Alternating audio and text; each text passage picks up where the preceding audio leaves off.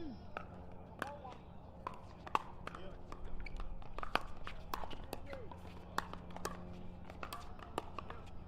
Oh!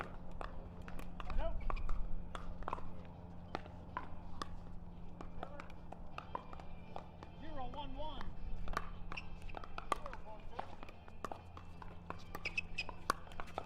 Second server. 0-1-2. All right, I got a new match going out to court number 8. Heads up, fellas, 3-5-50 plus. I need Tony Lotto and Malcolm Newkirk versus Brian Michael and Nathan Benton. Benton and Michael, Newkirk and Lotto. Court number 8, pick up your score sheet, please. 1-0-1. Bring your balls back when you're done playing. Pickleball. God, you're kidding me! Second server.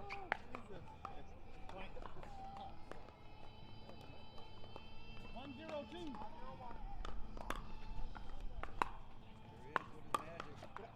Right out.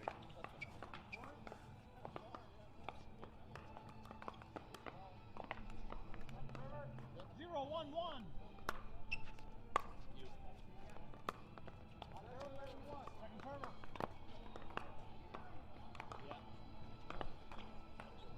0-1-2.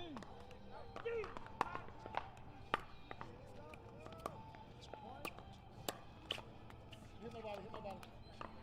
Point.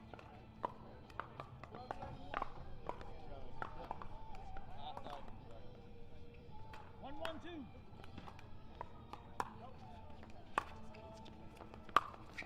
Right out.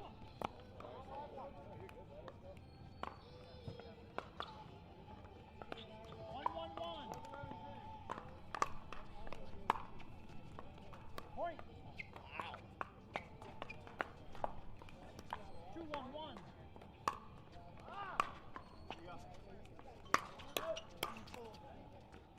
Point.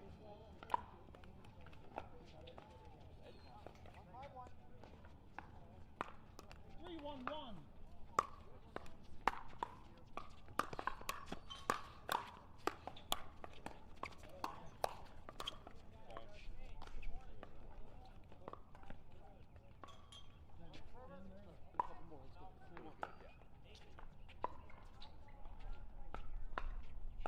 Okay, second serve. 3-1-2. Yes, sir.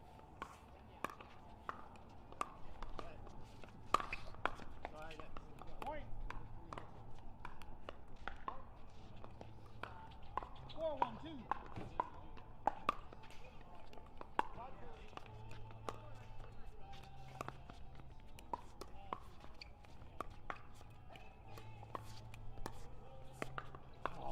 And out.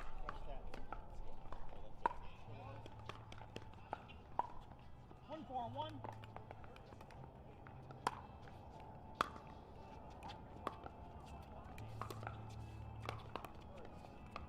Second server. 1-4-2.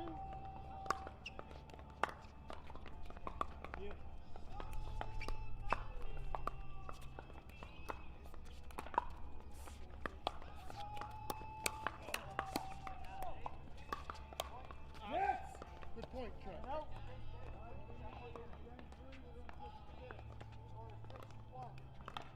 4-1-1.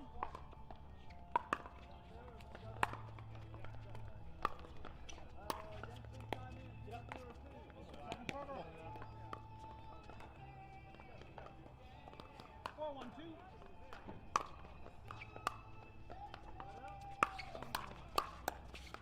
I got it. Did you catch it? No, I totally missed it. Bad. Point.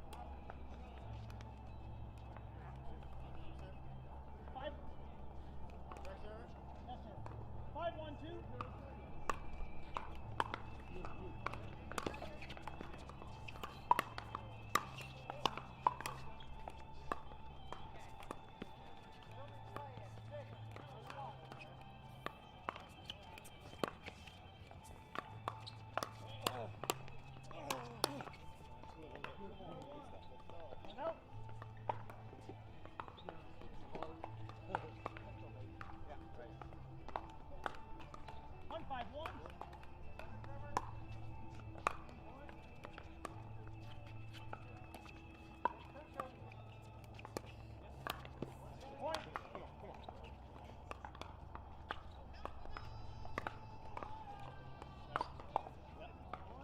1.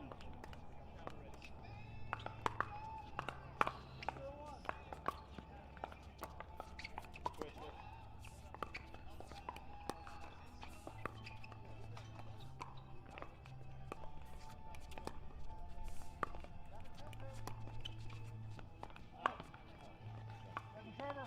Good lob, though. 2-5-2.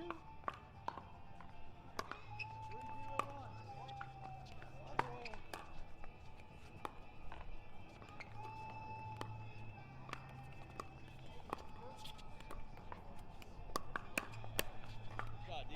Point.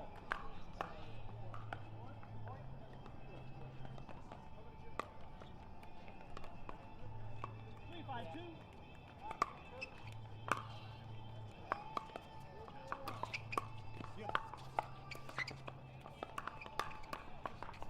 Let out.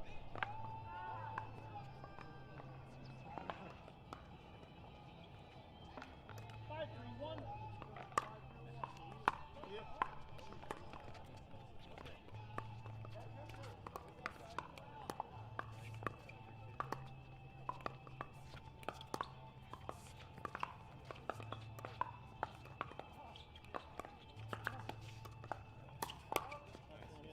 Second server. Let's go, baby.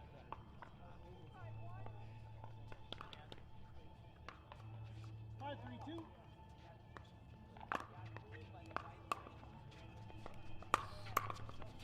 Point. All right.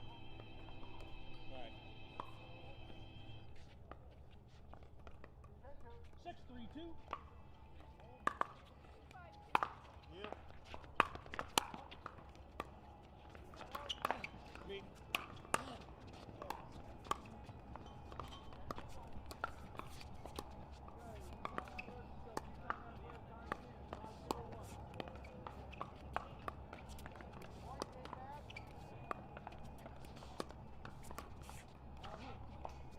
Go.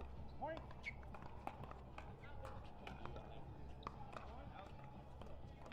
Back server. Yes.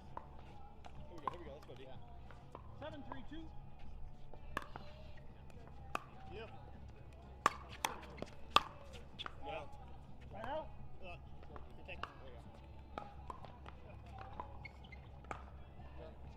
3-7-1.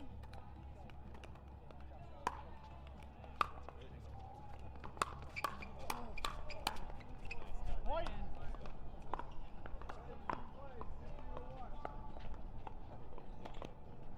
Shot.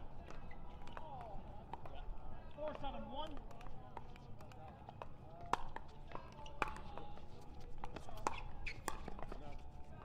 Point. Yeah. Good kick, Chuck. 5-7-1. Yep.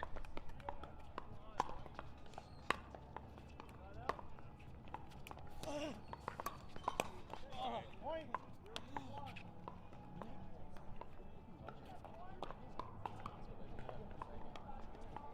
want? Yep. 6-7-1.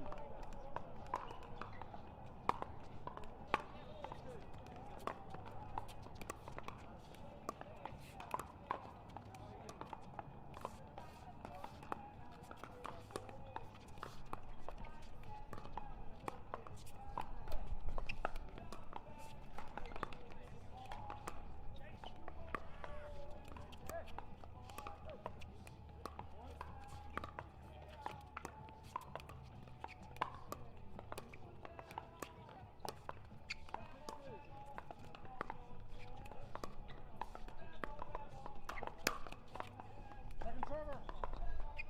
I think it's you. Definitely. We got 6, yeah. 6-7-2.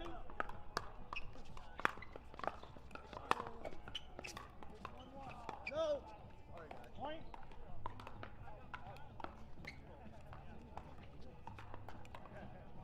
7-7-2.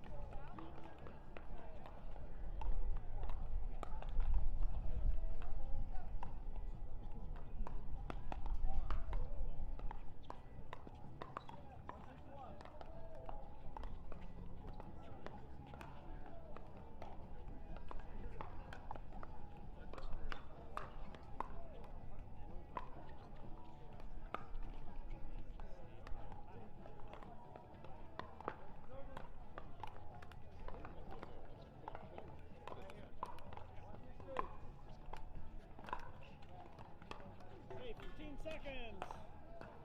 One timeout remaining. Oh, there are 2 timeouts remaining on this side.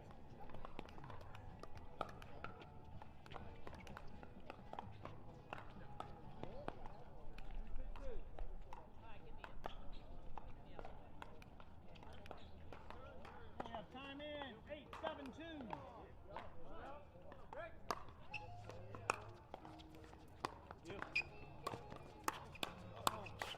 Point. I got it.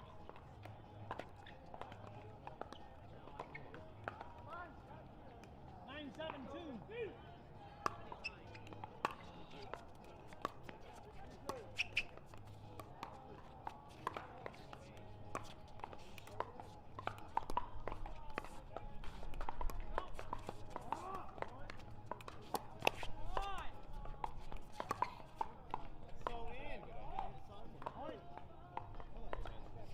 Okay, I got a new match going out of court number 2. Referee Vicky Ryan. This is out of the Open Pro division. 10-7-2. Players are Riley Newman and Kyle Yates versus Nathaniel Vaselenak and AJ Kohler. Kohler and Vaselenak. Newman and Yates. Good run, bud. Good Court run. number 2. 7-10-1.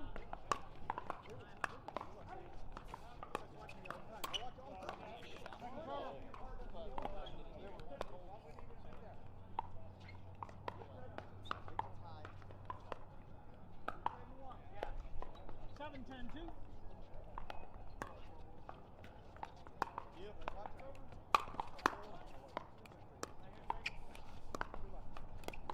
Nice, Steve. Out. Damn it.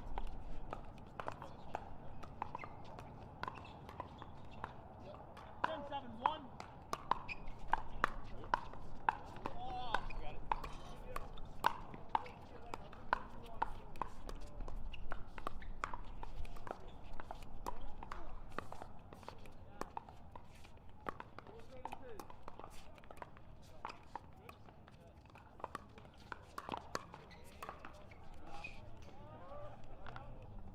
Second server.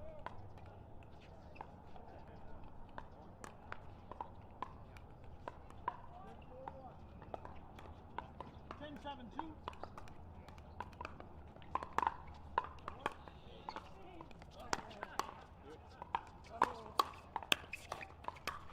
Point.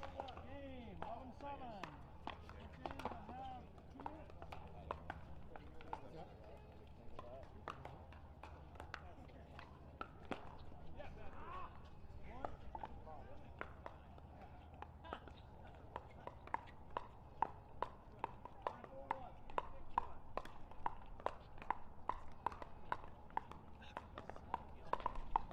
Did you guys practice doing that, or?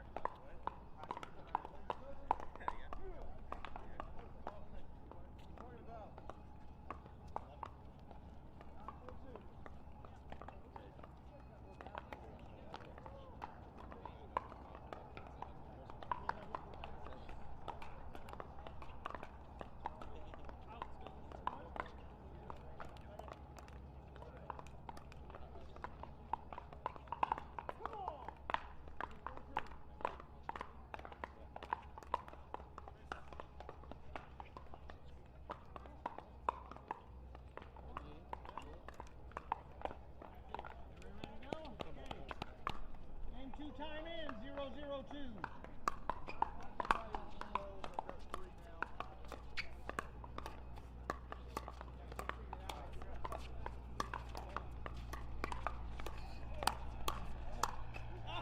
Head out. Why are you back here? Why are you back here? 0-0-1. Yep. Good shot, Chris. Point. Shot.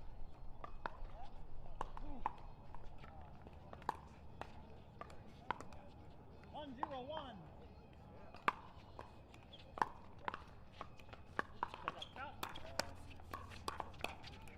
I hit that. Second server.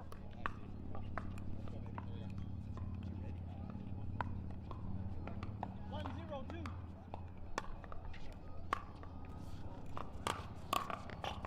Head out.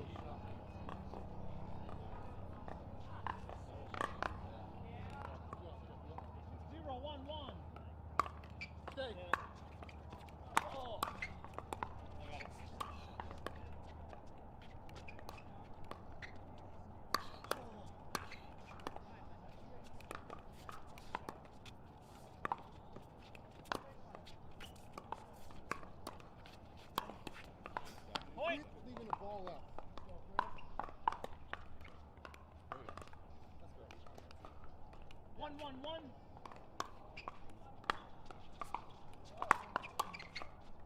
Yes. Second server.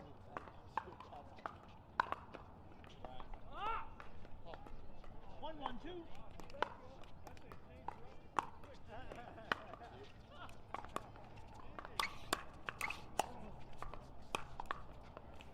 And out.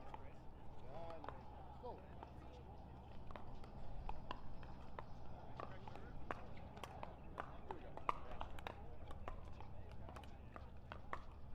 1-1-1. Point.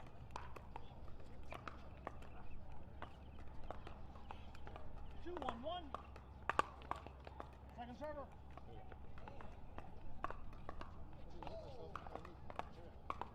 2-1-2. All right, I got a new match going on at court number 11 out of the 3-5-50 plus bracket. I've got Patrick, I'm here in a hurry, Miller, and G. Malachi versus Ronald Vestman and Craig Coleman. Coleman, Vestman, Malachi, Miller, court number 11, and your score sheet is on the way. 1-2-1.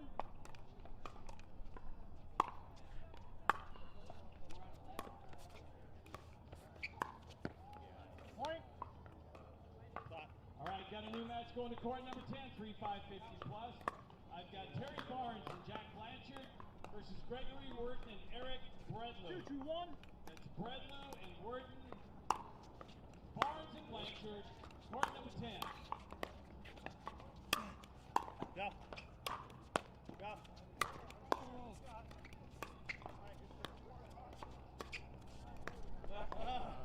Second server.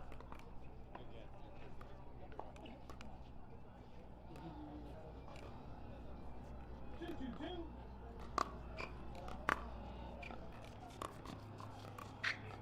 Go. And out.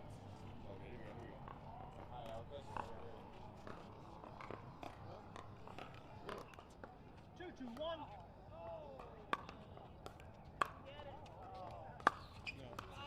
Second server.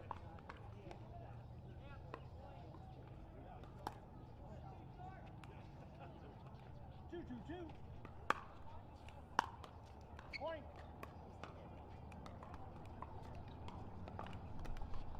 3-2-2.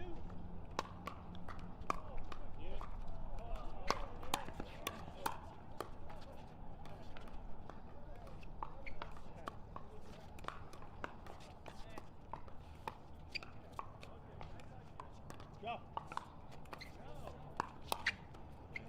And out. Great drop, my fault, Jeff. 2-3-1. Stay. Point. Just hit the ball. Yep. 3-3-1. Second server. 3-3-2.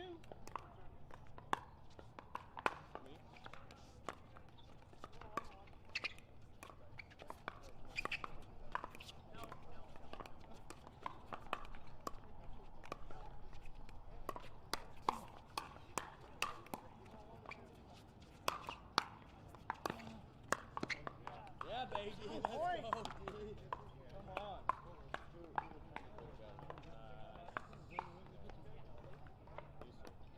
is it? I think it's you. Adam, the correct server? Yes. Thank you. 4-3-2. Yeah.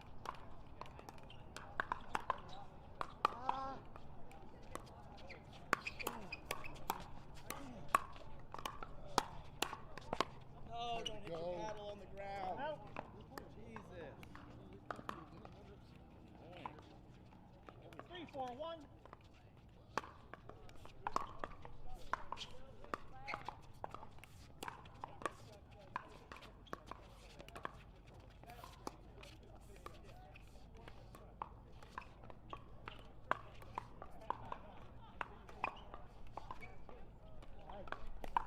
Point. 4-4-1.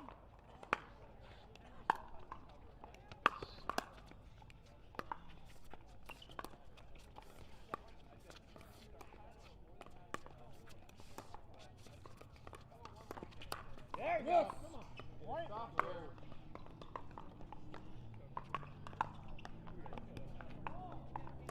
Right here. 5-4-1.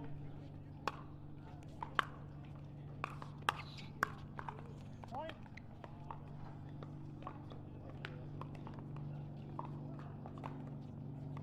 There you go. Right there. 6-4-1.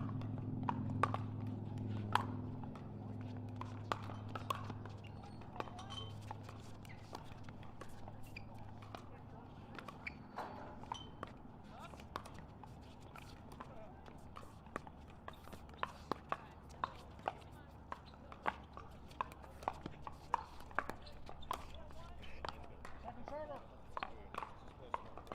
Let's go, D. Let's go. 6-4-2. Yes. Right out. Good. Right here. 4-6-1. New match going out of court number 3, referee Bill McManus. This is out of the Open Pro men's doubles. Greg Williams and Patrick Coate versus Steve Deacon and Eric Lang. Lang and Deacon, Williams and Coate, court number 3. 4-6-2. You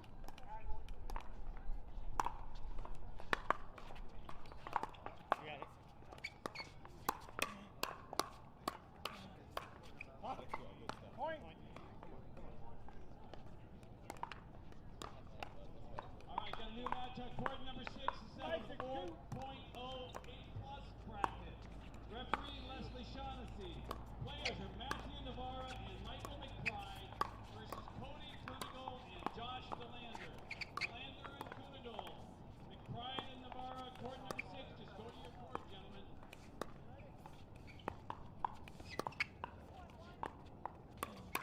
Yes. Right out. Shot. 6-5-1.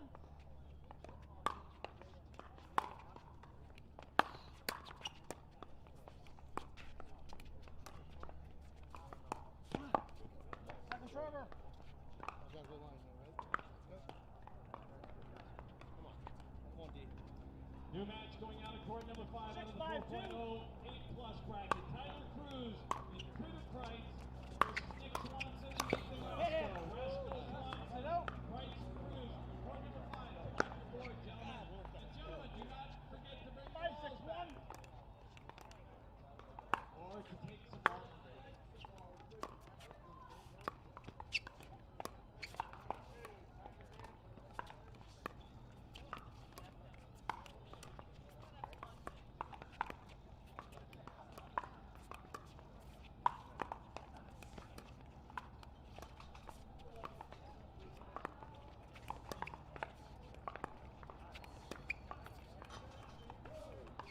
Second server.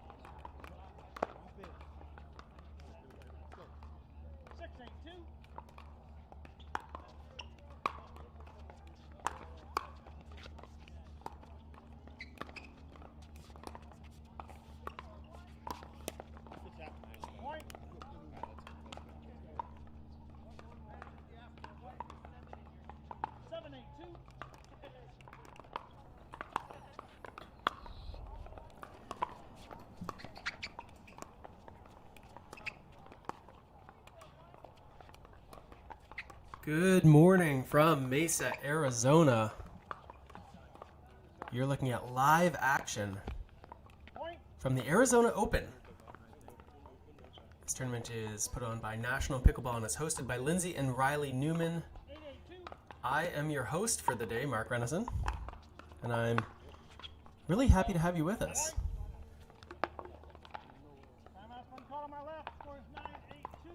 It's amazing how many times as soon as we start the commentary that the teams that are playing decide to take a little time out, and that's fine. It's fine, gives me a chance to chat with you. If you are joining us on Facebook, there's a few things you can do. First of all, you can let people know that you are watching, and that way they can watch as well. Get a nice look at the back of that guy's head. So let people know that you're watching. The easiest way to do that is to hit that share button on your Facebook feed. That way it goes out to your friends, your neighbors, your enemies, if you have them as Facebook friends. And I would love to hear from you. I'm going to be here all day today bringing you this broadcast commentary, and I'd love to hear from you. So be sure to say hello in the comment section. Drop me a note. Let me know where you're watching from, what you're doing on this Sunday morning, beautiful Sunday morning in Mesa. One of the things that's interesting about this is a remote broadcast. So we're going to talk a little bit more about that today. Meanwhile, we look at some good cross-court dinking from Ryan Treffery and Adam Stone. I'm going to get you all the information about who's playing, where they are in the draw in just a moment.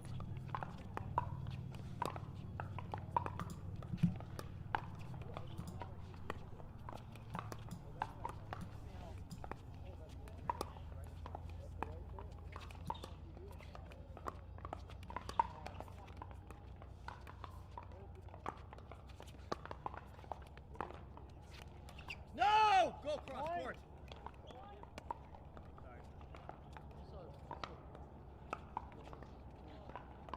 Bernie, anyways.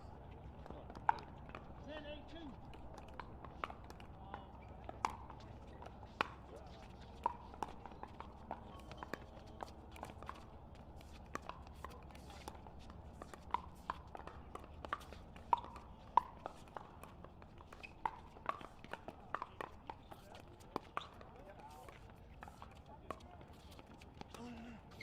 All right, got a new match going on. Court number 7, referee Ron Ponder out of the 4-0-0. All right, I'm going to see what I can do to get you a score for this match.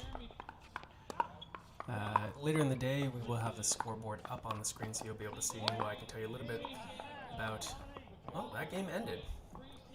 And by the look of it, that looks like it's probably the end of game number 1. I told you it's always amazing how often when you come back to do broadcast, there's a timeout. So, a couple things to know on right here. You're looking at Mr. Headings. That's Chris Headings in the black shirt.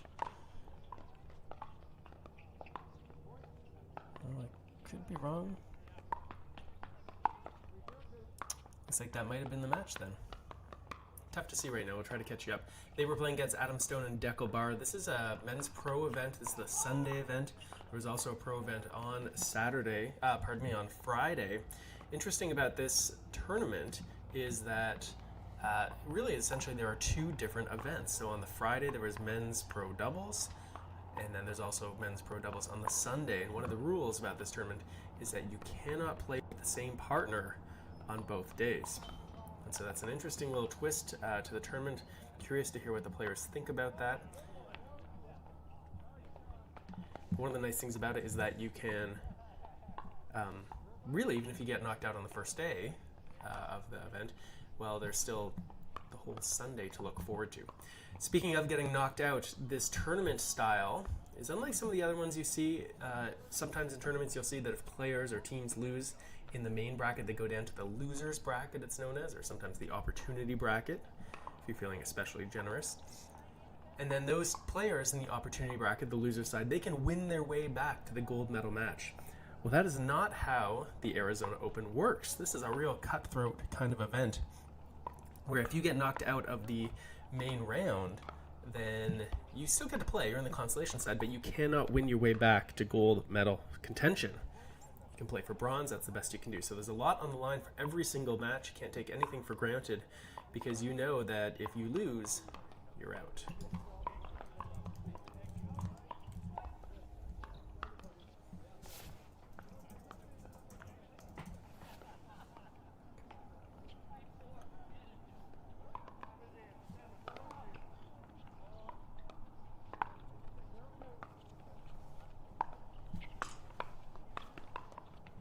All right.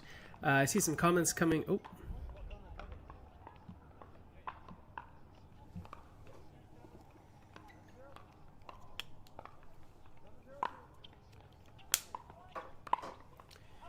This is early in the morning, Arizona time. It's 8:04 a.m. It's 11:04 where I am in Eastern Time Zone. Yeah, that's right, Stefan. It's the same format as US Open does with elimination.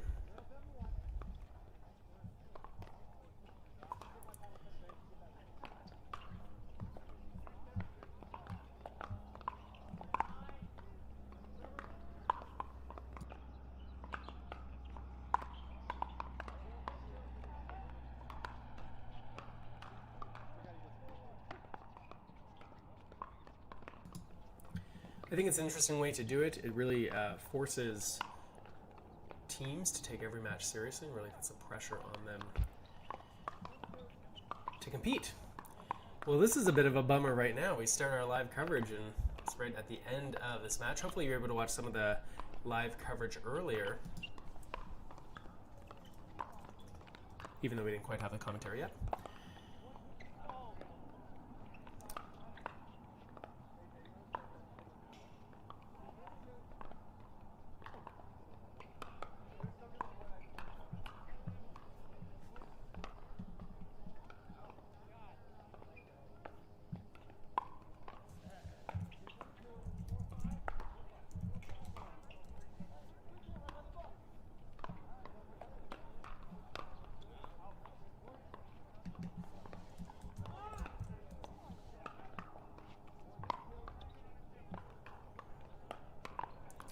All right, looks like we've got some more action coming to you now.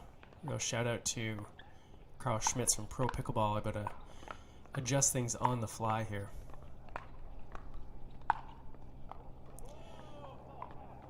All right, we're going to tell you a little bit about this match.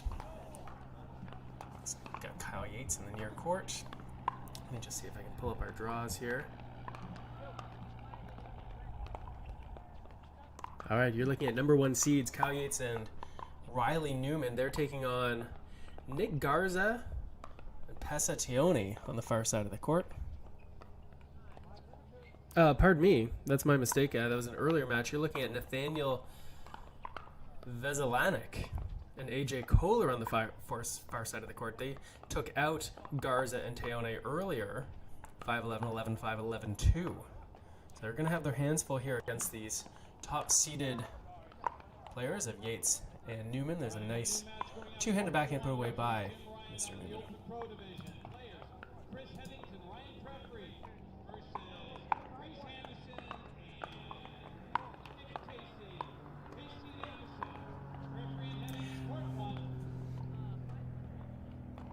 One of the things to really watch here,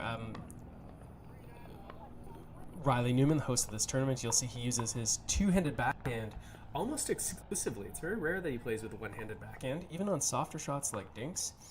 Kyle Yates in the gray, typically a one-handed player, although I have been noticing in recent months that he has been going to that two-handed backhand more and more often, sometimes from the baseline as like a third shot drive, but more commonly up at the net when he's in a defensive mode on the backhand side, and that's an interesting turn of events.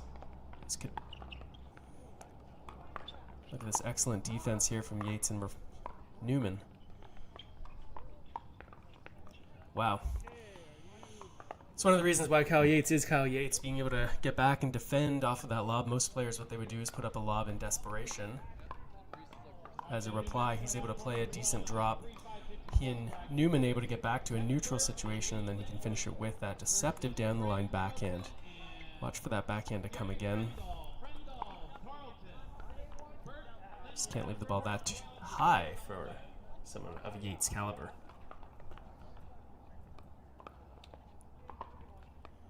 See if I can get the score for you as we go.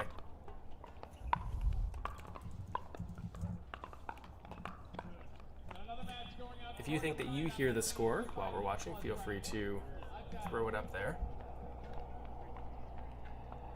It sounds to me like 3-3-1, but we'll see what we can do.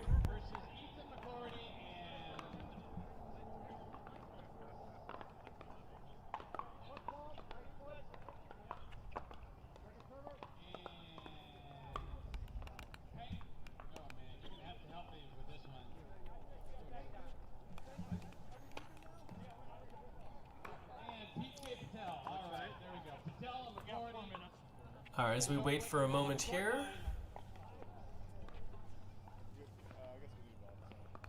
We'll say hi to a few of the other people that are watching right now.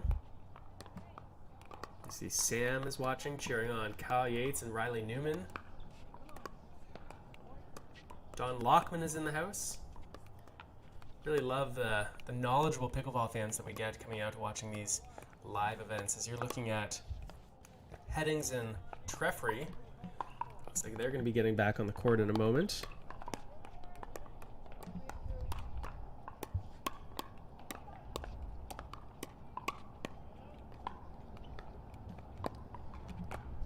This will be a consolation match that they're going to be playing, and they're going to be taking on Casey and Anderson. You thought it was so obvious?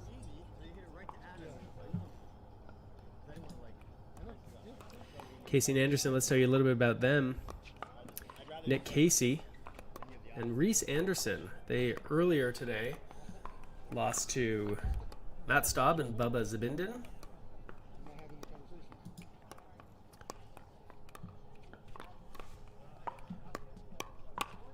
We saw a little bit from these players on Friday in the Friday men's event.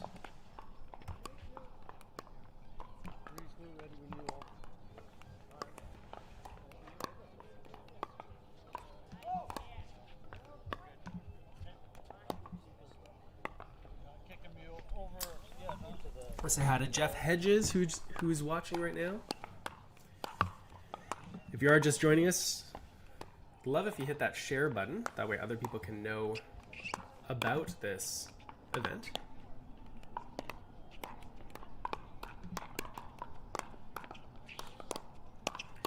And feel free to leave me some comments. You can ask me questions. Really in coaching mode these days. So if you have any questions you want to ask, either about things that we're seeing on the court or things you have questions about, maybe your own pickleball game, I don't know, let me know. Happy to talk about them. At least while we're waiting for the action to get going here.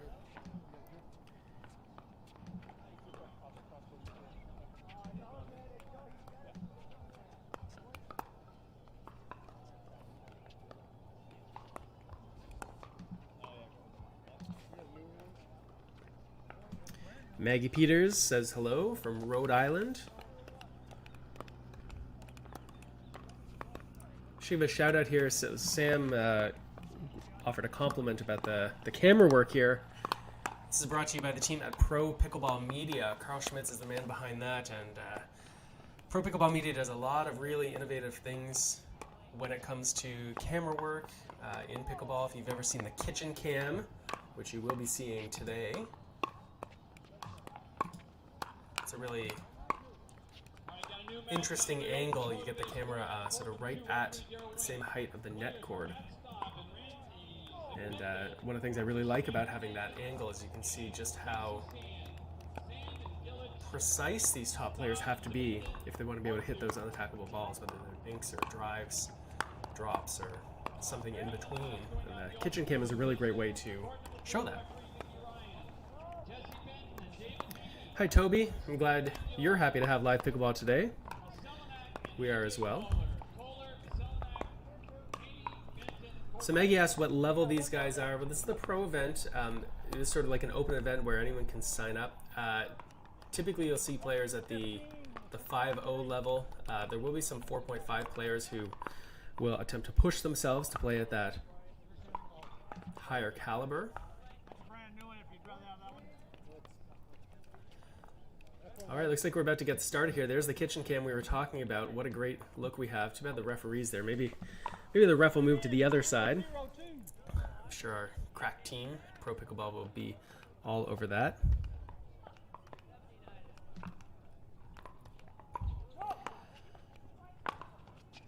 Once again, on the far side of the court, we're looking at Treffry and Headings.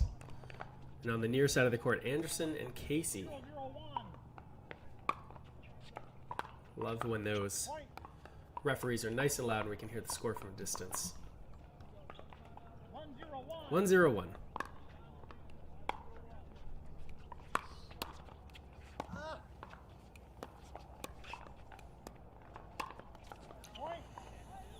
There we go. No matter what level we're talking about, if you're playing in the pro event, you should be able to put away balls that are a few inches above net level like that one was. Headings does a good job. 2-0-1.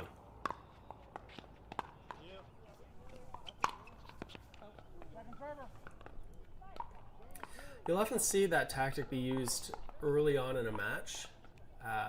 The third shot drive. That's often a good choice when, you know, maybe you're feeling early match jitters. You've got to be so precise when you hit any sort of drop that sometimes you'll see players early on in the game hit the drive. It makes them sort of loosen up a little bit. They can swing a little more freely. Not to mention it tests out the opponents, tests out their net skills. Speaking of early match jitters, we see that first serve go straight into the net. 0-2-2.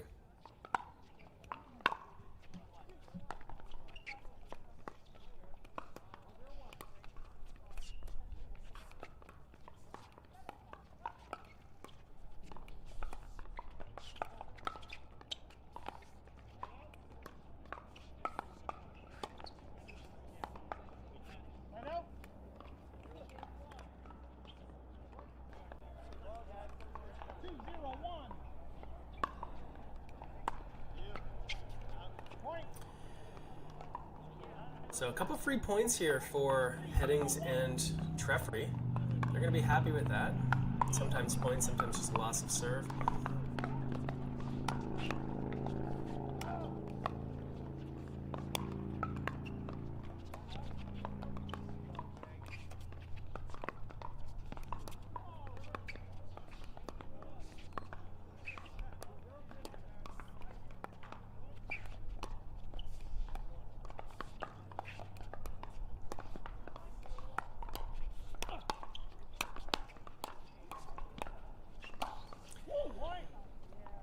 Headings and Treffery, they get the favorable bounce there and the victory after that tough point. You can see we're about to have the score come up on the board pretty soon. This, of course, is not Terashenko and Lang or Stratman and Deacon. Stratman and Deacon, by the way, yesterday had a great comeback victory over Terashenko and Lang, taking the gold medal in the pro mixed event.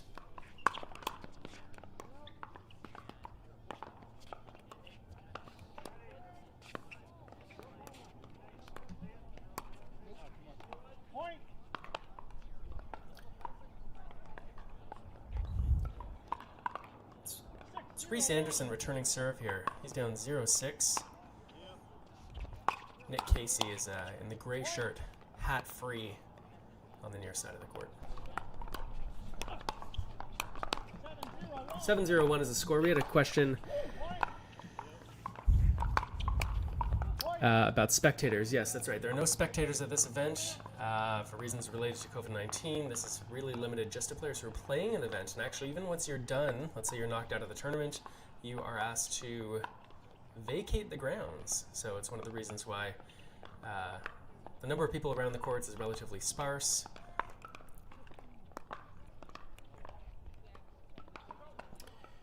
Yeah, Jeff Hedges asked the question, do you think it's better to drop or drive the third shot? Jeff, I have done a lot of work on this topic. If you head over to the Third Shot Sports Facebook page or YouTube page or Instagram or even thirdshotsports.com, I've written quite a lot about that.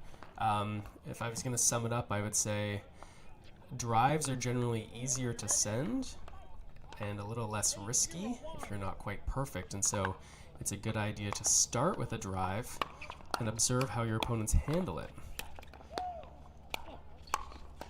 So watch this excellent point here. Tough way to end that one. As I was saying, start with the drive, see how they handle it. If your opponents have trouble with the drive, or even if it just keeps you out of trouble, you're probably good to go with the drive. Well, you'll see players use drops when the drive isn't really an option, because if you think about it, after all, a drive, or a drop I should say, doesn't really cause much trouble for your opponents. It's a slow ball right at them. Whereas a drive, if it's well executed, can lead to opportunities to put away. So as a general rule, use the drive if you can, use the drop if you must. Of course, as you go up in level, you must use that drop more and more often because your opponents become better at handling the speed. Nice example there from Trefry. Using that drive, Casey not able to handle it. Good job. Point.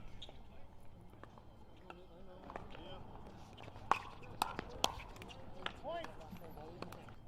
In the tournament, right? Always. Yep. First server? Yes, sir. 12-0-2.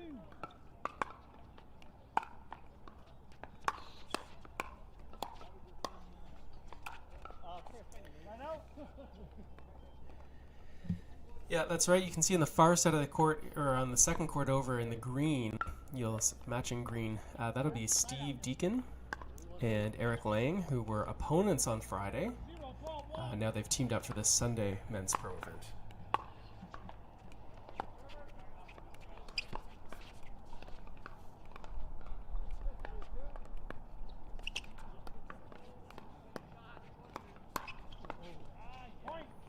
Just got a notification from our crew on the ground that after this match we're going to ask the refs to do their job from the other side of the court, so that way the kitchen cam will be more in play.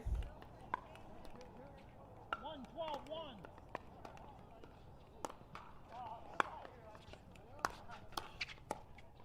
Second server.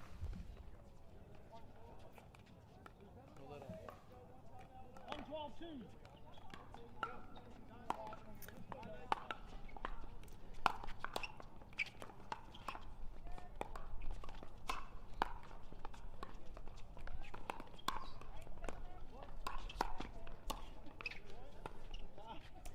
Headings and Trefry really in control of this match. You can see 12-1-1. you can see their opponents, Anderson and Casey, really working hard to try to find some way here, but right now it's looking like Trefry and Headings just too tough, able to control the game with speed and also take something off it when they need to. 13-1-1 if I heard the score correctly, and with that Trefry forehand serve into the net, it's going to be second server. 13-1-2. Point. Sets up game point here, match point. 14-1-2.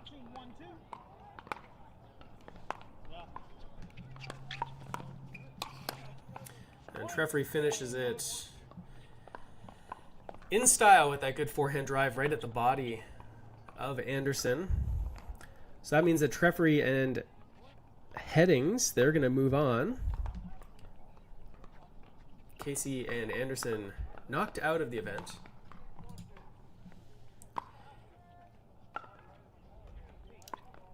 And it looks like Trefry and Headings are going to be playing the winner of the Garza-Teone match against an opponent to be determined. You can check all of this, by the way. Here, I'll send you the link so you can check it out for yourselves. I'll put it here on the Facebook All right, heads up, you got a new match feed. going on. Court number 13 out of the 3-5-50 plus bracket. Max McLeod and Levi Baldwin versus Matt Mraz and Andy Mars. I'm going to guess that's Mars. You guys can correct me. So Mars and Baldwin and McLeod, court 13. Come pick up your board. All right, as we take a look at the draw, once again, Pro Pickleball coming through for us. Look at that. We see that Newman and Yates are moving on to the semifinals. They're going to face Rob Davidson and Nunnery. An exciting player who, Rob Nunnery's really been an exciting player to watch on the court. He really sort of taking this pickleball journey seriously, and he's had some good results lately. You see that Deckel Barra and Adam Stone earlier, they defeated Trefry and Headings 7 and 8. And that match that we referenced briefly on the next court over, Deacon and Lang taking on Coate and Williams. And I got to think that this is a big surprise. You got to think that Deacon and Lang are the heavy favorites to come through that match.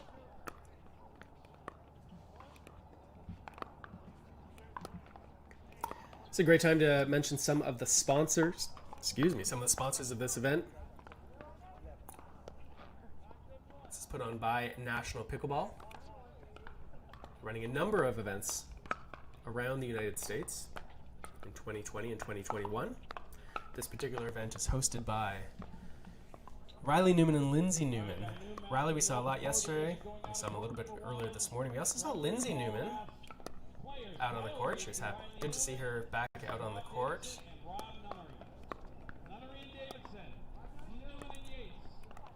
You can hear that match just being called now. Davidson and Nunnery, Newman and Yates are going to be coming up.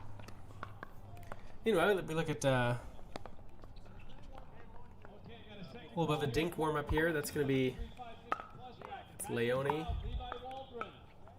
with the white hat backwards. And we see some action on the next court over. Deacon and Lang.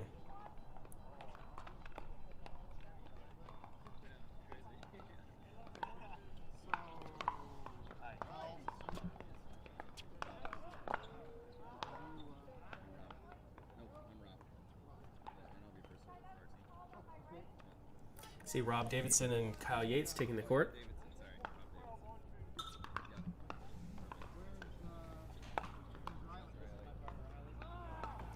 What's that?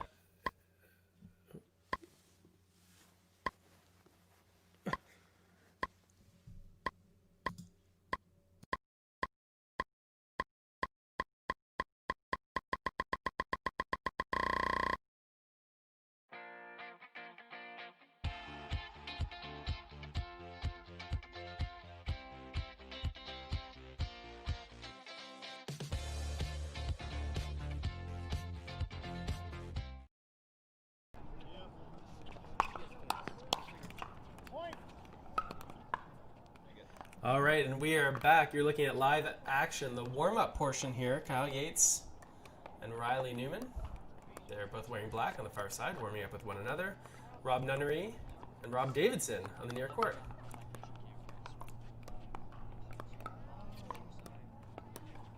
You can see Carl Schmitz. Yeah, I don't like looking at the sun, but yeah. Is it far enough off axis now that it's Talking with the referee, trying to convince him that he should go onto the other side, into the sun, so we can actually see the action here.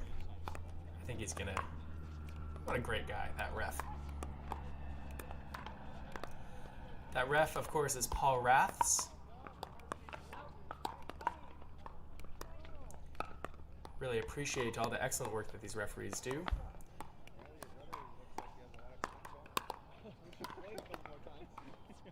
You'll notice that there are no line judges, and you can hear the players talking with one another, chatting. I mean, the pro pickleball crew is a pretty tight-knit bunch.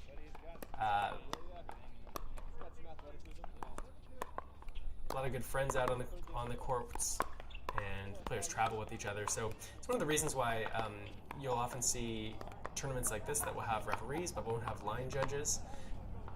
Besides the complication of getting more line judges to come out and do this work, very often the players can be well trusted to make their own line calls. Speaking of articles that talked about that, let's see if I can link to one. I wrote one myself about the usefulness of having referees on the court and how maybe line judges aren't as necessary now as they used to be in the past, and I'll link to that in just a second.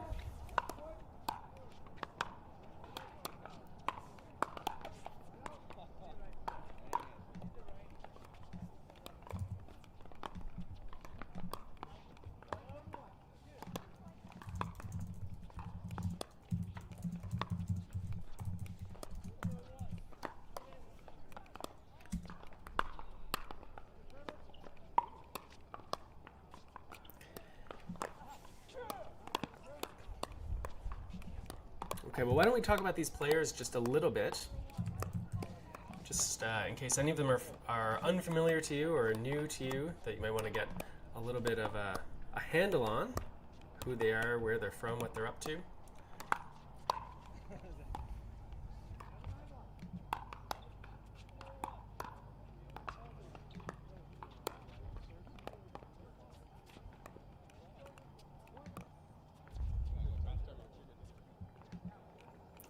right, on the far side of the court, oh, you can't see him now. One of the guys in black, Kyle Yates, 25 years old, out of Florida. Kyle's won the U.S. Open 4 years in a row now.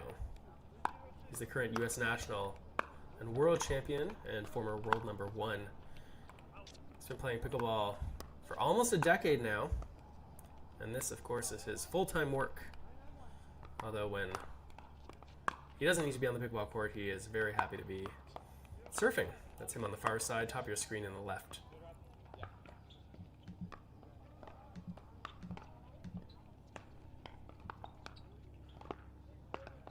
You guys serving?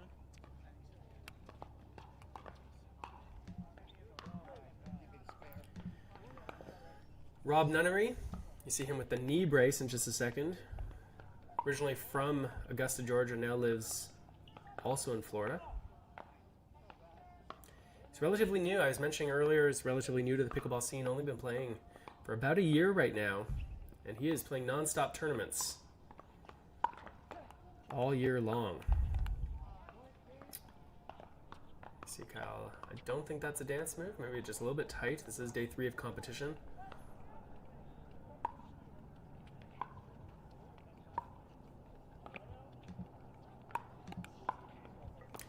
Rob Davidson, he's the veteran on the court, 42 years old, out of St. George, Utah. Got a lot of experience, 2019 National Men's 35+ gold medal, Hawaii Open, bronze, men's singles gold. We'll talk about Riley in a little bit. Expect to see a lot of that kind of movement throughout this match. One way to apply pressure to your opponents is by moving around the court, taking up different formations.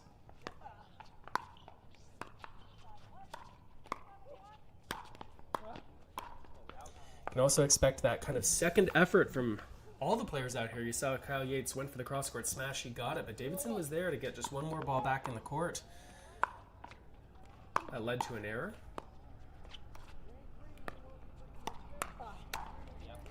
And as you see, Yates put away that high forehand ball. A great look at it from the kitchen cam. 1-0-2.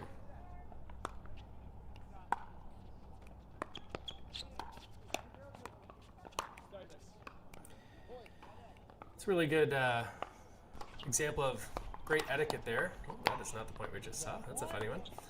You can see that as Davidson hit Newman with that ball, first of all, he hit him in the foot. Got the ball down into the dirt, but second, as soon as he hit him, he apologized.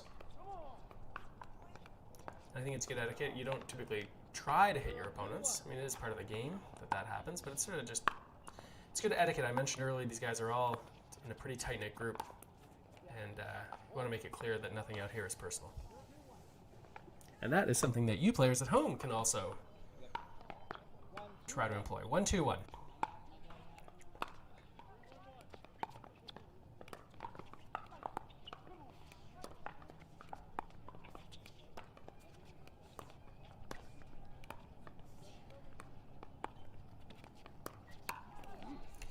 Riley Newman's so tough on that forehand side, uses a very extreme grip, a Western forehand grip, and if you get that ball up high on that forehand side, he's so good at pouncing on it and putting it away.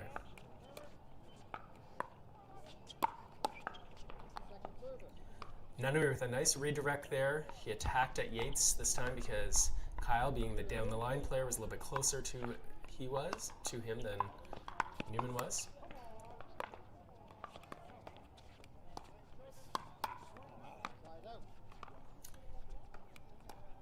Davidson would be the tallest player out here on the court. He's got a long reach. He's playing on that right-hand side right now. 2-2-1.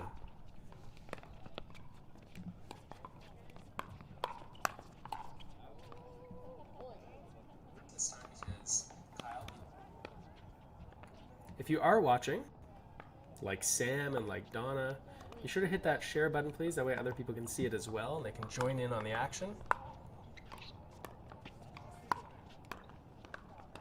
This is live coverage from the 2020 Arizona Open Presented by National Pickleball and hosted by Lindsay and Riley Newman. We're at the Autry Tennis Center in Mesa.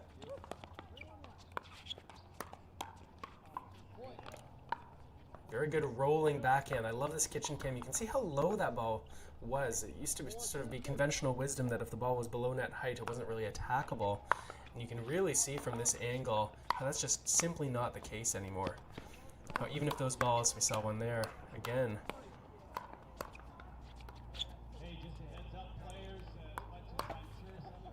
Davidson wanted that one, knows he should have made it. You see how often now balls, even if they're below net height, are still attackable. This is partly because of the development of new technique from the players, sometimes using more extreme grips like we already mentioned. Also, paddle technology evolving, allowing players to get a little more spin on the ball. And that top spin can help that ball dip down lower, so balls that previously you couldn't really attack with speed, now if you can generate enough spin, it's no longer the case.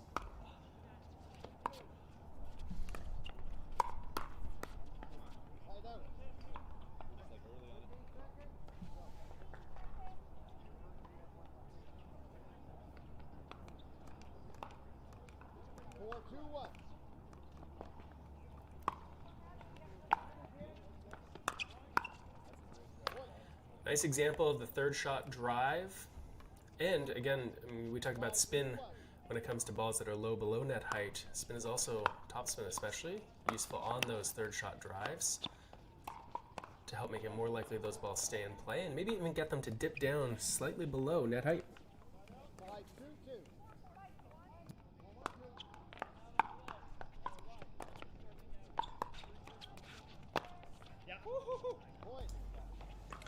Nice job of Newman jumping the corner, but then Nunnery finishing the point in style.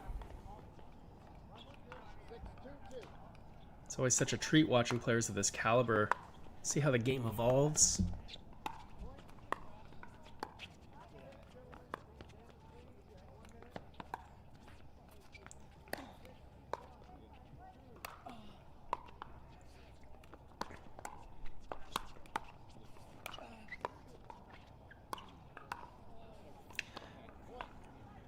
What a great example of the diversity of skills players need to have if they want to play at this level. We saw a good exchange of fastballs early on. We saw some dinking. Then we saw a ball off the top of the net that Davidson was able to track down and return as an offensive lob.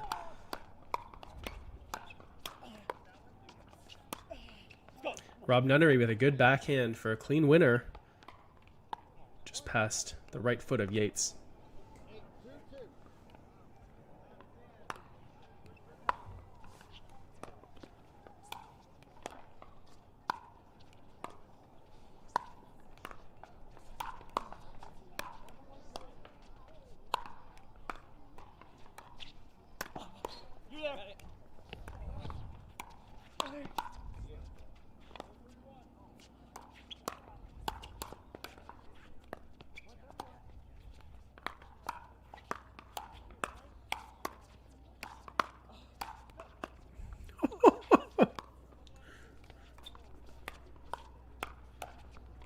Oh, wow, what a point.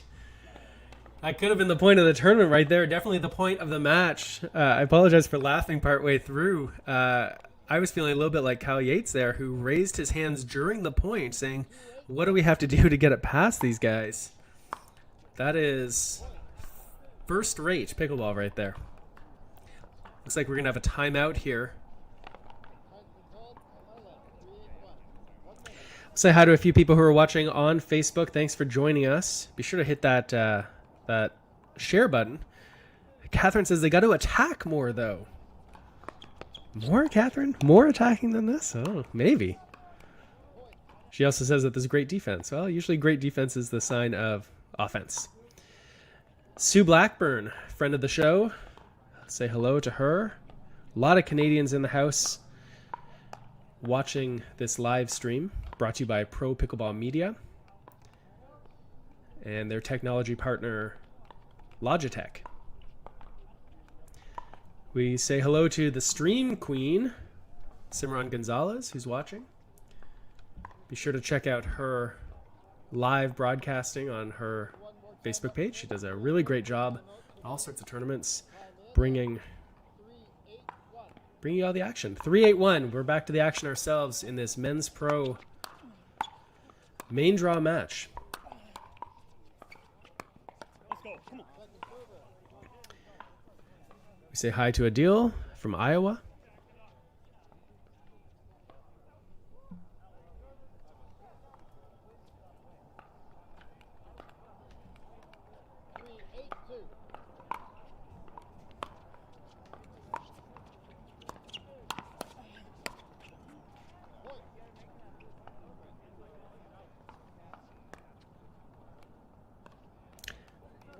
This is the semi-final match.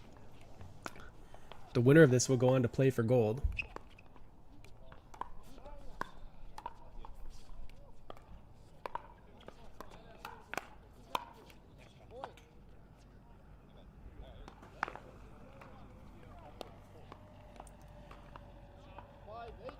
Five 5-8-2. Newman and Yates trying to get back in this match here.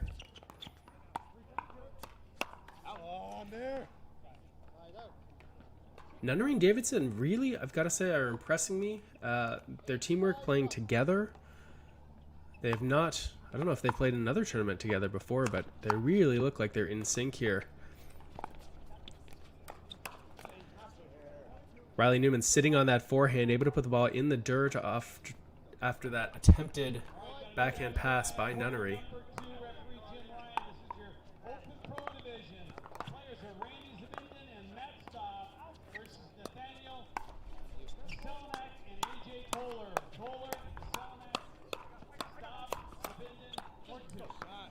Got to think that Yates was feeling Newman coming across the court there. And how about that backhand attacking volley from Nunnery? That is a powerful shot off the one hand. Let's watch for it again. He went for it. Was feeling pretty good there. Maybe overcooked that turkey just a little bit. We're going to get a side out. 5-9-1. Newman to serve.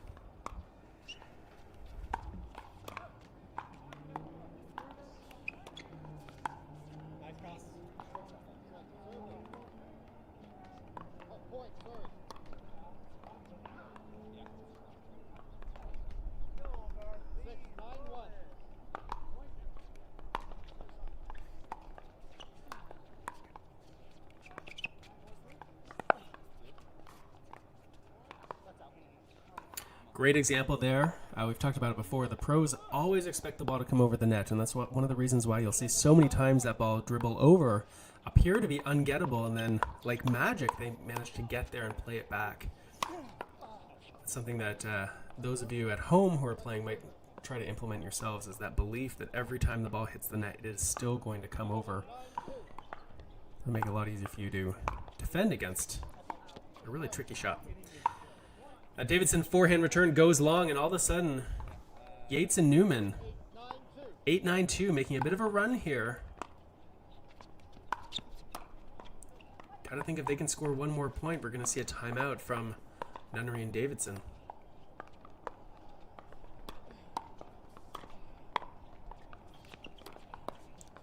That is a tricky shot, that two-handed backhand off the top of the net. Again, you see that quick little apology from Nunnery. Got a little lucky with some help from the net, but he'll take it. 9-8-1.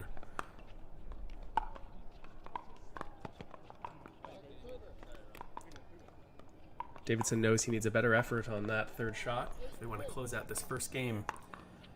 Men's doubles pro, Arizona Open. Nice around the post shot. Looked like Newman didn't think that Davidson had the angle there. Usually he's out there to defend against those balls. This is going to set up a game point here.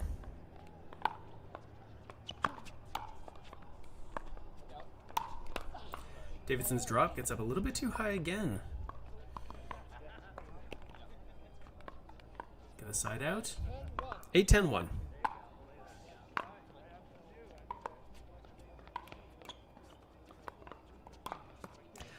Nicely poked down the middle of the court by the Davidson backhand. He's got a lot of reach over there.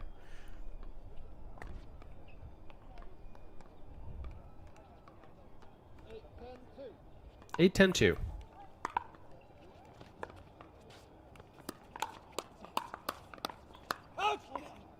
Well left by Yates.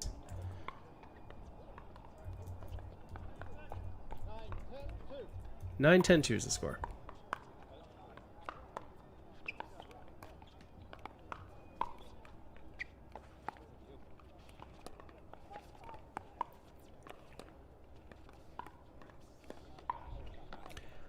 So Davidson's made a few errors in a row here. Got to think that Newman and Yates have picked up on that. And that Rob's going to see a few more balls shortly. 10-10-2. Remember, this is a win by 2 game.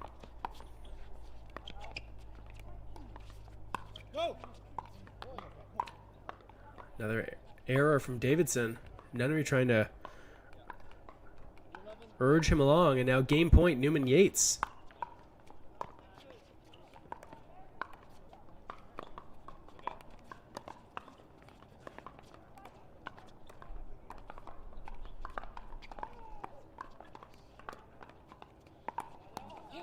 And there it is. You got to think that Newman and Yates are as surprised as anybody that they managed to take that first game in this best 2 out of 3 semifinal. They were well behind, and it looked like Davidson and Nunnery really on track. Actually, it was right around when I said how good Nunnery and Davidson were looking.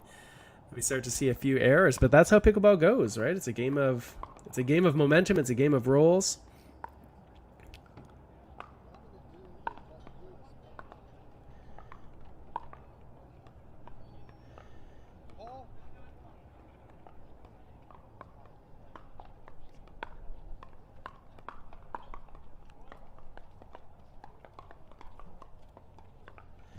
All right, so while we're getting ready for this game number 2 to come up, a few things that we'll mention here. Of course, I'm sure all of you hit that share button already to let people know that we're here watching the Arizona Open, presented by National Pickleball and hosted by Lindsay and Riley Newman. Be sure to say hello. Love chatting with people. It gets a little lonely here otherwise. So let me know you're watching. Let me know where you're watching from. Ask any questions that you might want to ask. I'll do my best to get to them. If you want to talk about techniques or tactics, etiquette, that's a new one. Etiquette or equipment, just let me know, and we'll see if we can work it in appropriately as this match goes. Speaking of this match, let's get back to it.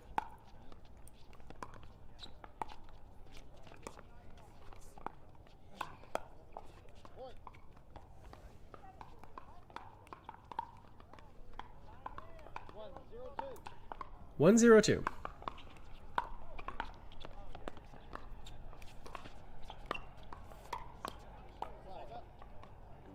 Nunnery gets a little bit handcuffed there off that shot from Riley Newman. 0-1-1 is the score.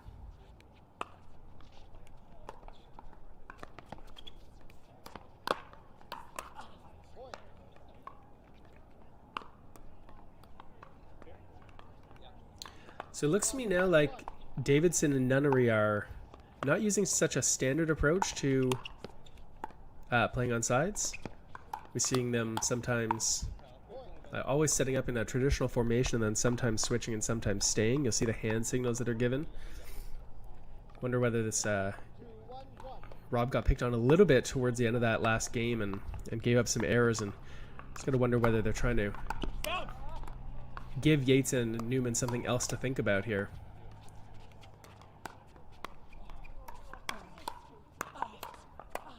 Look how low those balls are to the net, yet still attacked. Talked about the importance of spin, and this kitchen cam really brings that into relief.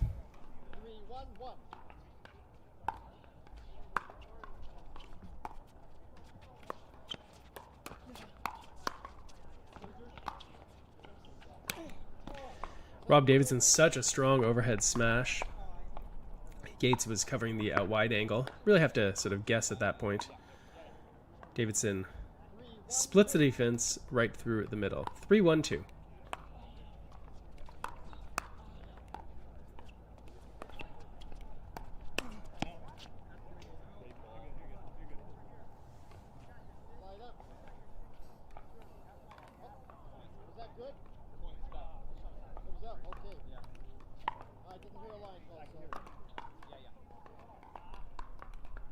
4-1-2.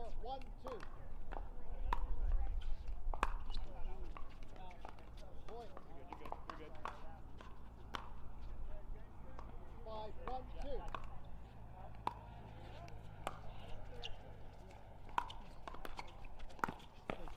Slide out.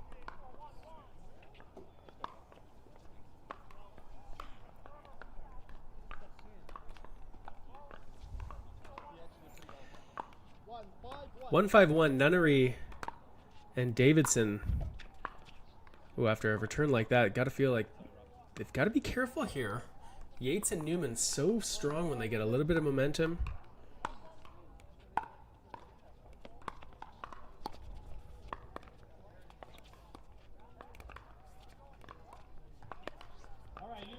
And at this point, if I'm Yates and Newman, I'm thinking, these guys are feeling pressure, they're down. We don't need to do too much too soon. Let's try to develop these points a little bit, put the pressure on them make these shots. And there's another example of a miss that just can't happen if you want to be able to compete against Newman and Yates.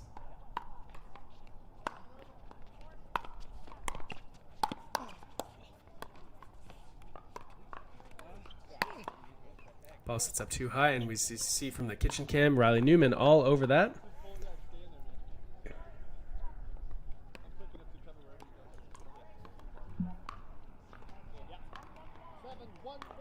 7-1-1.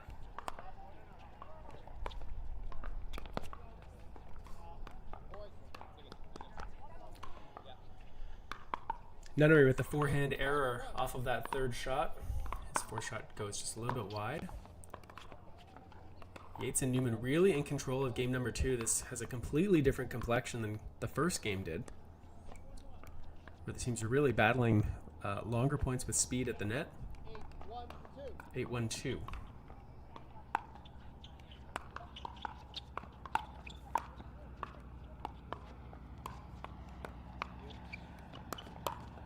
Newman sitting on that forehand again, just got a bit too tight to his body.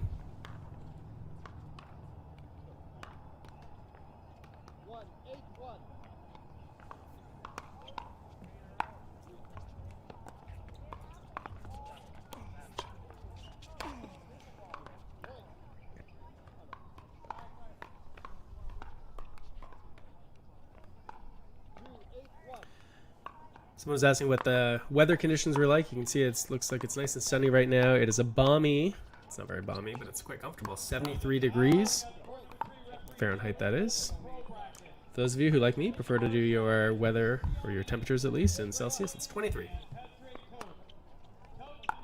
That's a lie. It's 23, yeah.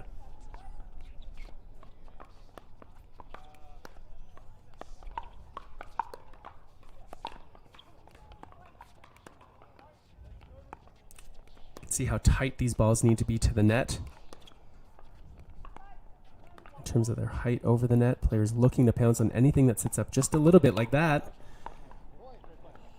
There we go, and that ball did sit up a little bit for Davidson. He's able to attack. Newman misses. 4-8-1.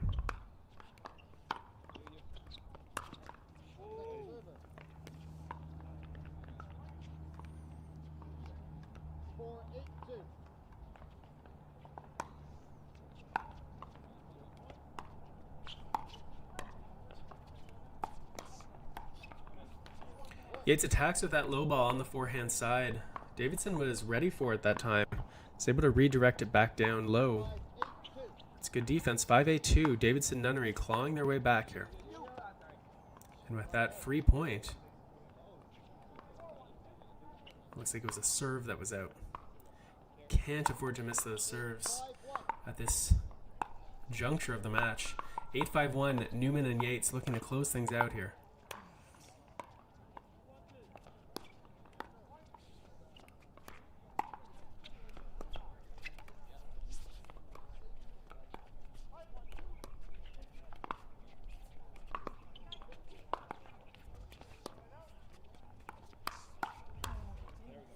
There you go, that first backhand counterattack from Nunnery really set things in motion there.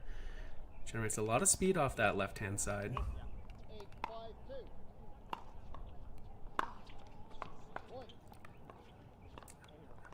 Another mental mistake there at a critical time. It sits up 9-5-2, 1 point away from having a match point.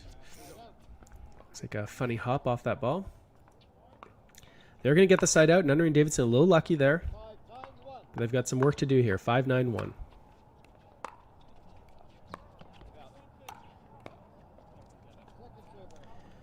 Davidson not able to drop that ball back over the net. He'll take over serving responsibilities.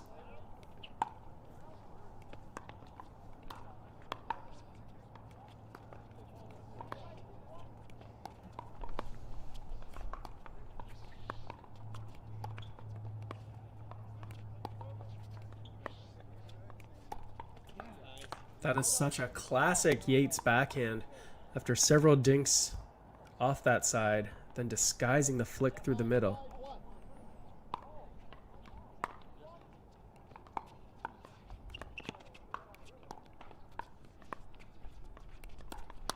There it is again, and even though Nunnery and Davidson got a hold of it, not able to keep the ball in play, and that's going to set up match point.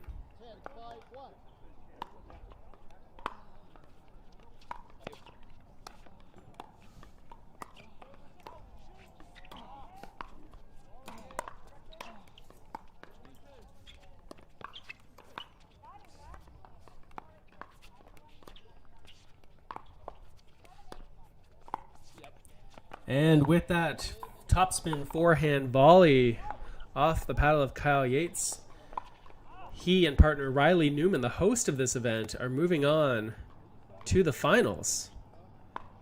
The gold medal match.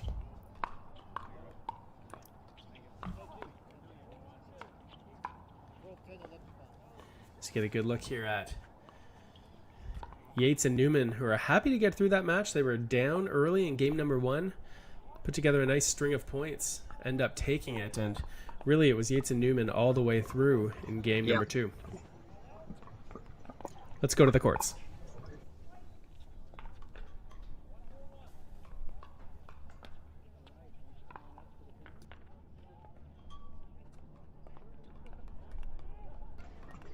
All right, say hi to your fans, and it's a digital scorecard. Hello everyone, thanks for tuning in. We're coming to you live from Yates, Arizona with Kyle Yates at the Arizona Open. Kyle and I just moved on. We're going to be playing for the gold medal match here very soon. Just wanted to say thank you to Carl with Pro Pickleball, National Pickleball. Thanks for having the time. Hi, Mom. Hi Mom, too. She's actually right here though. Check out my new panel.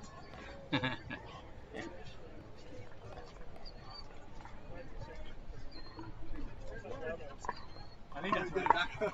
Awesome. That's great. Thanks, guys.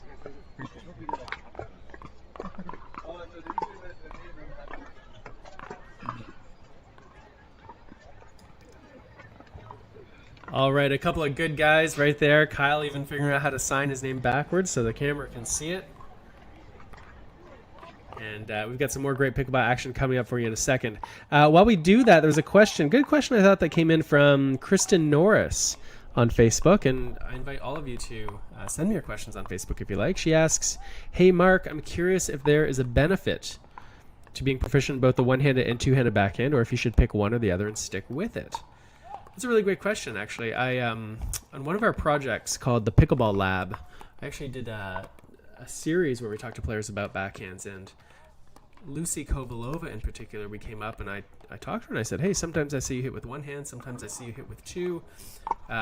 What's the thinking behind that?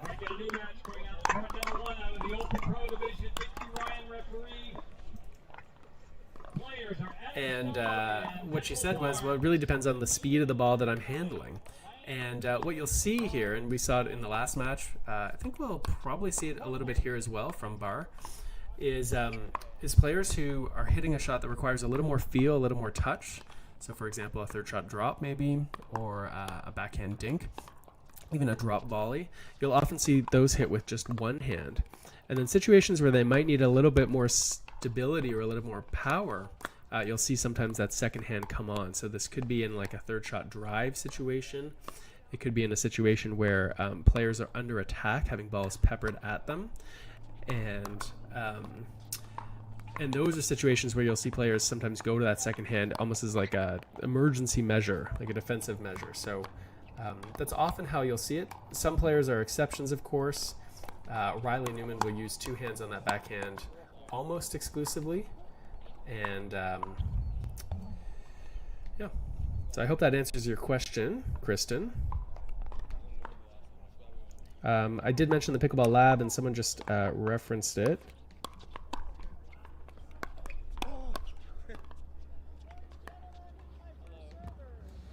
There it is.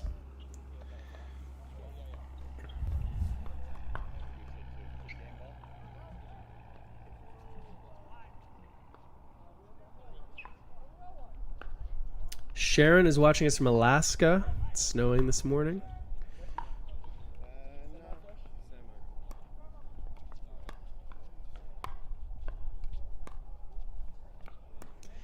All right, and as you're looking on the court, in the green on the far side, you're seeing the Canadian, Dave Deacon. He's warming up with his partner, Eric Lang. These two were opponents earlier in the week. I should say in the weekend. And now they're teaming up for this event. And on the near side, with the black hat, white shirt, that's Mr. Deckelbar out of Israel. And his partner is Adam Stone. This is going to be an exciting match. I'm really looking forward to watching this. Barr and Lang teamed up earlier. I talked a little bit with Eric about this. He said it's happy to play with another big guy out there. So I mentioned earlier how it's a pretty tight-knit group, and you know, one day you can be partners with someone and the next day opponents. And so everyone's got to treat each other with respect. Well, you don't have to, I guess, but if you want to be successful in this pickleball community, then you do.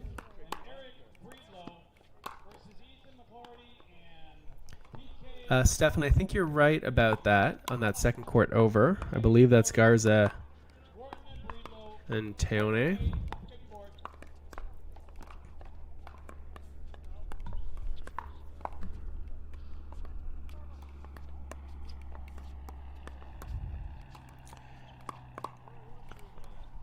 All right, we're going to let these players finish their warm-up, and then we're going to come back with the commentary. Semifinal, men's pro doubles, coming up.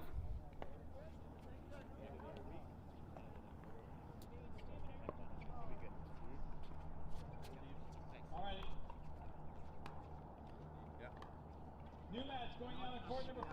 Referee Leslie Frank, the 3-5-50 plus. Players, Jack Blanchard and Terry Barnes versus Brian Michael and Nathan Benton. Benton, Michael, Barnes, Blanchard, court 5. Just head to your court, gentlemen.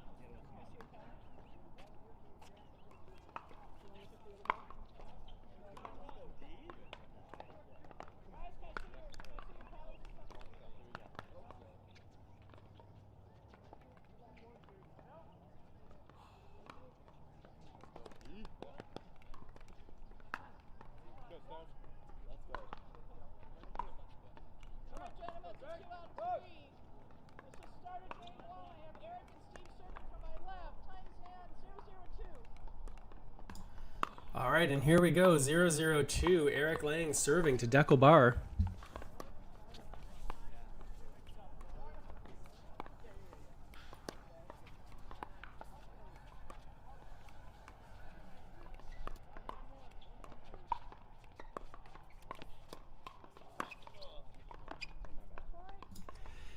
Eric Lang finds the hole there through the middle of the court. You heard Barr say that was my bad, and you're going to see from Deckel a lot of, well, not a lot of that, but you are going to see that he definitely acknowledges when he makes a mistake, and one of the most supportive players out there on the court.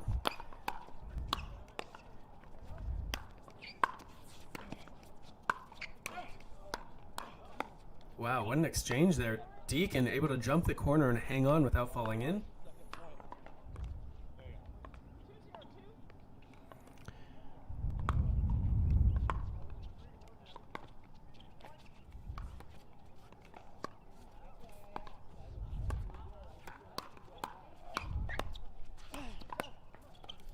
Oh.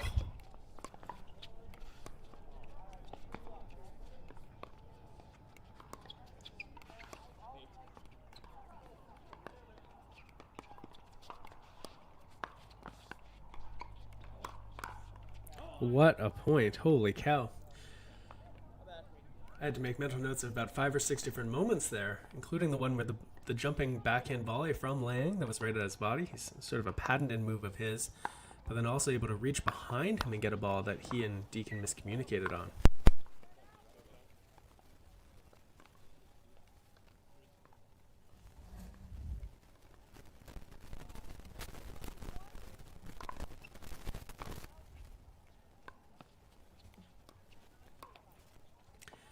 Barr looks to attack with that backhand. The topspin roller finds the top of the net. Adam Stone takes over serving duties, and they're looking to get on the point here. 0-3-2. As that ball clips the net, they're going to redo it.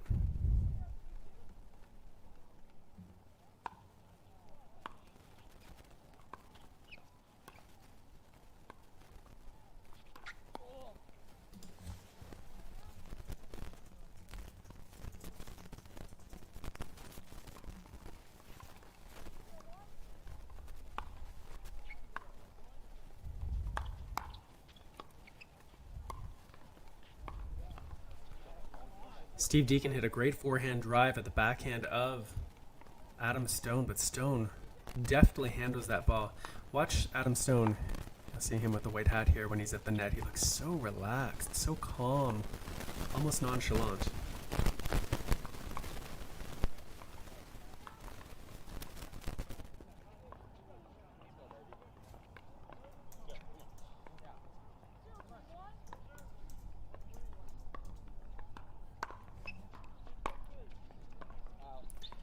Deacon misses the backhand return.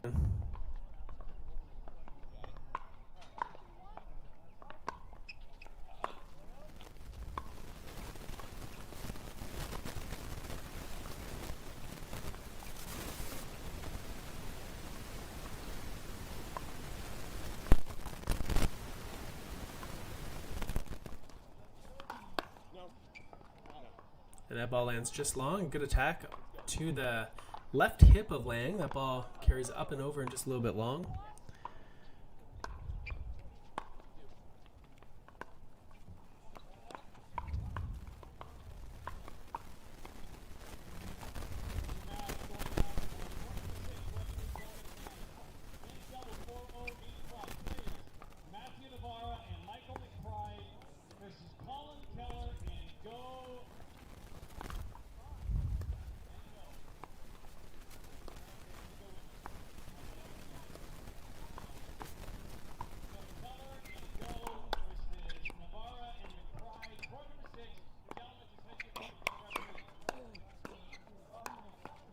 Wow, what a great exchange there.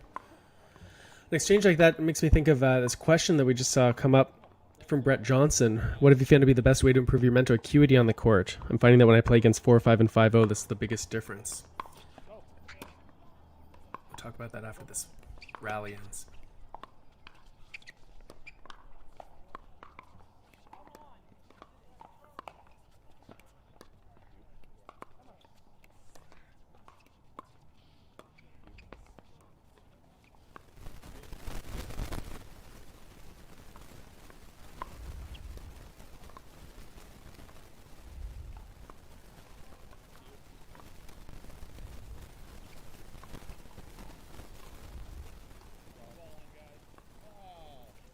Looks like there was a interference from a errant ball.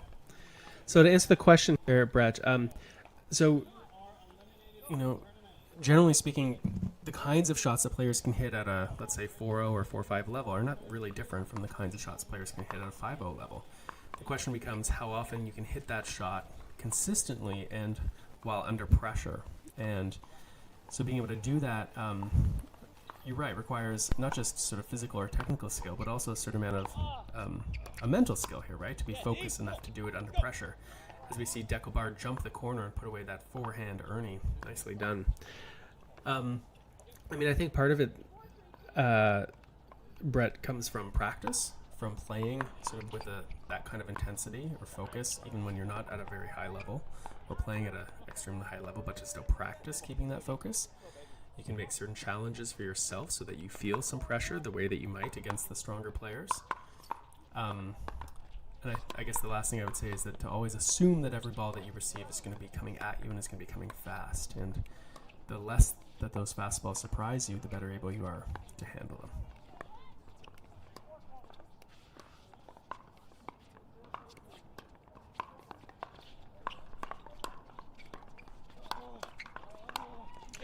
Saw the defensive backhand from Deacon. Adam Stone able to finish the job, though, putting that second volley down into the dirt.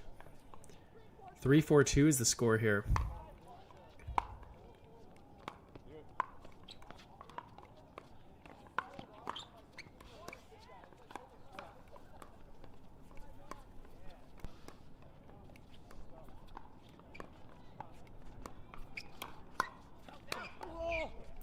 Nice combination there. Backhand attack from Deacon, followed by an overhead smash from Lang. He's able to put that ball away. 4-4-2.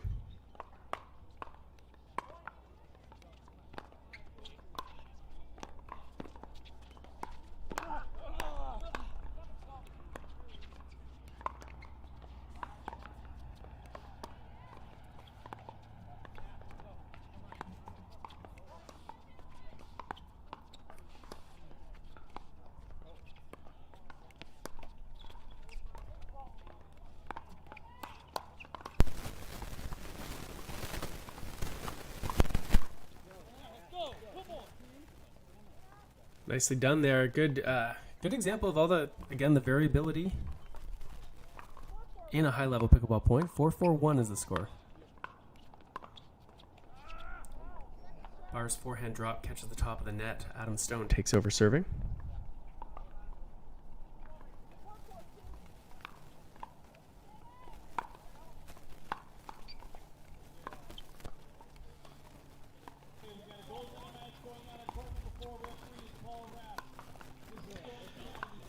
Barr catches Deacon in the chest with that ball. Not a particularly fast shot, but it looked like Steve was moving to his right and the ball went back to his left instead.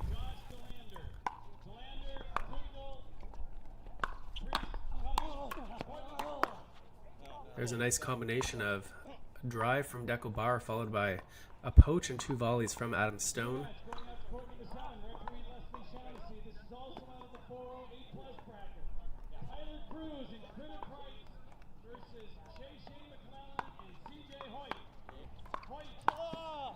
You'll see that Barr and Stone seem to content to play on either side of the court. They're not stacking. They're not always switching. 4-6-1 is the score.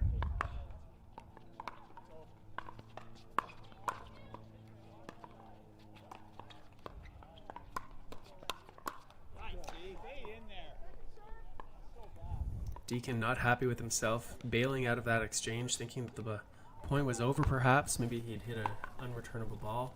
He's not going to be happy with himself and will try to make amends here.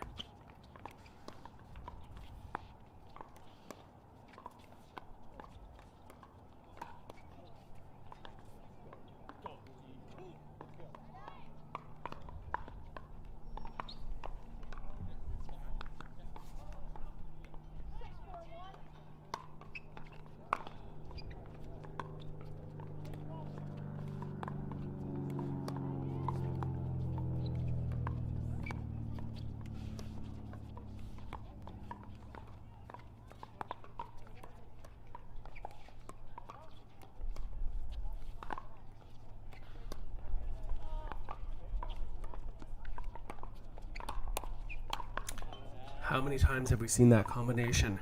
Deacon attacking with the backhand, reaching forward and just flicking it at the body, finishing with a forehand put away. That's a common pattern that we've been seeing in this match.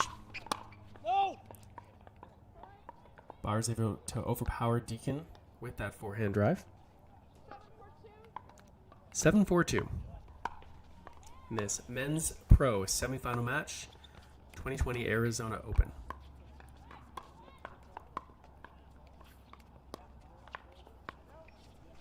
No. Yes. Go. Good eye. 8-4-2 is the score. That last ball went just a little bit long.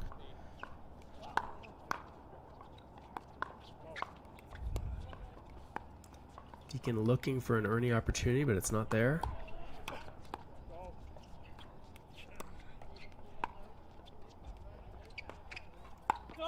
Stone jumps the corner, has the opportunity, then misses the shot. Not happy with himself. Why would you do it? Why?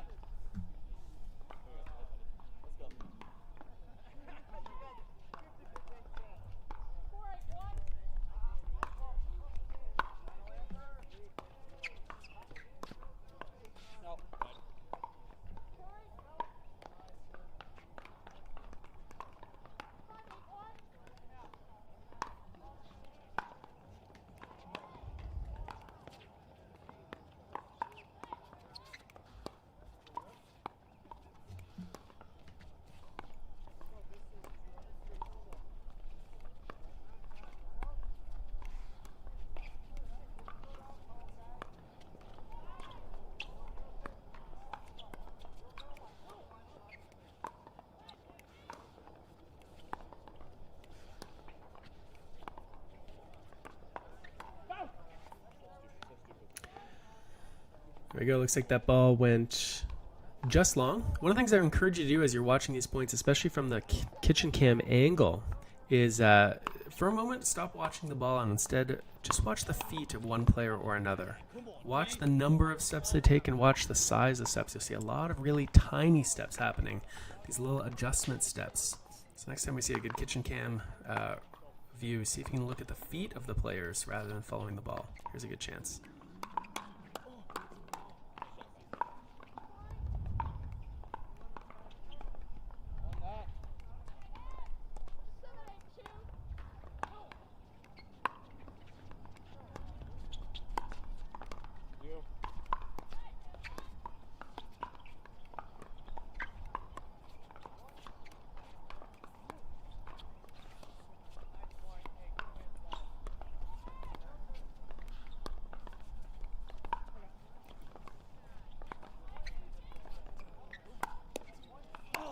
Come on. Adam Stone gets things going, and I mentioned earlier how Deco Bar is a really supportive partner. You could hear as soon as as soon as Stone initiated that exchange and then put away the smash, you could hear Deco right there saying, "That's so good. That's so good." That's the kind of partner you want to be and the kind of partner you want to have.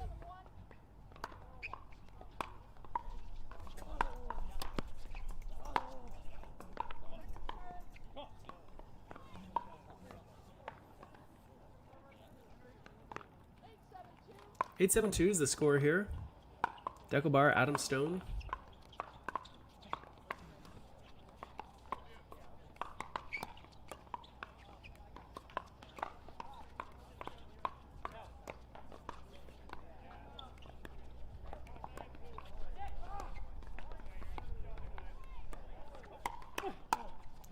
Once again, we see Stone reach across there.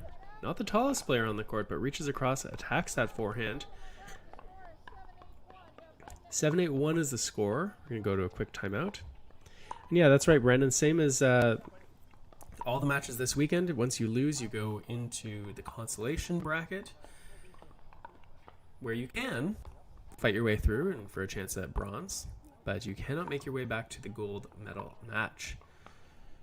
So it's tough. There's pressure on you all the time, no matter who you're playing against. No warm-up matches that you can afford to lose.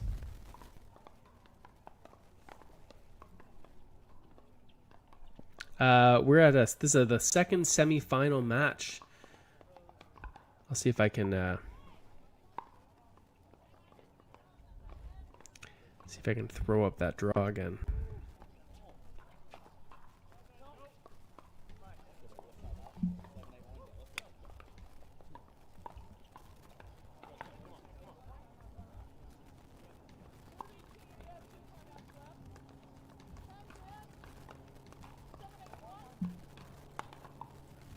$7-8-1 is the score.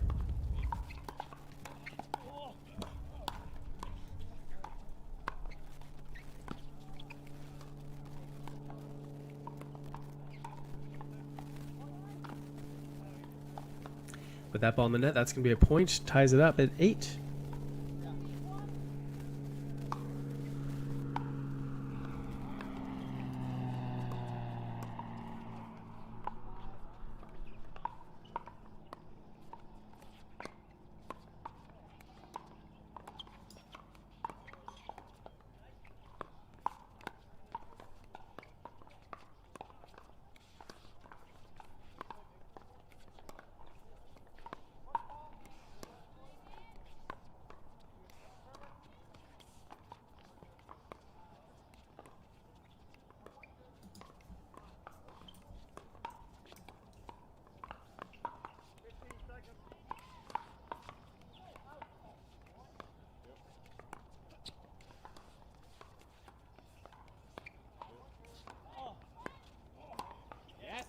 There we go. Stone gets that ball to go past Deacon on the backhand side. Able to find a bit of an alley down the line.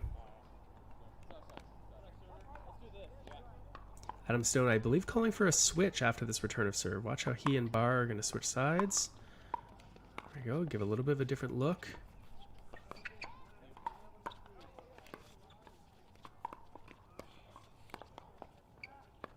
See how tight these balls are to the net. Anything elevated at all will be attacked. Deacon goes for the around the post.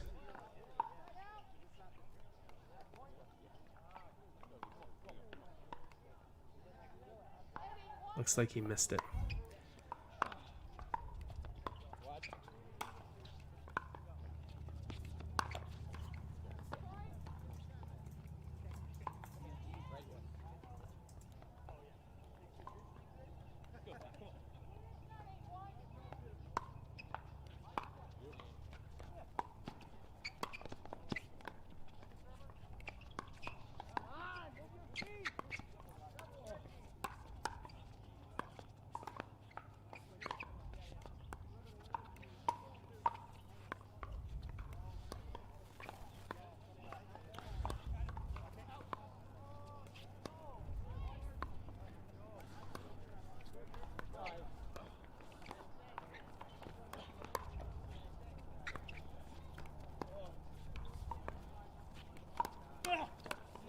Deacon able to reach across, get that high backhand volley.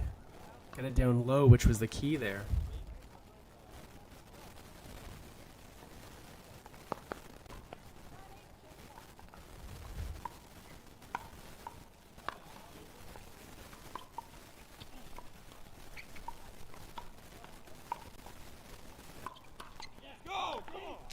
Lang not able to catch up with that attack at the backhand side. 10-8-2 is the score here. It's incorrect on the screen. It's actually 10-8 for Barr and Stone in the lead. This is game point here for them. And with that, they win the game. 10-8 becomes 11-8. Barr and Stone take game number 1. We're going to go to a quick break, and then we're going to be back with game number 2 and the draws in just a moment.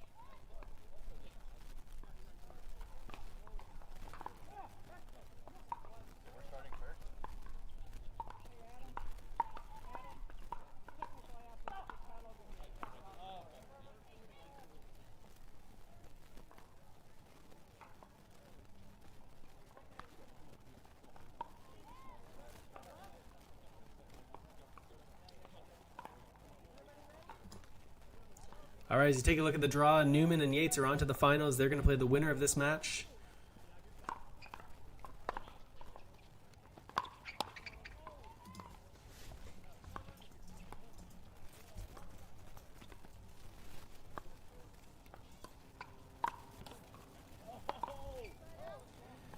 All right, and you're looking at the beginning of game number 2 here after the team on the far side of the court, Stone and Barr, taking game number 1, 11-8.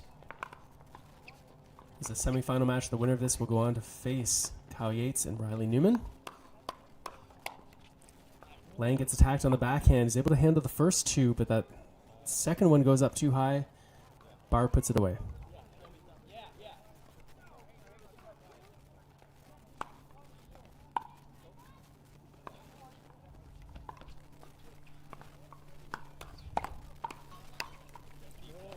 Saw that exact same pattern again, this time going in tight on the Lang backhand. One more time. Let's expect to see more of that from Barr and Stone. Meanwhile, it looks like we've got a cracked ball.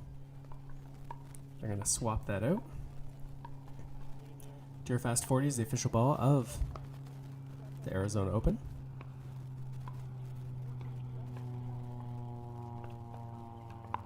One of the things players will be looking for, they're looking for a ball that is as round as possible, but they're also looking for a ball that's pretty beat up. That allows them to get a little more friction when they hit their shots, which will allow them to hit with more spin and still keep the ball in play. So it's one of the things you'll look for as players looking for something that's not too new.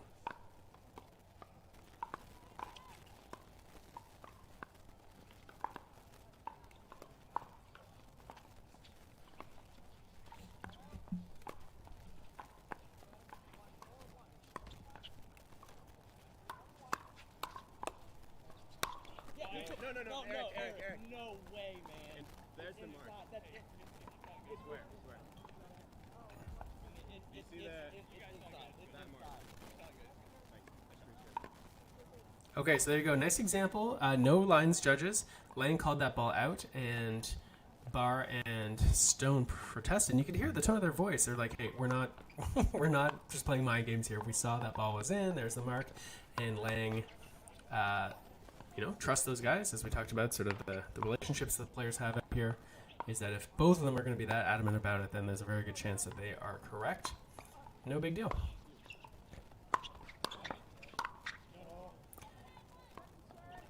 Barr taking a rip with that backhand volley, goes a little bit too far cross court. That's going to bring up the second server, Adam Stone. You'll notice that they are stacking, so he'll serve from the left and then slide over to the right side of his court.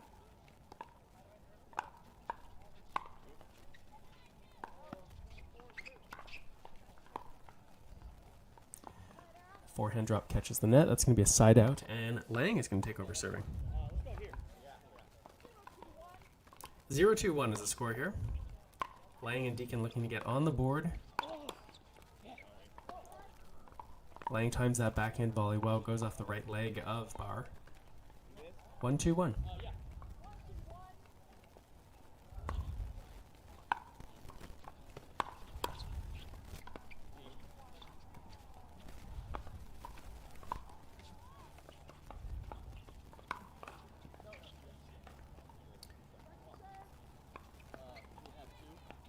Going to bring up the second server. 1-2-2. Steve Deacon to serve.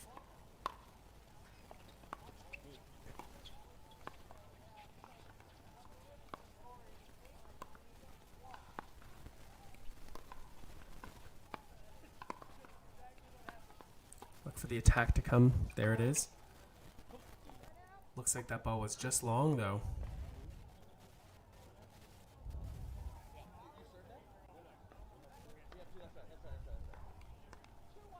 2-1 is the score. Barr serving to Deacon.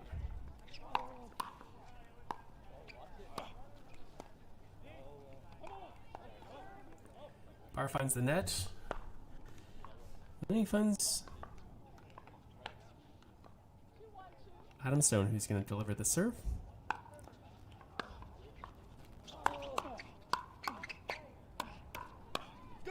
Deacon under attack there, able to sustain it, but that one ball gets up a bit too high. And then the attack switches directions, going at Lang, who hits the ball out.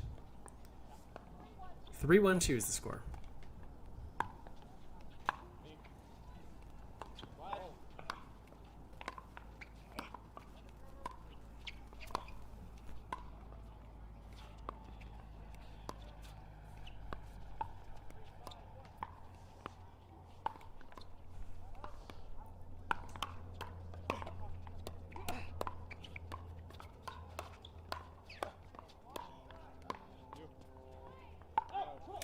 Nice job there, nice exchange, and a nice example of teamwork and communication by Barr and Stone. They got crossed up.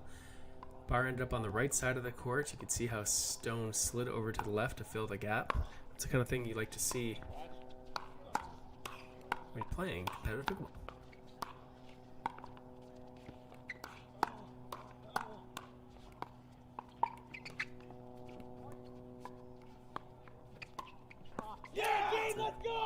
Look how low that ball was when that got attacked. We talked earlier about how the ball can still be below net level. And you can play that attack. It's going to be a timeout here as we look again at...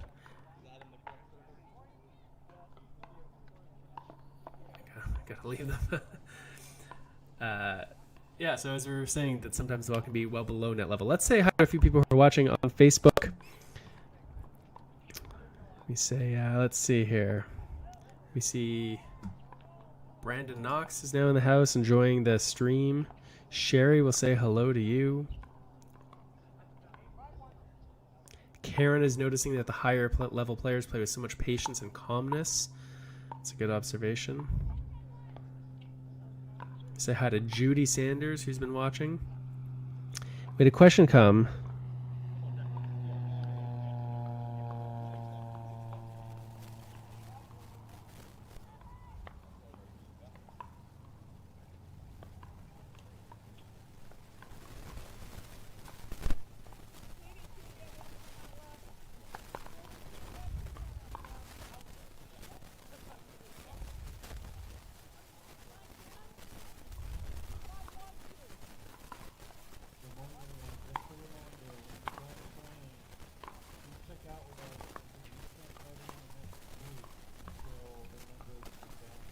All right, we're back to the action here.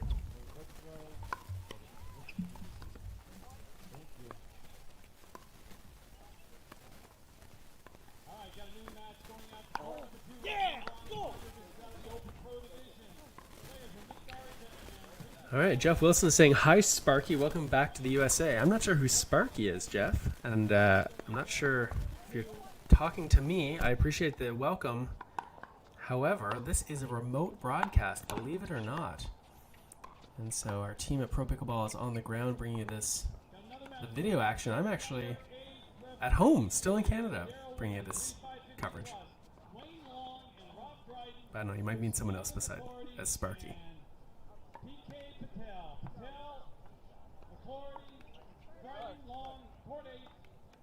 Let's go here, D. 161 is the score.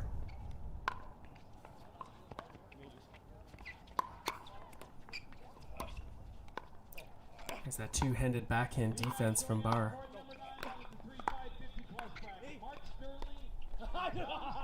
Stone. Not much he can do there besides laugh. He worked so hard to get the ball back in play. Did a good job driving the smash that was hit at him and then missing the easier ball.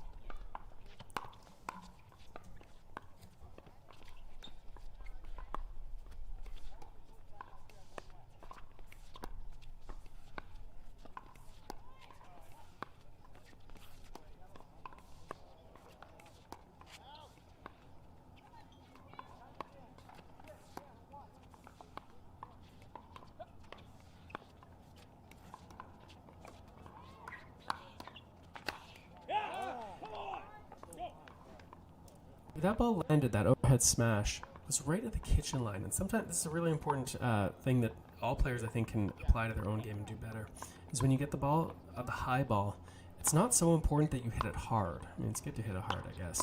But the most important thing is that you can get the ball down into the dirt. In that case, the ball, Deacon had lots of room to work with all the way back to the baseline, but instead he put that ball just at the kitchen line. It was unreturnable, untouchable even for Barr and Stone. So when you get those high balls, make sure you get them down into the dirt. Meanwhile, we look at that nice forehand roll down the line from Barr. So deceptive. And Deacon misses his backhand drop into the net. You don't see that a whole lot.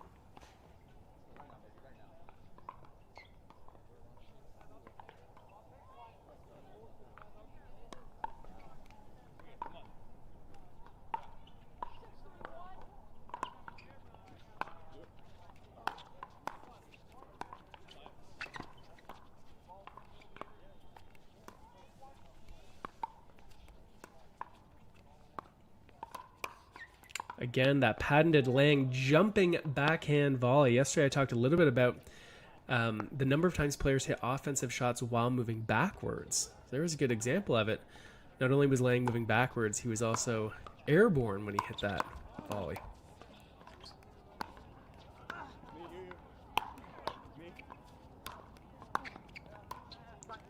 They need a drop to reset the point here. Can't quite get it. Deckelbar finds a good angle there. Not a lot of room to work with, and that ball was fairly short. Bar able to reach forward, get it out, and off the court. 7-3-2. Adam Stone, Deckelbar are looking to take this match in 2. Earn their spot in the gold medal final. Again, we see Bar going to the 2 hands when he's under attack. Yeah. 3-7-1.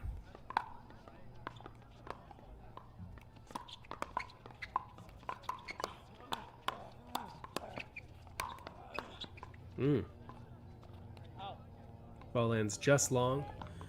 A lot of high-powered action here in this men's semifinal match at the Autry Tennis Center in Mesa, Arizona.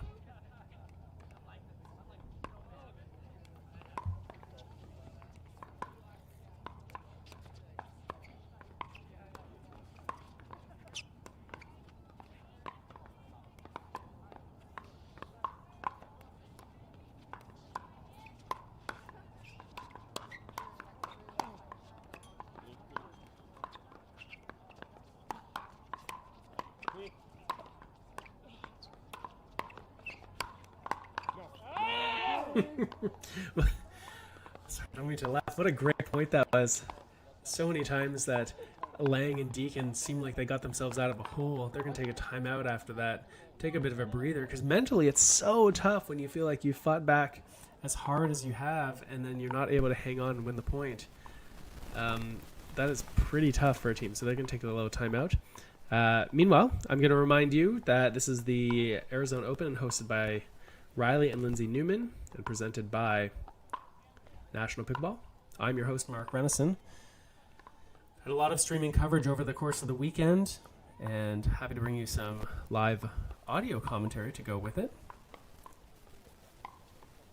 It's a men's semifinal match.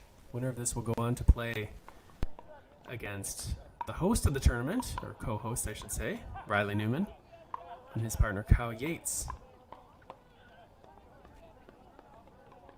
Meanwhile, Adam Stone's getting ready to serve. He's up a game and 7-3 along with partner Deckelbar. Serving to Steve Deacon, who will join Eric Lang at the net.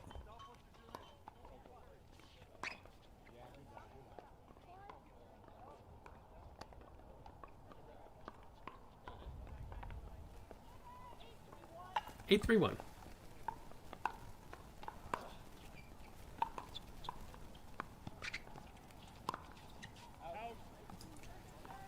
Looked almost like Lang swung for that ball and missed it. He's probably happy about that because it did land out. Bar is not amused, but he's going to take over serving. 8-3-2.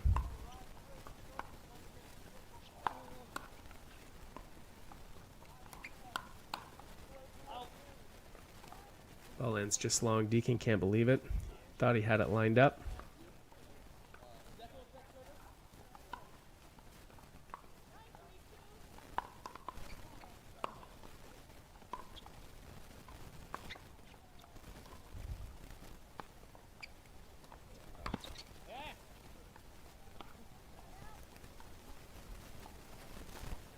And with that side out, Lang and Deacon, they've got a chance here to try to hang on.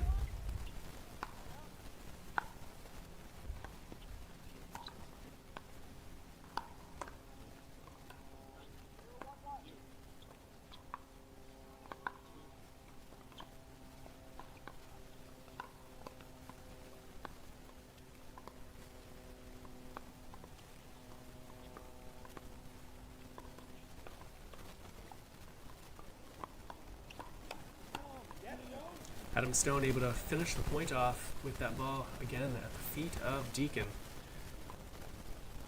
Lang takes over serving, and got to think that this is their last chance to really put some points on the board here.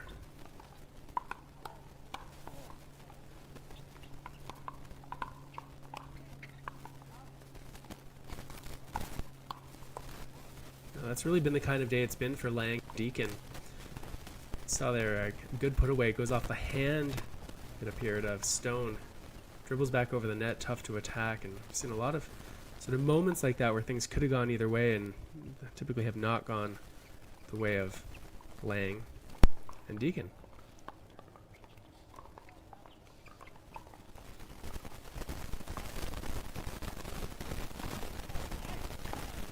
That ball catches Adam Stone in the upper body. Not too fast, but really well placed. 5-9-2.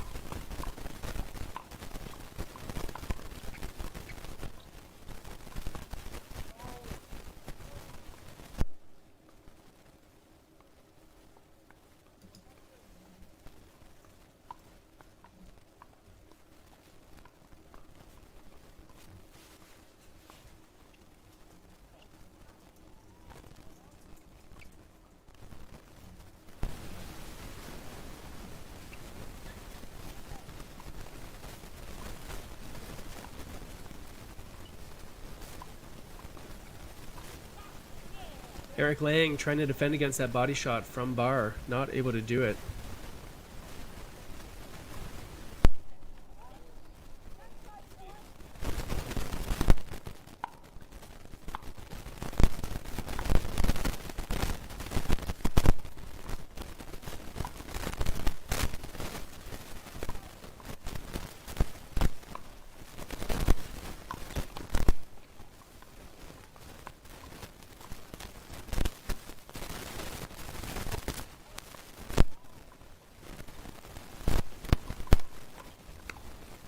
Eric Lang able to withstand the pressure from Barr. They get the ball back.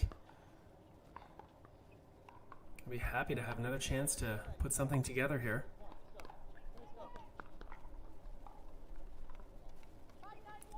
5-9-1 is the score.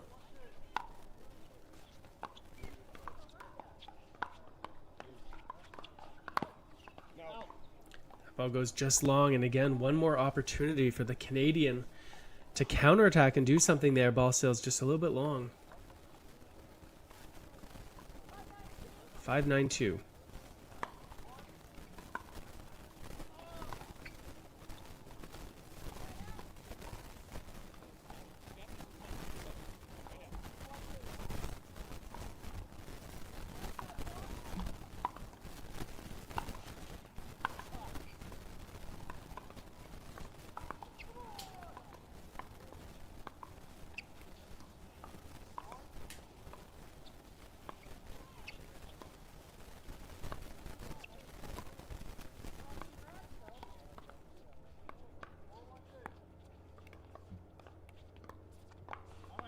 We got a new bracket starting in the Women's Doubles Open Pro out on court number 3, referee Bill McManus. The players are Lee Jansen and Irina Tereshchenko versus Danelle Reddinger. That ball goes just a little bit out. Yeah, I see some notifications that some of you are experiencing a little bit of static. We're going to see what we can do on our end to clean that up a little bit.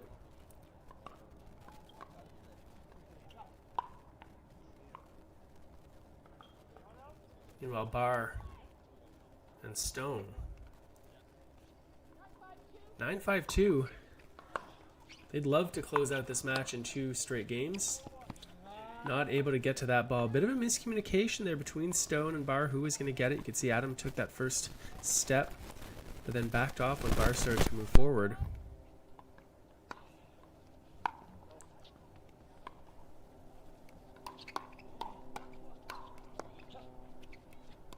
Great defense from Lang.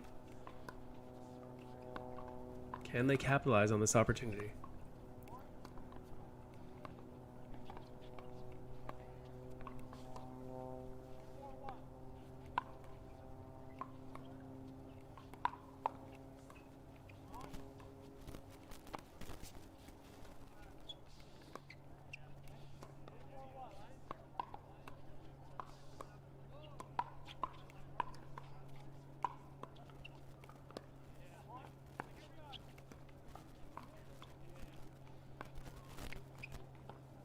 And after that extended dinking rally, Lang and Deacon put the ball into the net. That's not the way that they want to end that point.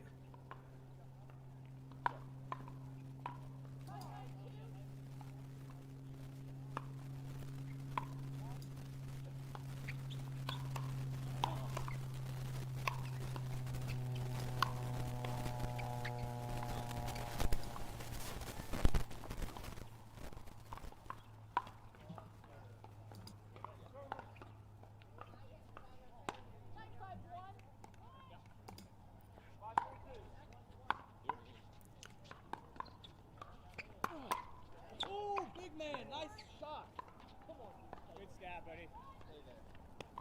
That's going to set up match point here. Barr and Stone getting ready to serve.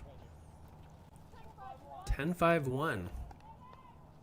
Can they close it out here?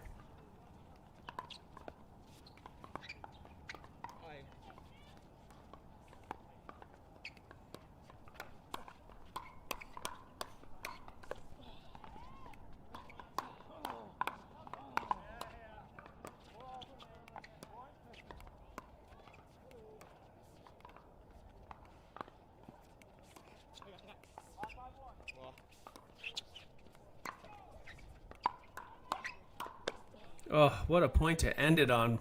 Deco Barr and Adam Stone, they go the distance and they take this in 2 straight games. Deacon and Lang, they get knocked out of contention. They're going to go into the consolation side. We've got lots more pickleball action coming your way live from Mesa. Let's go down to the courts now for a quick look.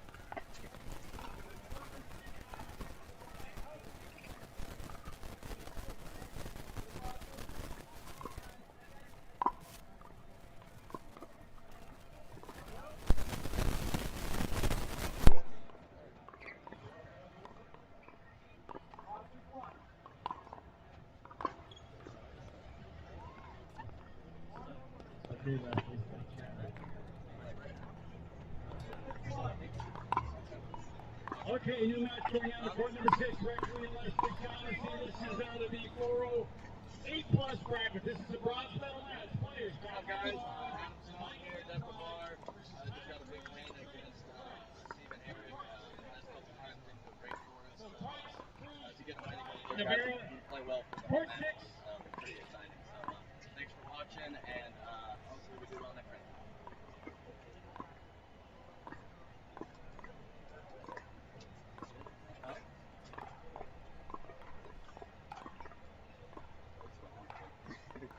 Very good. All right. Thanks, gentlemen. Well done.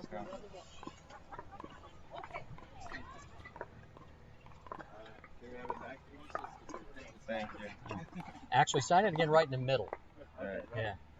Next time. Yeah, right in the middle. That's it. Do it for real. Do it for real. There you go. That's it. Thanks, guys.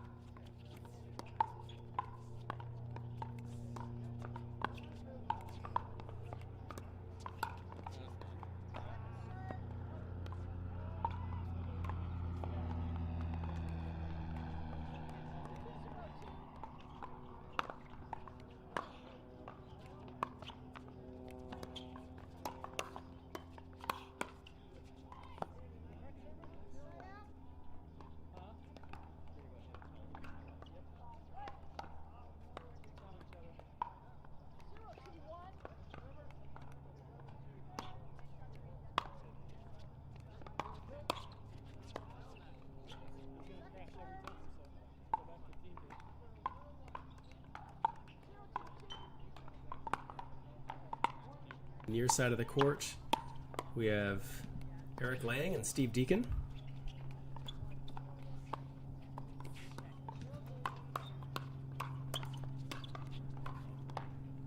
On the far side of the court,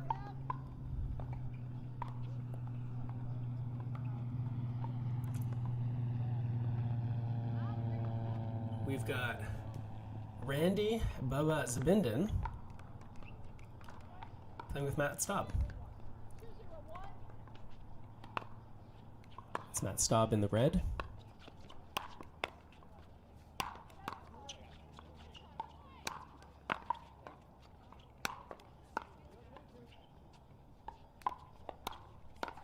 Oh, Deacon misses the overhead smash.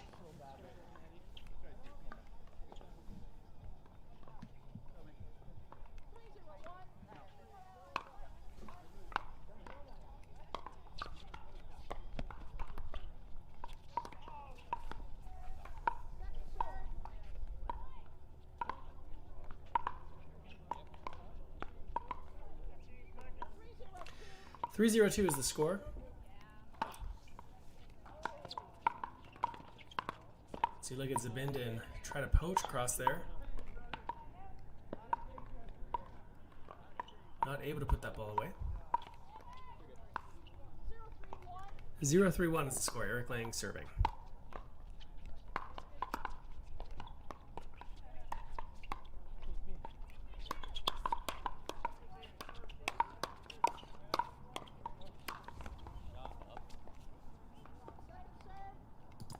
Zabindin manages to finish the point there. You'll see how sort of calm and relaxed Zabindin often looks on the court. He stands a little more upright than most players when he's at the line. A little bit like Adam Stone, who we saw earlier.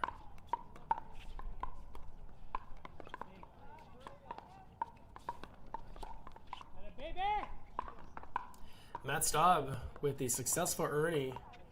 Deacon appealing to the referee to see if there was an infraction there. There wasn't.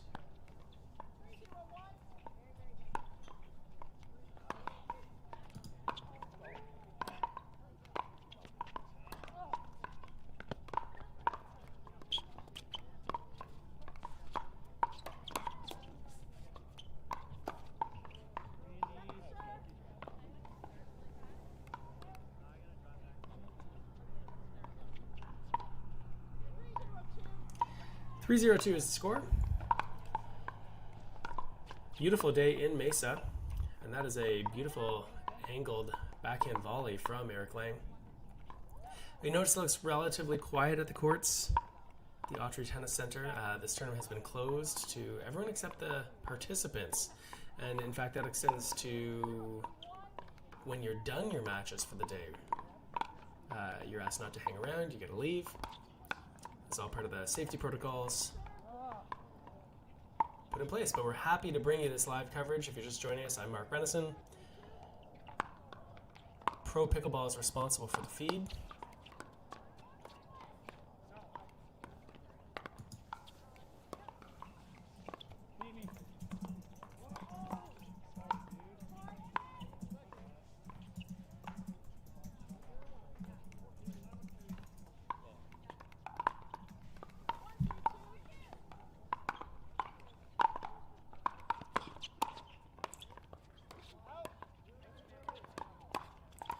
Staub with a nice backhand volley there, but not able to handle that second ball. All right, I got a new match going out on court number 7, referee Ron Ponder. This is the men's doubles open pro. Players are Nick Garza and Pesa Pioni versus Rob Davidson and Rob Nunnery. Nunnery and Davidson, Pioni and Garza, court 7.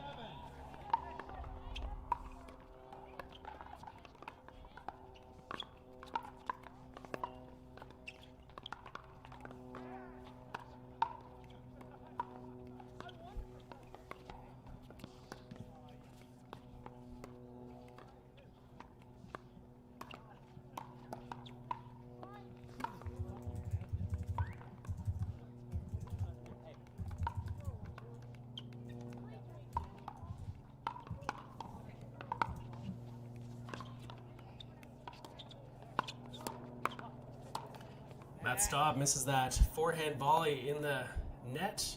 There we go, we got that camera back where it's supposed to be.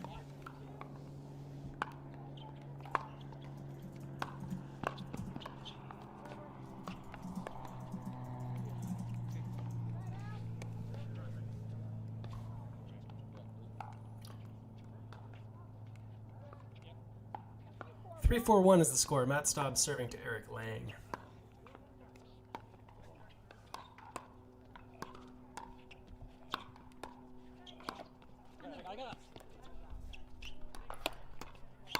Zabinden. An angry forehand after hitting a great backhand. That ball goes just long.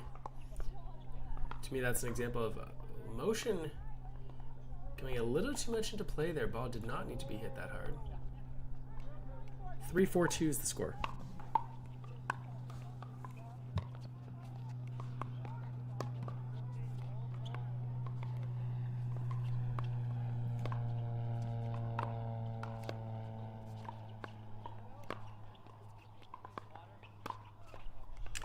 That's a pattern that Deacon is usually pretty comfortable being part of, those cross-court dinks. Wasn't ready for that ball to get returned down the middle. Don't like to give up those slow winners down the center.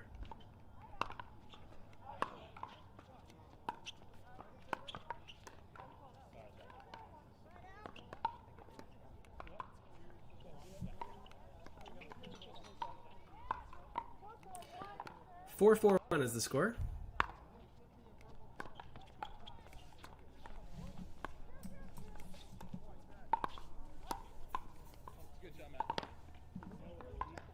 Matt Staub with a nice winning volley down the center of the court. 4-4-2.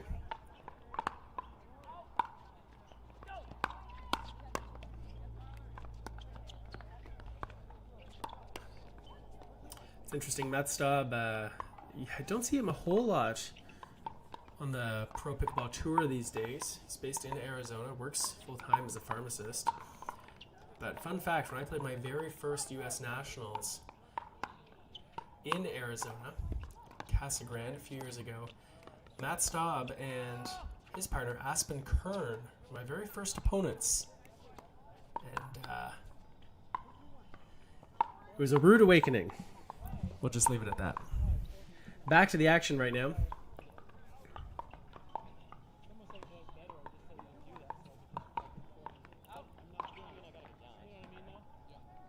Lang and Deacon doing a good job here with the lead. Staub jumps the corner to play that backhand. Lang can't quite get the reset volley that he needed. Court number 11, match number 1 out of the 4050 plus bracket. Players are David Stevens and Junior Leach versus Greg Painter and Don Coughlin. Coughlin, Painter, Leach, Stevens, court 11, come pick up your board.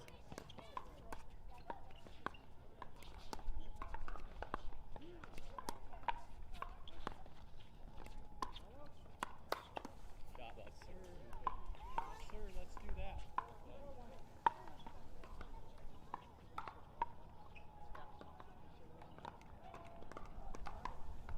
5-6-1 is the score. Going out at court number 12, also out of that 450 plus bracket.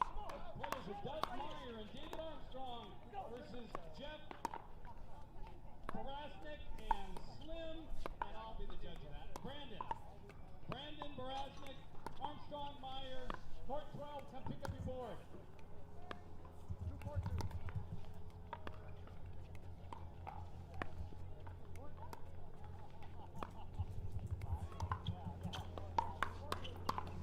One exchange there at the net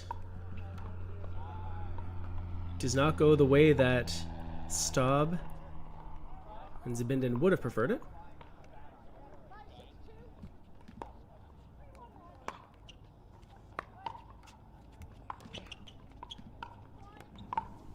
And with that, we're locked. 6-6-2 here in game number 1. This will be a race to 15 because this is a loser's bracket match. It's on the consolation side.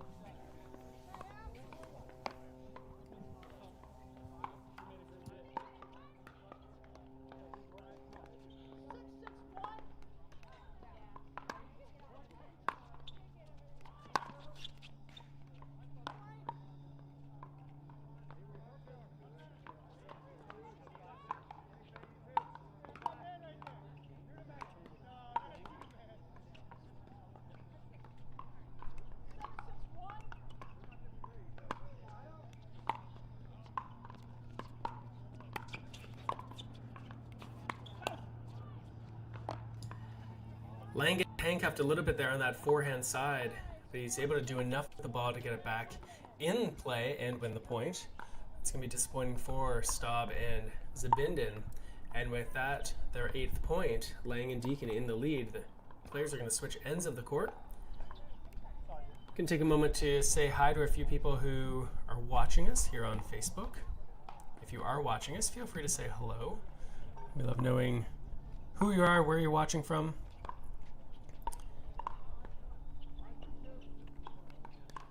Feel free to give a shout out.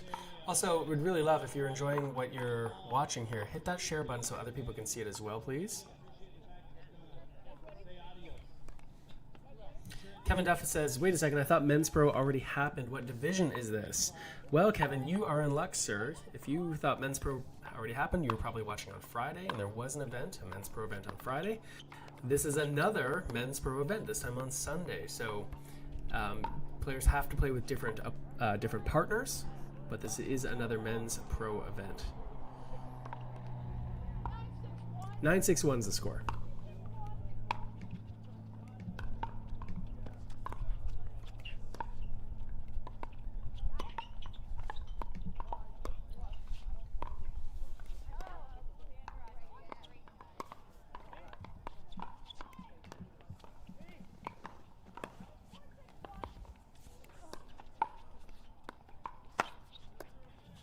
The miscommunication there from Lang and Deacon.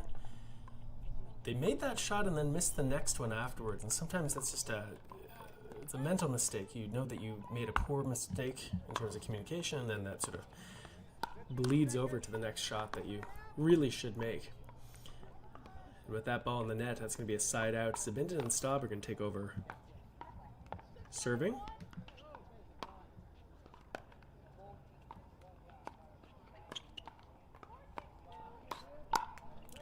Good backhand attack from Lang. Staub can't quite catch up to it. Ball finds the net.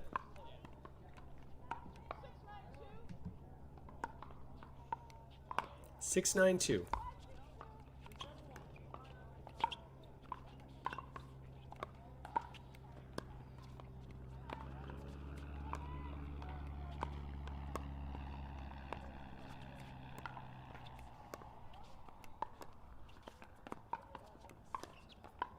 Matt Staub, so patient.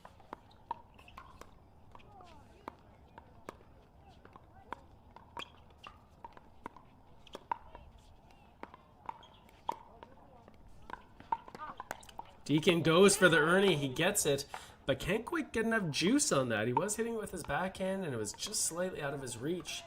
The downside for him and Lang was now that Deacon was stranded on the side of the court. Couldn't get back in time. That opens up a hole for Zabindin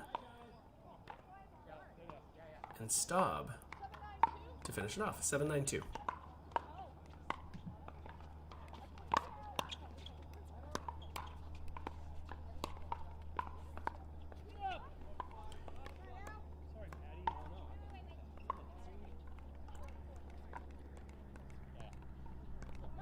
Nine, 7-1 is the score. Staub returning serve. He'll come to the net, try to apply some pressure.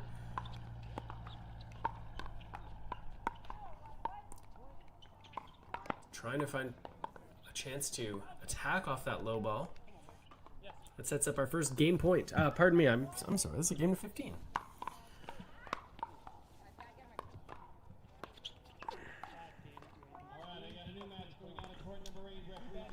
Neo Friedman tells us that Eric's mom is watching from Westford, Oregon, just outside of Portland, I believe. Unfortunately, you had to see your son hit that backhand volley in the top of the net. That's a ball that he knows he can make. Lucky for him, he's up 11-7-2 here in this race to 15. That return of serve was just wide. It's going to be a free point. You got to feel like there's a little bit of a drop in belief here from Staub and Zabindin as they're down 12-7. So tough to come back against a team like Deacon and Lang.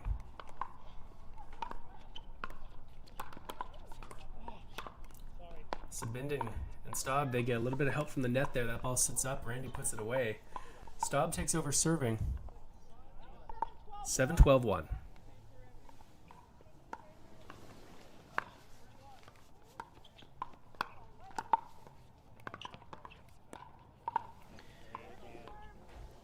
Staub misses a makeable forehand dink going over the highest part of the net down the line. 7-12-2, Zabinda to serve.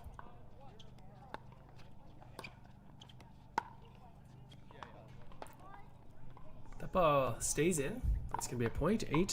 8-12-2.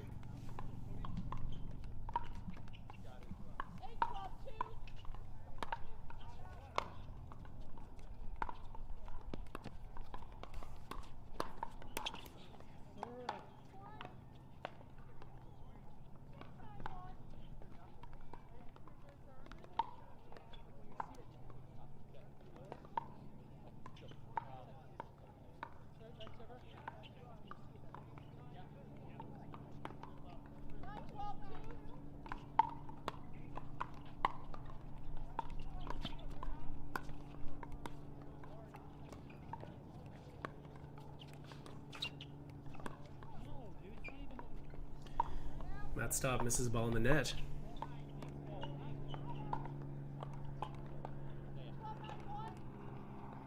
12-9-1.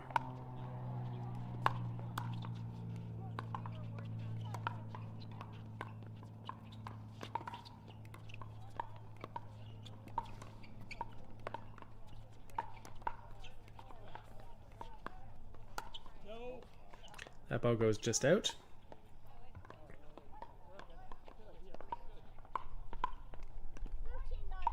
13-9-1.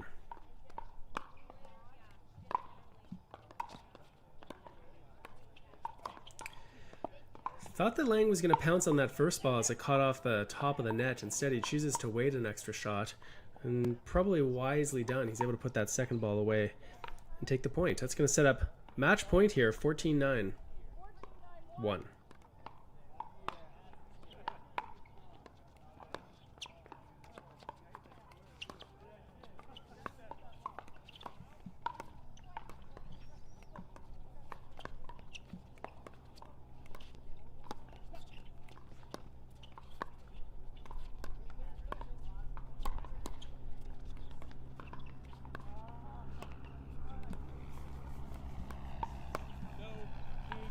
That ball goes just long, trying to attack and dip that ball before the baseline. Can't quite do it. Deacon and Lang take that win.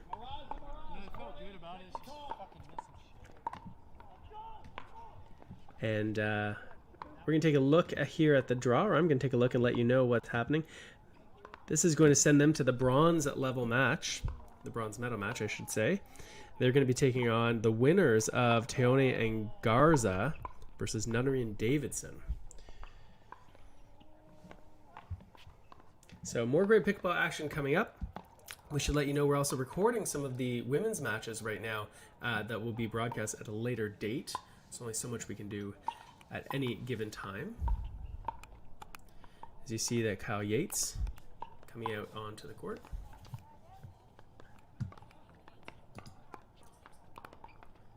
And I'm going to step away just for a moment off the mic, but we've got more great live action coming to you from the Arizona Open, presented by National Pickleball and hosted by Lindsay Newman and that man you see on the left of your screen, Riley Newman. Back in a sec.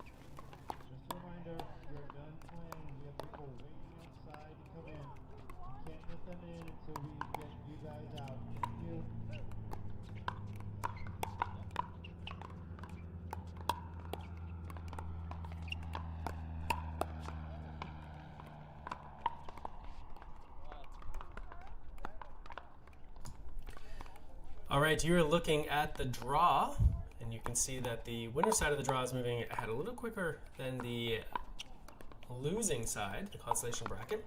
And right now, you're looking at a match that's about to come up. That is our gold medal match. Men's doubles pro gold medal here at the Arizona Open. And in just a moment, you're going to see Kyle Yates and Riley Newman take on Adam Stone and Deckel Barr. And this, I think, will be a good one, folks. This will be best 2 out of 3, race to 11. And while these players finish their warm-up, I'm going to grab myself another cup of coffee. And when I come back, I'm looking forward to seeing all sorts of comments from you lovely people who are watching on the Facebook feed. Leave me some comments. Let me know what you're watching. Yeah, Stefan, just a quick note to you, Stefan. I appreciate that there's some matches that you really want to watch. I think one of the things that maybe viewers don't always see is how many moving parts there are behind the scenes, how difficult it is to be able to switch from one to the other. And so we're staying here on court number 1. That's the matches that are going to be shown. And we'll see. The other factor is that there's tournament organizers and directors, and we don't always have control over when those matches get scheduled. Okay, so I'm sure you're going to love this match coming up and anything else that's coming after. I'll be back in a moment. We'll get started with gold medal match from Mesa.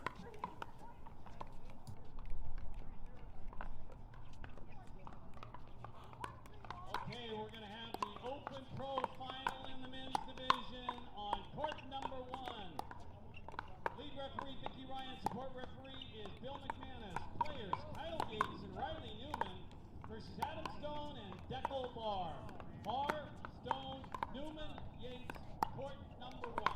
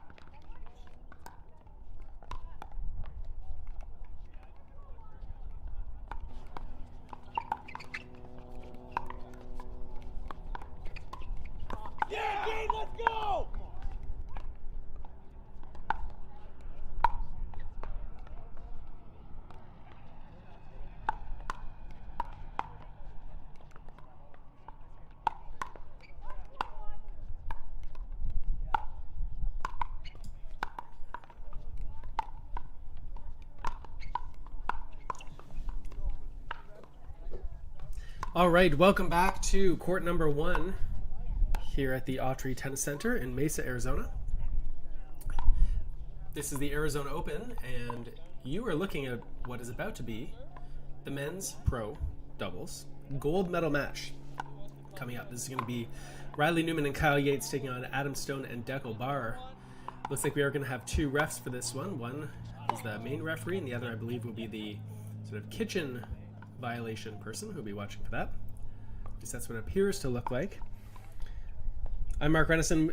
If you're watching this and you haven't done so yet, please hit that share button so other people can see it as well. Men's gold level medal match is going to be a good one. A couple questions that have come in over the break. We're explaining a little bit about what we do and how we're doing it. Someone says they're going to find out a little bit what they can about Kyle's ankle. He does have a brace on it. Penny Smith, Efrig asks, did I read somewhere that all medal winners get access to Third Shot Sports videos? Well, it's interesting. Third Shot Sports is an official sponsor of the Arizona Open and all the national pickleball tournaments that will be going on this year. And one of the things that we're doing is that we are adding prizes, so all medalists, no matter what event, so whether you're playing in the pro, whether you're playing in the 3.0s, mixed doubles, doubles, whatever, that all medal winners will get prizes from Third Shot Sports. Some of these prizes are our digital resources. I'll put a couple of them up here in the stream so you can see them. And we have ebooks that people will be getting. Some people will have access to our various different products, and we can talk more about them down the road if you want, but I'm sure what you want to do is watch this gold medal match. So here we go. Underway.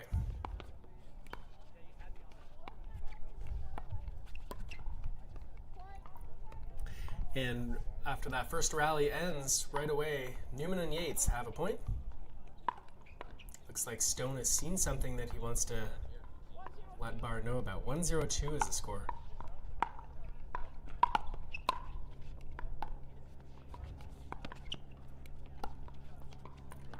Kyle Yates, a patented down the line backhand pass. Nice job there.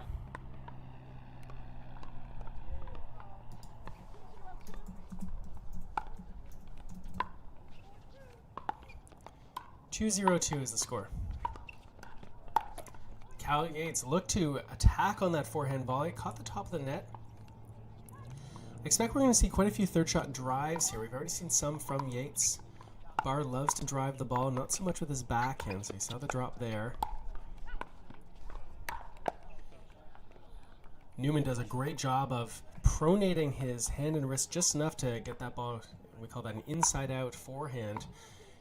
He went right at Stone, who was the closer player, more vulnerable, almost a sitting duck there at three-quarter court. There's a third shot drive from Barr. A little too high and easily handled.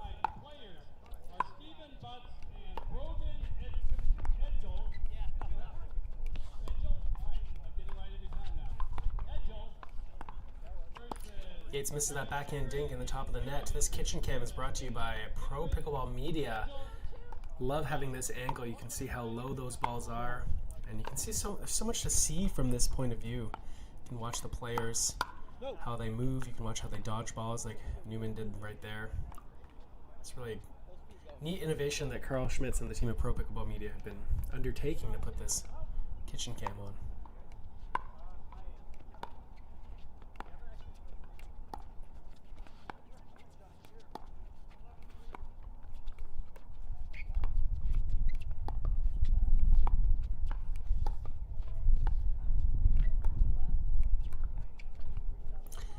Dekel Bar's dink catches the top of the net.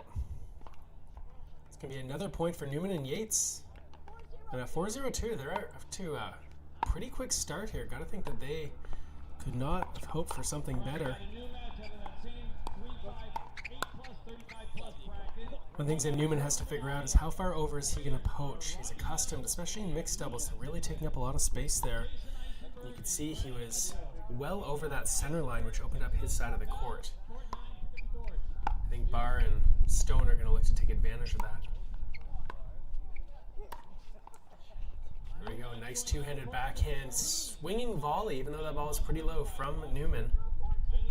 0-4-2. And Lewis Chu versus Jacob Vito and Mike Ramsey. Vito. Newman calls that ball out, and it does in fact land long. When he's saying out, really what he's telling his partner is don't hit the ball, and so that's considered partner communication.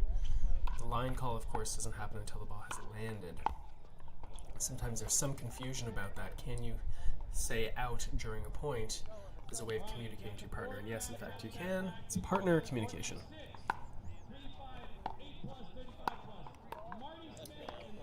What that means for you at home is if you're playing against people and you hit a ball, maybe a lob or something like that, and your opponents say out, don't assume that that is a line call. It's not. You should keep playing. Once the ball has landed, if they call it out, that's a different story. Let's get back to the action here.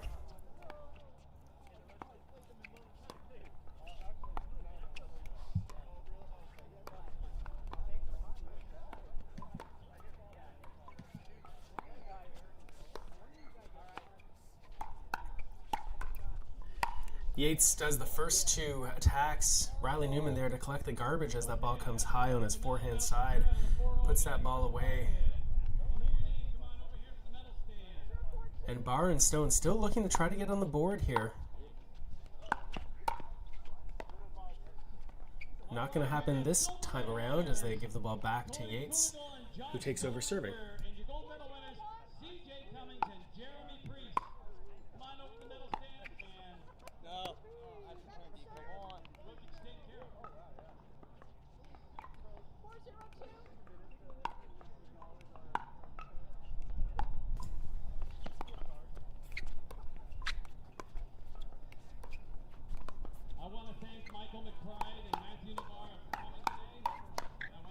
Got far over again. Newman's going. Sure, he and Yates have discussed how they're going to play this, how they're going to organize the court. Oh, and by the way, Tyler Cruz and Carter Price pick up your bronze medal. Congratulations. Stone looking to attack on that forehand. He does it successfully. Newman can't hold on to it. 1-4-1. Barr and Stone on the board.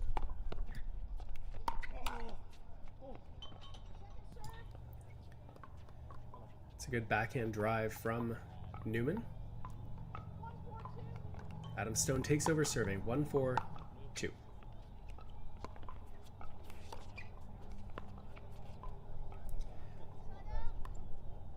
And with that, there's another side out. 4-1-1.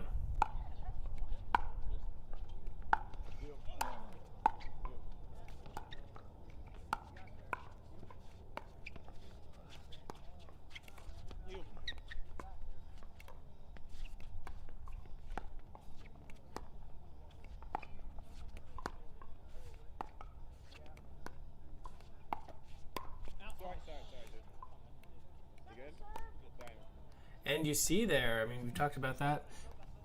Ball sits up a little bit too high, and Barr does what he should do with that ball. He hits it hard, but he didn't quite get it down as low as he wanted to.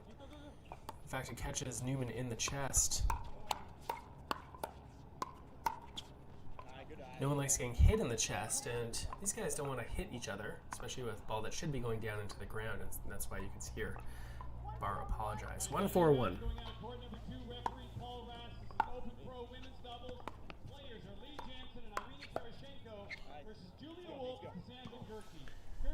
That forehand volley goes just out. That's going to be a point.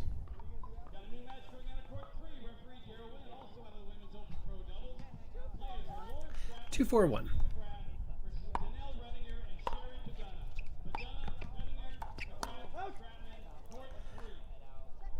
Good dodge by Yates there. Riley Newman making sure he knew that he thought that ball was going to go out.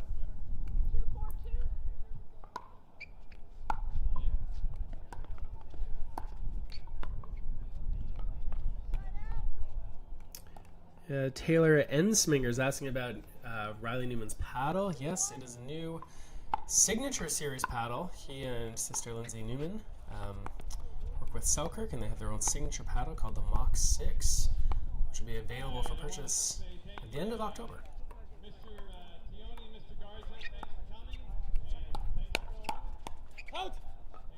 Kyle Kyle Yates attacks down the line with that backhand. Barr was there for it, but wasn't quite ready for the second attack just after that. Ends up hitting the ball just long, 5-2.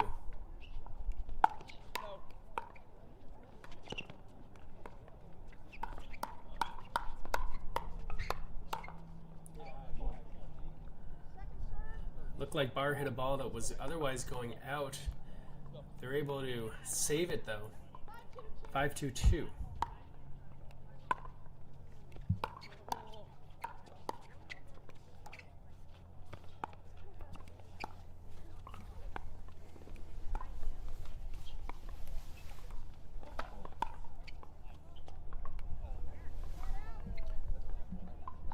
A lot of side outs going back and forth here. The returning team has about a 10% advantage when it comes to winning the rallies, and so you'll see that these players use that advantage. They're able to hit the return, so the third shot is usually not attackable. They're able to get to the net to really apply pressure. And it's one of the reasons why you're seeing pretty frequent side outs here, is that the returning teams are doing what they should. That is something that Riley Newman wishes Kyle Yates would do a little more often. Nice job jumping the corner and getting that forehand. Really good read on anticipating when that good opportunity would be.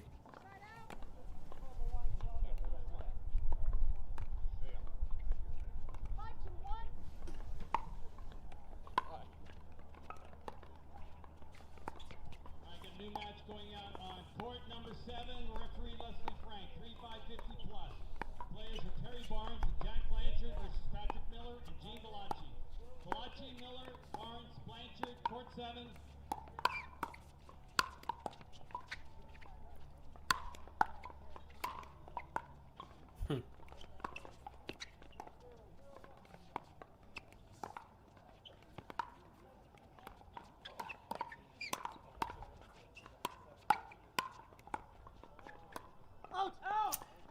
And that was pro caliber defense that we saw there from Riley Newman and Kyle Yates. They were on the ropes with Dekel Barr hitting those overhead smashes, finding a way not to get the ball just back in the court, but eventually getting the ball low enough that they could reset the point, reestablish themselves up at the kitchen line, and eventually take that point. Meanwhile, you saw right there, Dekel Barr, nice little redirect backhand down the line. It's going to force the second server, Yates, to take over. 2-6. 6-2, I should say.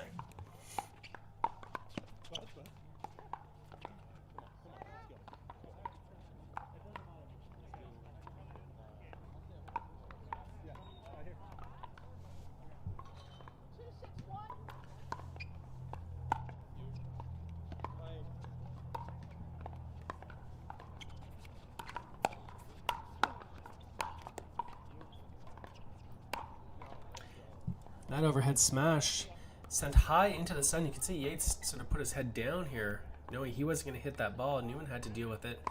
And you can see, based on where the shadows are right now, that ball was definitely in the sun. What? A lot of frustration from Adam Stone.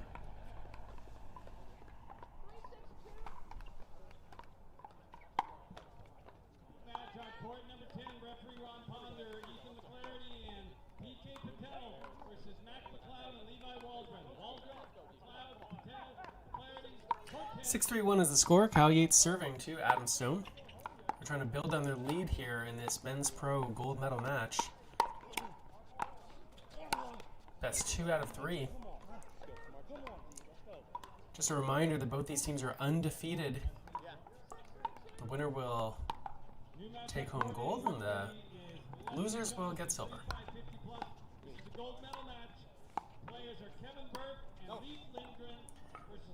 Barr's forehand sails just a little bit long, not quite enough topspin to keep it in play, allowing Yates and Newman to extend their lead.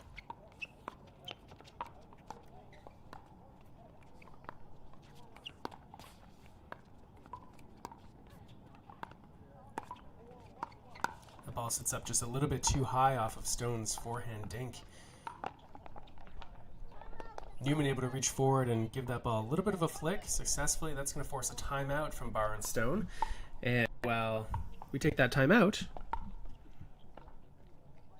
Let's look at a few of the comments and the visitors that we have here on Facebook who are watching. If you are watching, be sure to say hello. We love to hear from you. I see Glenn Lucy is watching, very active in the pickleball scene, especially the online pickleball scene. Very often shares his videos of his own games, rec games that he plays. A lot of good stuff to look at there. David Velasquez says the kitchen cam really accentuates the footwork required to be consistent. Really great stuff, he says, and that's true. I mentioned it earlier. A nice thing to do once in a while when you can see this angle of the kitchen cam is don't watch the ball so much for a moment. Just watch the player's feet. You can see the frequency of steps that the players take and how small they are.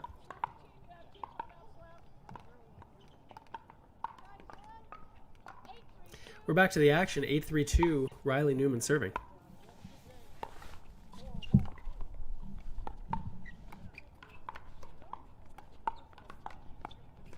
Looks like Newman and Yates really picking on Stone here. Just before the timeout, you can hear Adam calling out in disgust after missing a shot. That's usually an indication that there's some pressure that person's feeling. And so it's a good idea if you're their opponents to sort of continue to pick on that person, hope that little bit of frustration can turn into a lot. Maybe you can get a series of points against them.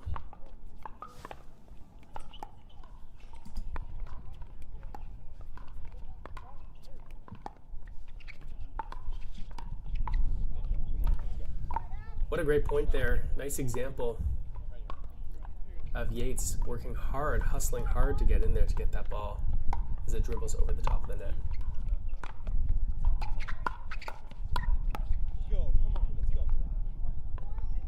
Someone asked about the referees. We've got Vicky Ryan, who is the lead referee out here. Bill McManus is helping out in a supporting role. That is a good, solid forehand from Deckelbar. One of his real strengths, that forehand drive. We talked earlier in the match about how we were likely to see that.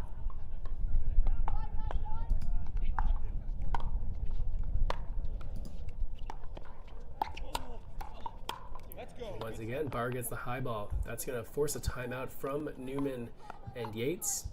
You could really feel the momentum switching after that last timeout. Deckelbar really stepping on the gas there. As the players have this timeout. We're going to say hi to a few other people who are watching. Let's see, we've got Linda, who's watching from Punta Gorda. Ian Moss is watching. Thank you for the compliment, Ian. Greg Smith and Sue seem like they're buddies who are chatting back and forth, which is really nice. I love when people come together to watch this and then run into friends of theirs. Stacy Anderson's watching from the beach in Gulf Shores, Alabama. She's struggling to hear the commentary because of the wind. I'm guessing it's the wind on your side down at the beach, Stacy. Not much wind in my home studio. Third Shot Sports headquarters. All right, we're back to the action here. 6-9, Adam Stone serving.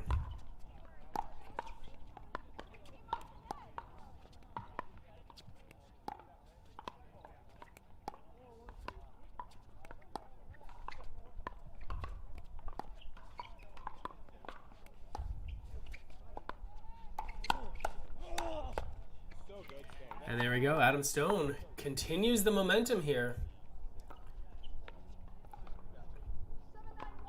7-9-1.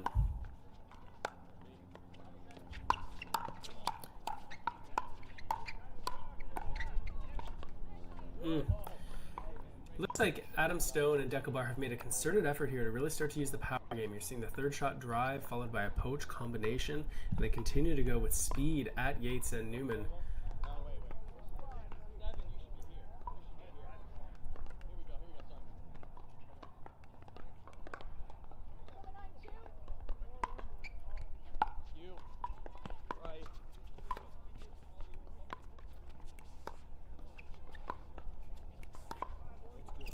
Newman misses that ball, dissatisfied with himself. And again, Barr and Stone adding to their total. They're up to 8.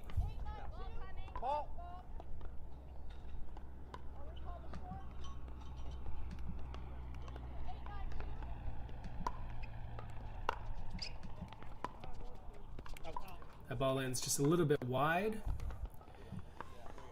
It's an unforced error there. Can't really miss those third shots, especially when you're on such a roll there. And it seems like even Stone and Barr are getting a little bit confused. Whose turn is it to return here? 9-8-1, Yates and Newman would love to hold on to this first game in this gold medal match.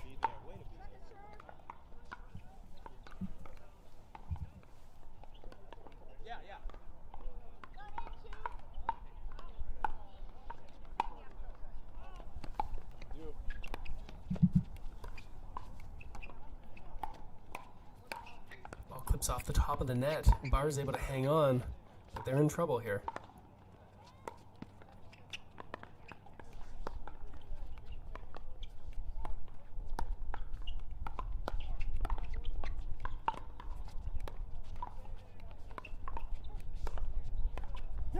Barr, after playing some tough defense there, getting back in the point, misses a ball, and you can see not happy with himself. Adam Stone trying to calm him down. That sets up a first game point here, 10-8.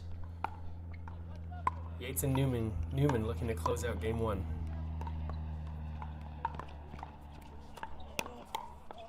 Stone finds the net with that high backhand, not happy with that. Yates and Newman very happy that they take game number one, 11-8. And if game number two is anything like the first one, we're going to be in for a treat. This is a great chance if you want to go grab yourself a quick Jigsaw Health beverage, perhaps. Well, Jigsaw Health, of course, is one of the sponsors of this tournament. This would be a great chance to go do that. I'll be back in a moment myself. We're installing a 360-degree camera at the net.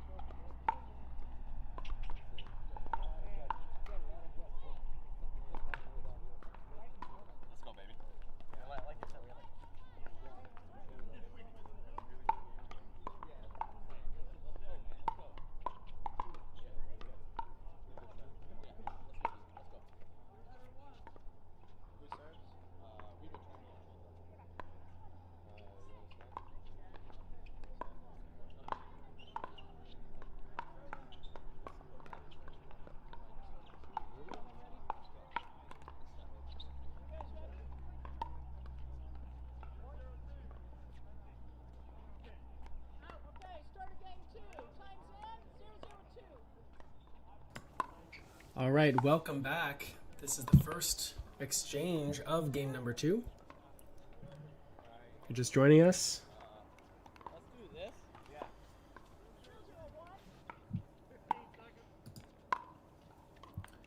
if you're just joining us, this is the men's pro gold medal match, the doubles event. Kyle Yates and Riley Newman won game number one.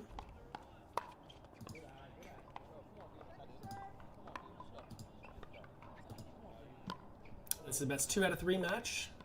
Each game goes to 11. Got to win by 2. Yates and Newman on the near side of the court. Stone in the blue on the far side, along with his partner Barr in the white. Let's go, Cup. Such a good job of Kyle Yates going from defense to offense very quickly.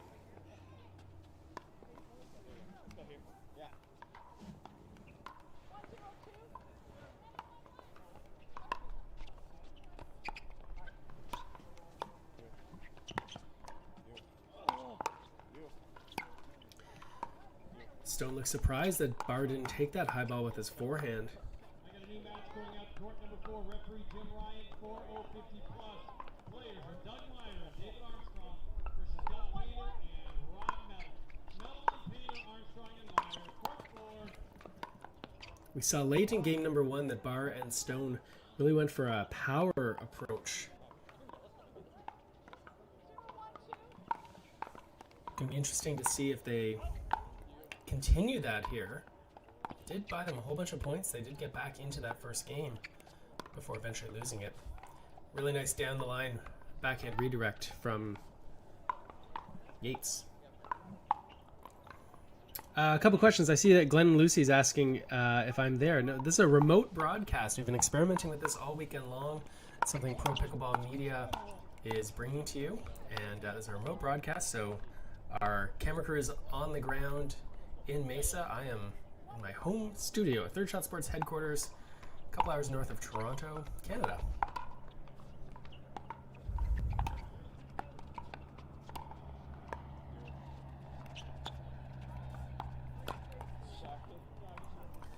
Yeah, David Paquette mentions that he noticed the two hands that Riley Newman uses. Yeah, we talked a little bit about that at the beginning of the match. Riley is one of those players who predominantly uses two hands, especially on the backhand side.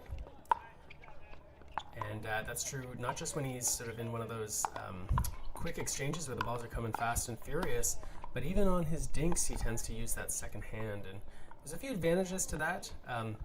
One of them is that you can actually use that left hand, that non-dominant hand, to kind of redirect the angle of the paddle at the last second. It also provides a little more stability, and that's going to be important for Riley. You'll see when he holds his paddle, he holds it almost like, imagine you're holding a frying pan. It's got a Western forehand grip, and there are not many people in pickleball who use that extreme a grip on the forehand. The trouble is when he has that grip on the backhand side, it's actually a very weak position for his backhand. And so if he were to hit his balls with just one hand, he'd have a very open paddle face and a very weak backhand position. So the left hand provides a lot of stability, allowing him to still use the grip he wants without giving up the power that he needs. Let's go here.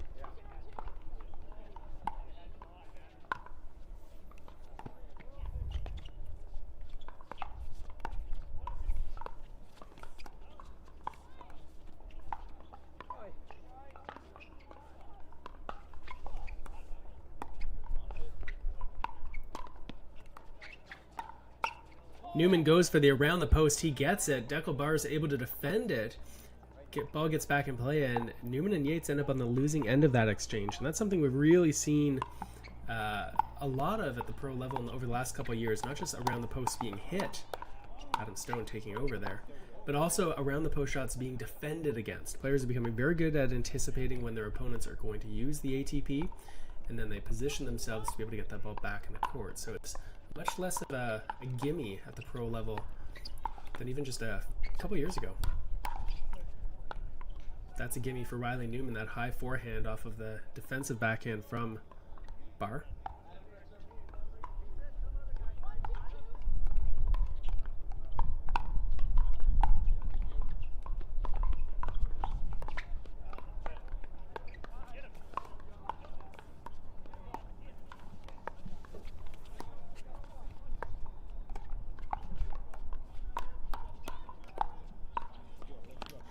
Oh, it doesn't quite get back over the net. Barr and Stone serving. 3-2s on the board.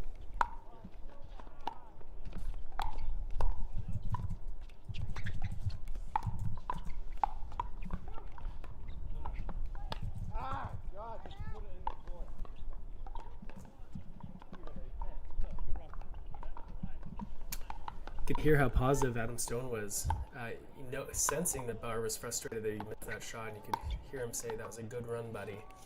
Again, it's so important to support your teammates when you feel like they might be feeling a little bit of pressure.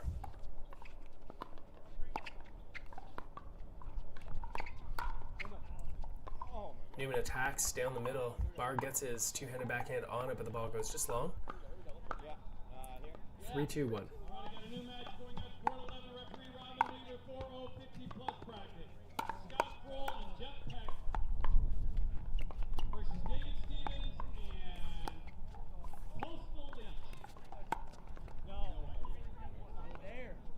How can it be so bad when it's there? 4-2-1's the score. Kyle Yates serving. That was Adam Stone that you could hear. And again, there's going to be a timeout. Stone not happy with himself. And you could sense that Yates and Newman are going to really keep the pressure on, probably go at Stone a little bit more.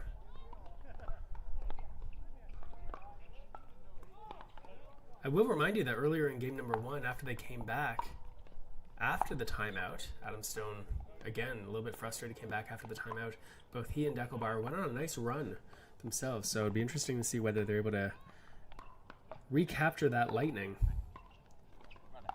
here in this game number 2 gold medal match, men's doubles at the Arizona Open, presented by National Pickleball, hosted by Riley Newman and his sister Lindsay.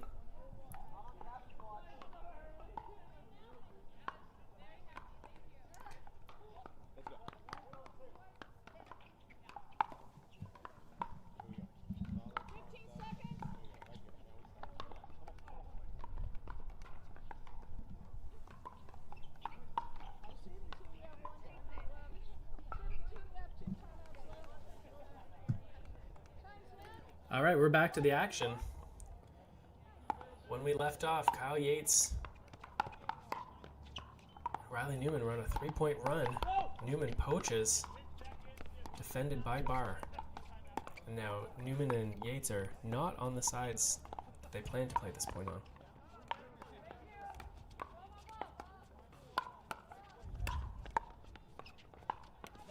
Ball goes just wide. Both Yates and Newman, such good defenders here. You can never count them out, even when that ball's high.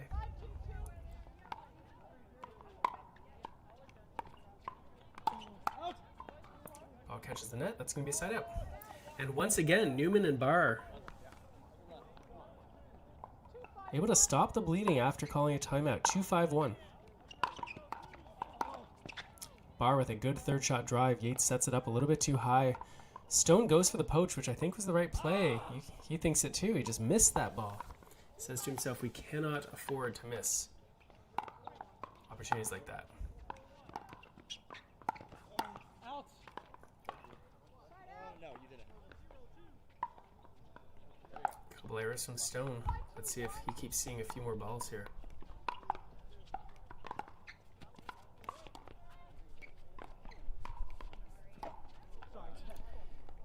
Yates goes for the Ernie, gets it off the top of the net, hits Dekel. You can hear the apology. Like to win the points, but like to win them fair and square. And often it feels like if you clip the top of the net, you make it virtually unreturnable for your opponent, but they'll be happy to take that score.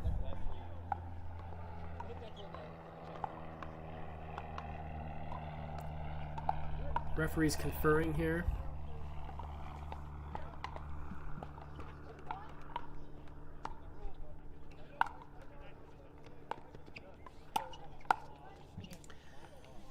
An awkward ball at Kyle Yates' feet. Nice backhand volley from Stone. That's where you want to put it when you get a high ball. 6-2-2 is the score.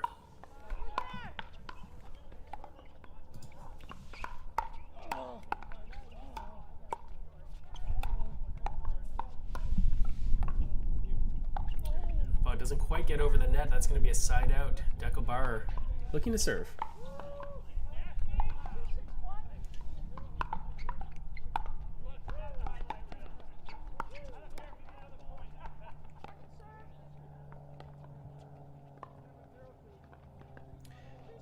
Some of these moments that can be so demoralizing when you work hard to finally get the ball back, and then you miss a third shot or a high ball like that, and all of a sudden you're giving the ball back to your opponents. It can happen so quickly.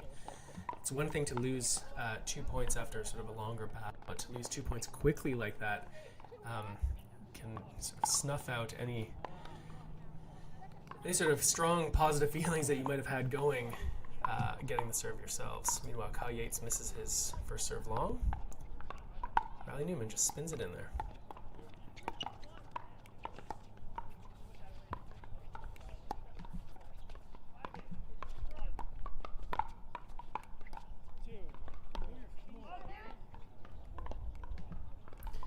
And with that, Barr and Stone, I think they're a little bit lucky here after those errors to get the ball back so quickly.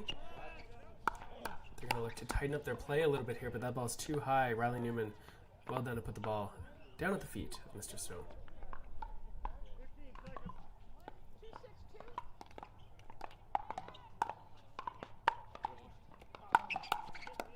Here's another ball. Down at the feet of Stone. That turns into a side out. Yates serving.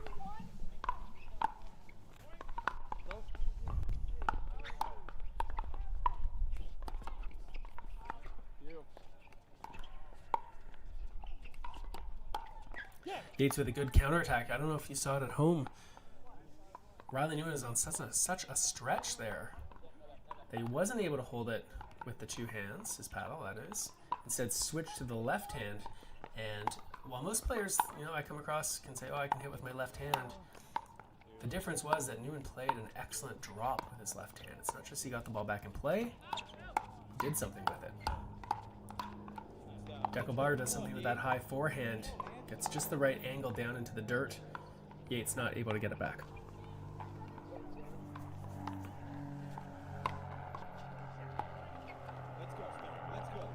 Deckelbar trying to pump up his partner, Adam Stone. They've got a chance here, but things can quickly get out of hand if they're not careful. 2-7-1. Need to string a couple points together at least.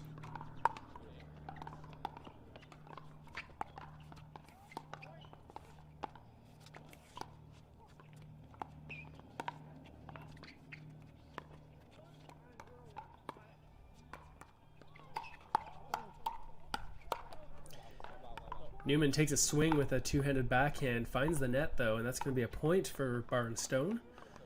Deckelbar serving at 3-7-1.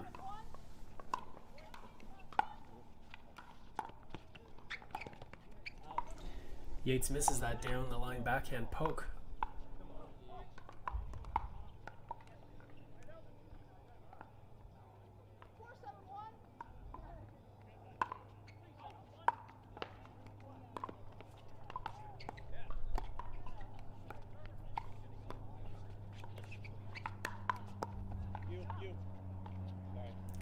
Looks like that ball caught Riley Newman a little bit awkwardly.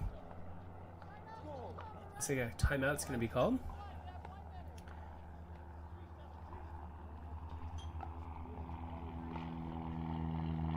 Just a reminder, first of all, thank you very much for joining us here on this live stream. If you enjoy this, be sure to tell your friends, hit that share button. You should definitely follow Pro Pickleball Media on Facebook if that's where you're watching, or on YouTube. Pro Pickleball Media puts out a ton of great pickleball content, live streaming video, and the like, so show them some love. Thanks to Logitech, which is providing the cameras for this feed. And thanks for you for spending some of your day, if you're watching us live, you're spending some of your Sunday with us. We are going to have more matches coming up here on court number 1. Let's see if I can find out what the schedule is going to look like. This, of course, is the gold medal match.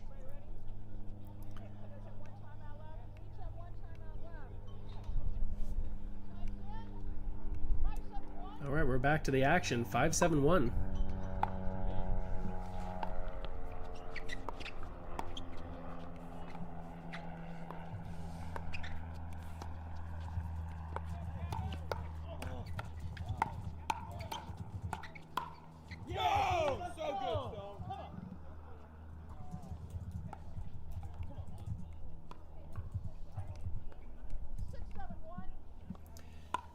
Again, Deckelbar, Adam Stone trying to build something here. They're one more point away from locking it up at 7. Newman's there. Good put away by him.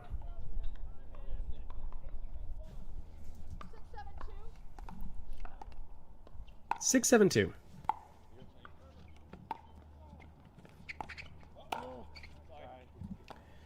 That high ball on the torso of Yates, you can hear both opponents apologizing. Again, as we said before, you're never really trying to hit someone, especially with speed in the upper part of the body. Things get a little bit dangerous up there. 7-7.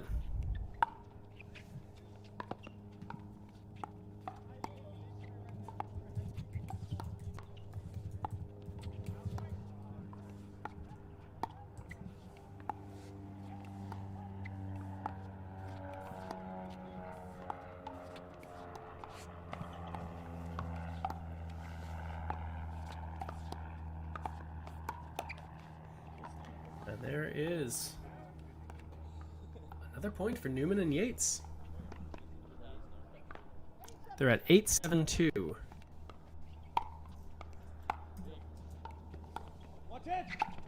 Yates, nicely done, jumping the corner, gets the Ernie. Adam Stone not happy with that. That's going to be a side out.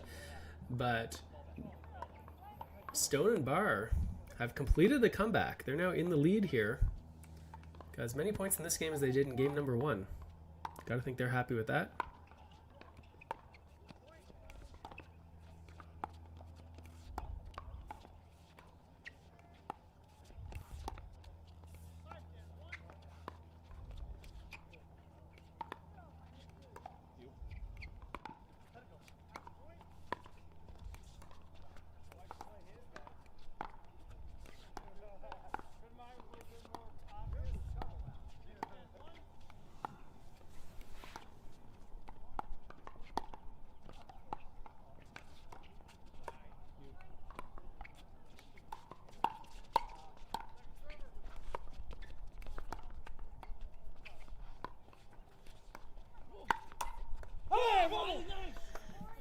There we go. After an extended dinking battle right there, we saw a few Ernie attempts. We saw moving the ball around a little bit. Newman able to get the better of Stone and Barr. 8-8-1 now.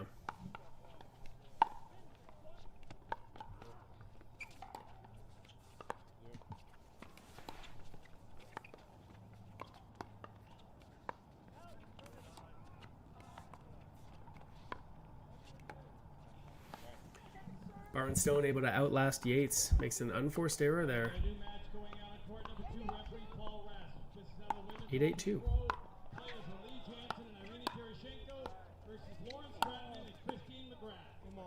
Adam Stone does a good job. You can see that back leg, that leg kicking back as he reached forward into the kitchen to get that ball before it dropped too low.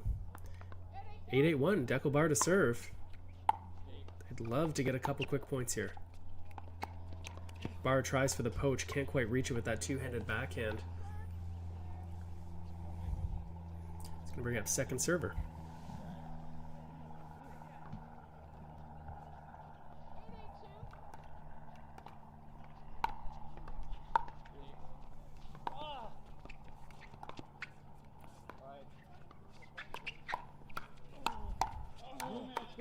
Bit of a misfire there off the forehand of Dekel Barr. He and Stone are lucky to come out on top after that point. Adam Stone doing a good job of finishing off the rally. 9-8-2.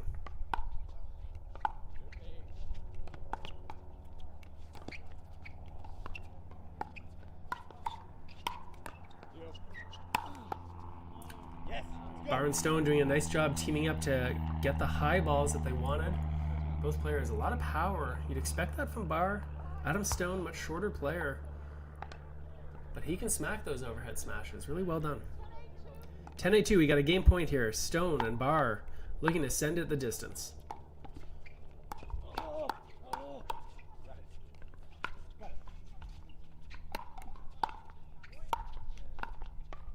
Adam Stone not able to reset the point with a good drop there. That's going to be a side out. Barr trying to keep things positive as Yates and Newman serving from a deficit here. 8-10-1.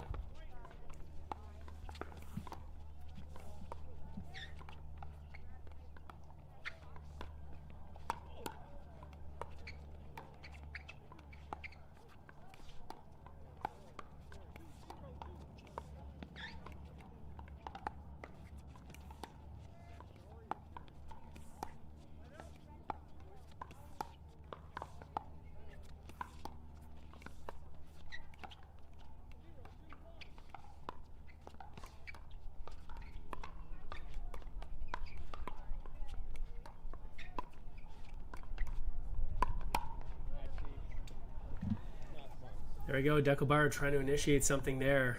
Riley Newman ready for it, sitting on that forehand, able to get the ball down the line and down low, most importantly, and he's now serving at 9-10.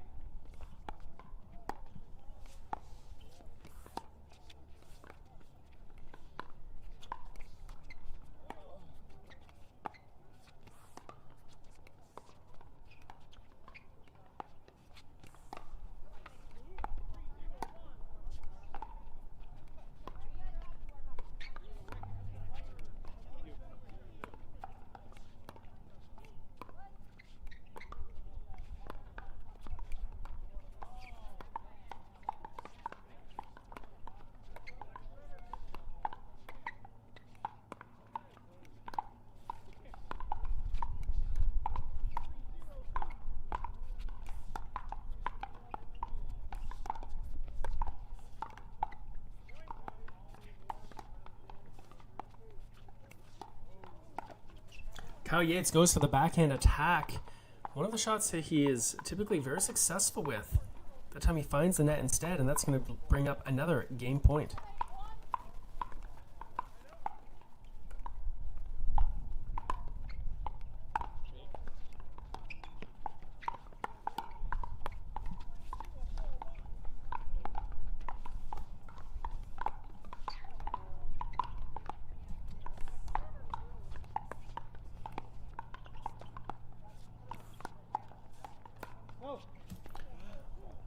Yates is able to get that ball a little bit late on the bar forehand.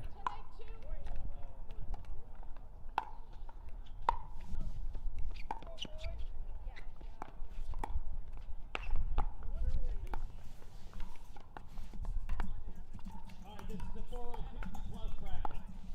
This match is going on at court number 5.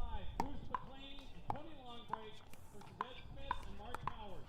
Howard, Smith, Longbreak, McLean, court 5, pick up your board.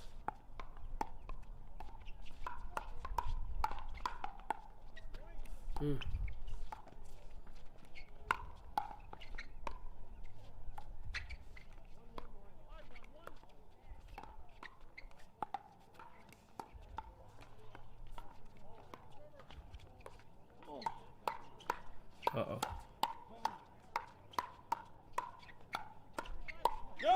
Wow. Wow, it does not get much better than that if we're talking about pro pickleball. What a point that was. Bar and Stone end up coming out on top. They are going to send this to a third and decisive game here in this men's pro doubles gold medal match at the Arizona Open. We're going to let the players take a quick water break. We're going to take one as well, and we're going to be back with more action. Game number 3, live from Mesa.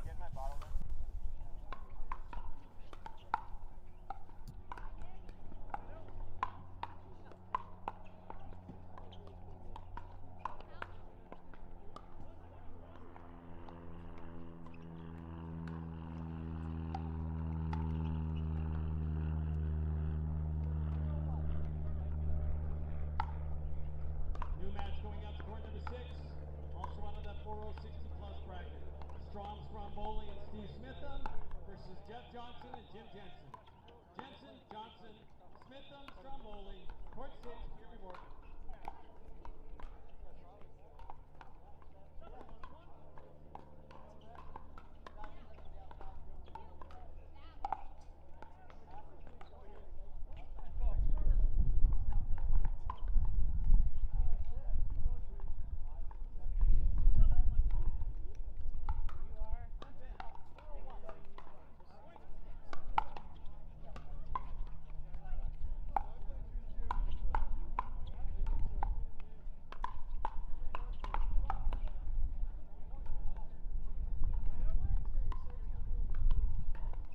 Alright, new match going out to court number 12. Also out of that 460 plus bracket. Ernie Norris and Ronald Driggers versus Paul Schrag and Darren, I can't be beat Ward. Ward, Schrag, Driggers, Norris, court 12.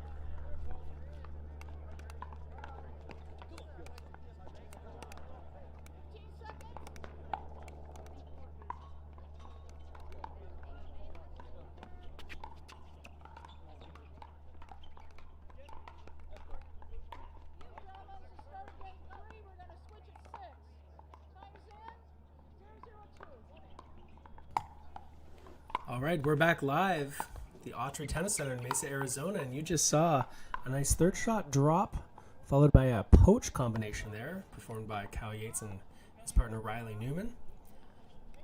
Yates playing the drop, and as that fourth shot was returned back toward him, Newman was already crossing over the middle to intercept that high ball.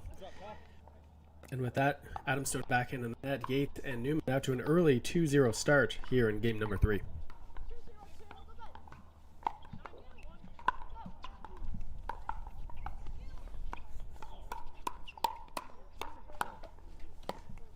Riley Newman taking a rip on the backhand, 2 in a row. That forehand can't quite get there. This would be a great time, by the way, if you haven't done it yet, hit that share button so people can catch this third and decisive game of the men's pro gold medal match. Steckelbar and Adam Stone try to get on the board here. 0-2-1. That's a nice around the post by Barr. The ATP is defended by Newman, gets the ball up a little bit too high with too much speed, and then it sails out. 1-2-1.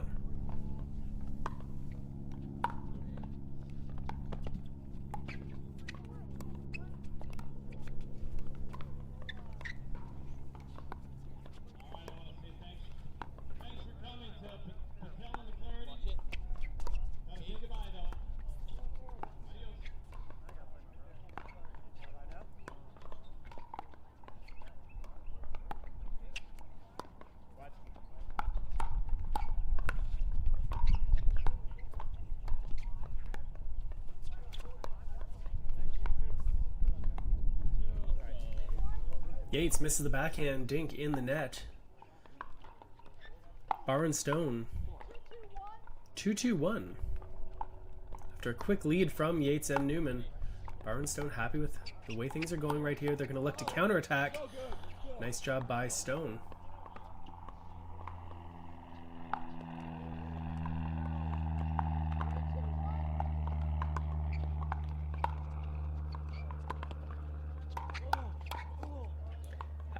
Adam Stone gets handcuffed. He's got quick hands up there, but not quick enough to catch up to that Newman volley. 3-2-2.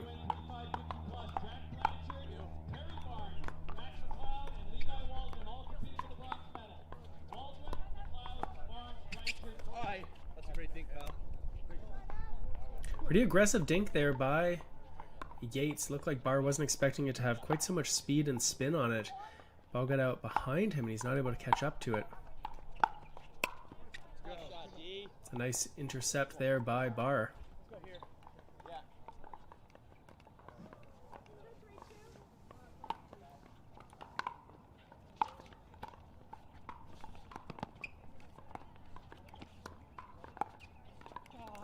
Yates trying to repeat what he did in the previous exchange with Barr. This time goes for a little bit too much. That ball's out.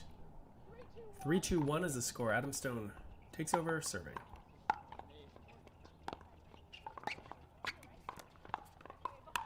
There it is again. So gotta think here that Yates is anticipating that he might have some possibilities ahead of him if he keeps going for that forehand cross-court dink out to Barr's forehand. Hasn't handled them well the last 3 times the ball's been out there.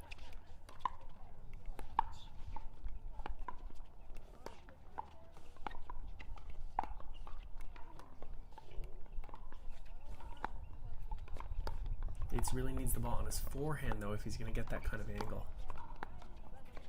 You can see him moving it out there. There's his chance. And there it was. So you can see the previous one, he moved Barr a little bit, and he's able to get that ball back in play. Moved him a little bit more using his forehand.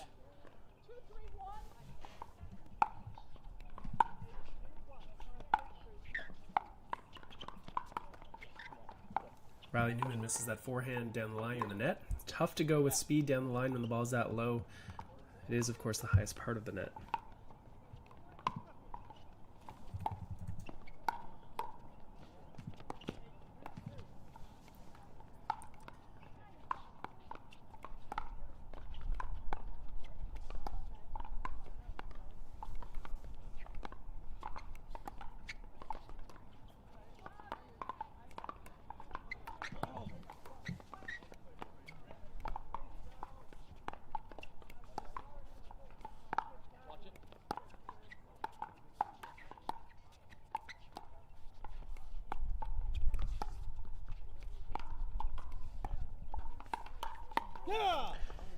Yates And Newman win that quick exchange at the net.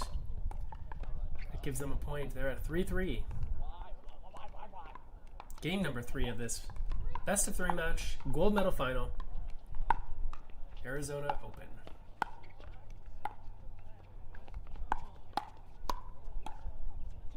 Adam Stone speeds things up with his back, and it gets counterattacked down line to Barr, who's able to handle it, get the ball back. 3-3-1.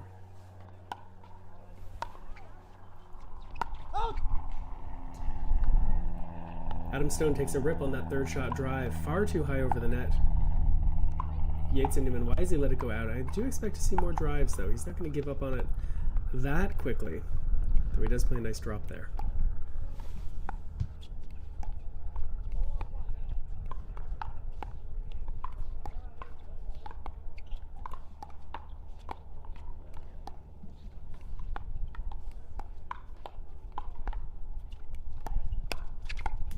Nicely done by Barr. That's an athletic movement there to get that high forehand volley. If you're just joining us and you're not familiar with this format, the format of this tournament is that if you lose, you go down into that consolation bracket. You cannot win a gold medal if you lose a match. And so that's why both these teams are undefeated so far. The winner will take gold, the loser will take silver, and there is a bronze medal match coming up from that consolation bracket.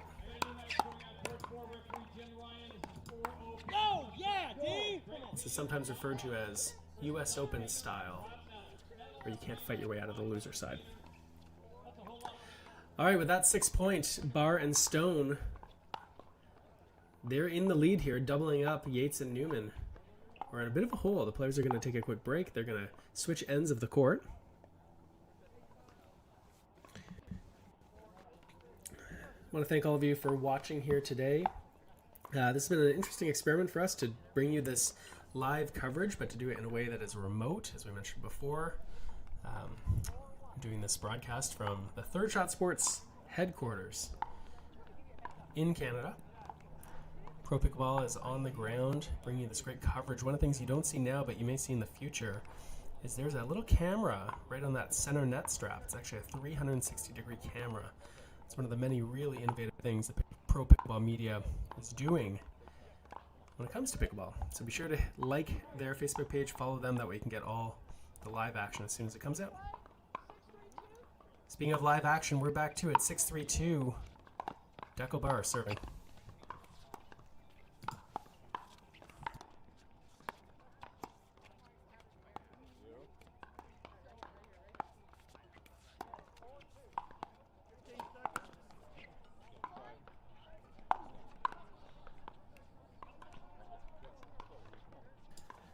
That's going to be another point. 7-3-2. Barr and Stone.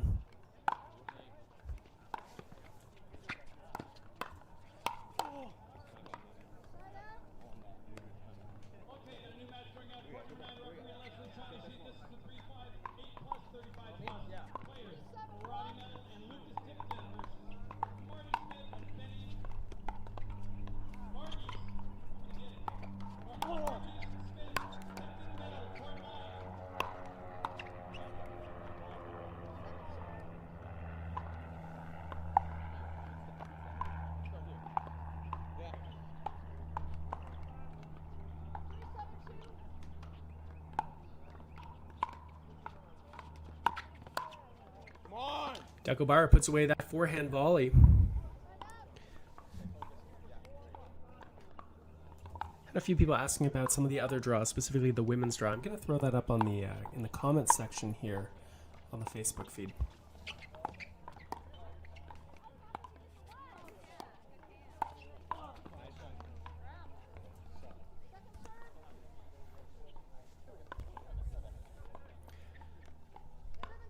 Seven, 3-2, Barr and Stone in the lead here in game number 3.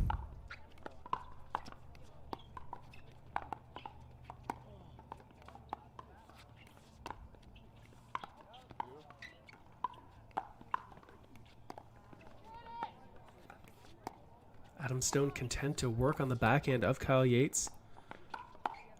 His forehand dink sits up a little bit too high and Barr's able to control it. And something I've noticed in this match is that it has looked like Yates has been more content to play backhand dinks on those soft shots at the net rather than using his forehand. And so playing those sort of in-between balls, be interesting to see. There's a nice backhand attack from Yates right there.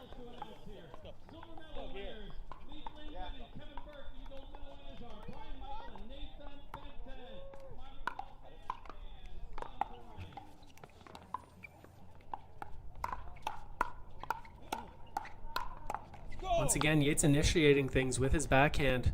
Some a bit of a longer exchange, and Barr and Stone come out on top. It's going to force Yates to become the second server. 3-8-2. They're in a bit of a hole here in game number 3.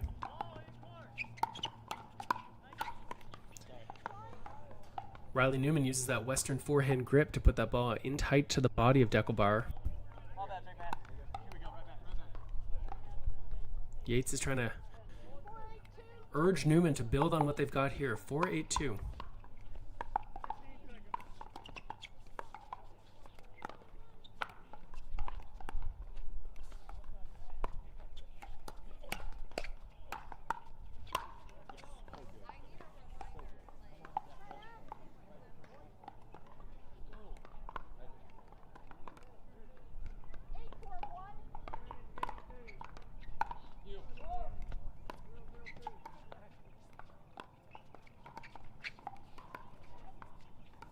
Looks like that ball was just inside the line.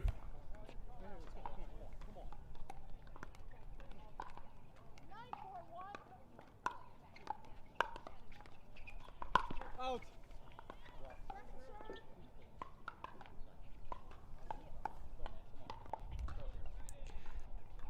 9-4-2. Stone and Barr would love to at least get one more point here. No one likes to go 2 and out after getting the ball back to serve. Especially true when you're up 9-4 in game 3 of a gold medal match.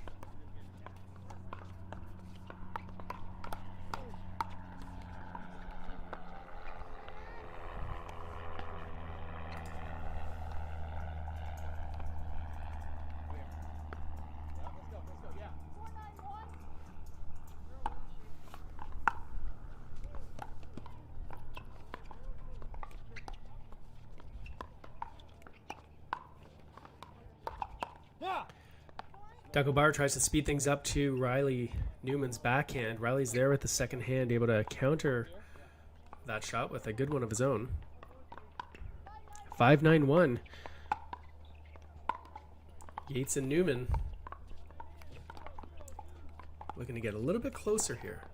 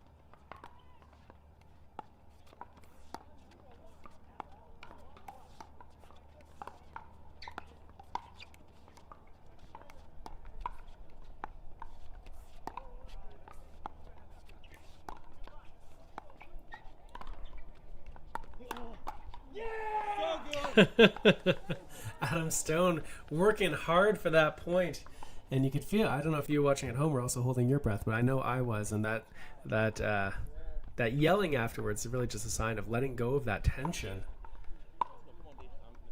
Nice job by Stone and Barr. 5-9-2.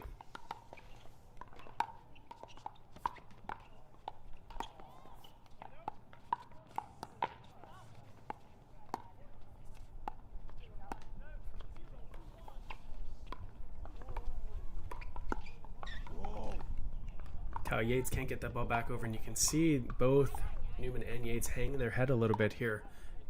You know that that's going to build the confidence in Barr and Stone.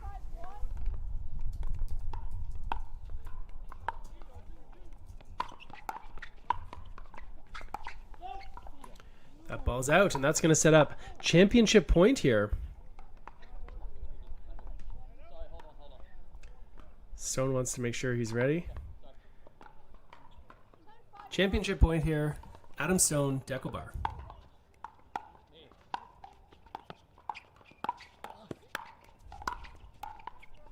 Oh.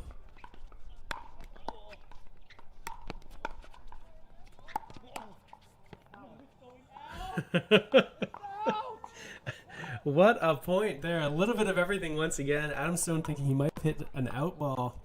Guess we'll never know, but what we do know is that they have another championship point here. This time 10-5-2. Barr serving to Newman.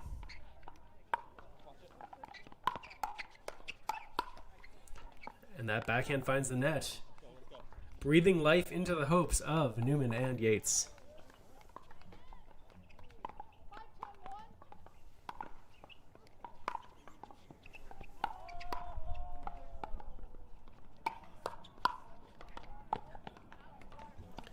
It's a well-placed volley with just the right amount of speed by Deco Barr. Yates not able to catch up to it.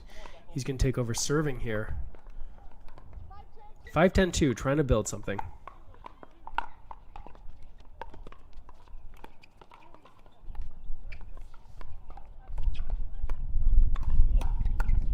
Adam Stone with a nice counterattack off the backhand. Really uses that one hand well, and that's going to set up another championship point.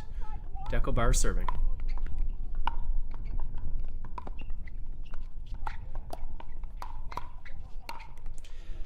Newman and Yates playing fearlessly here. That was a ball that Yates attacked with the backhand. It was quite low, but he really went for it. Got things going the right direction. But there's still another championship point. Adam Stone, Deco Barr.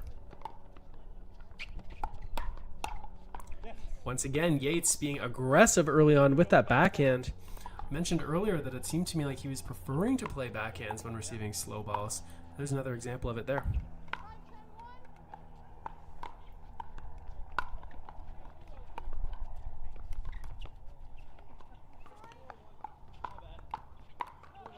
A little bit of momentum here for Yates and Newman. Not just winning that 1 point, but also getting the side out. We're going to try to capitalize on it here. Interesting that Yates is now playing on the right-hand side. They had a lot of success with him on the left. I expect that we're going to see them stack a little bit more after this. 6-10-2.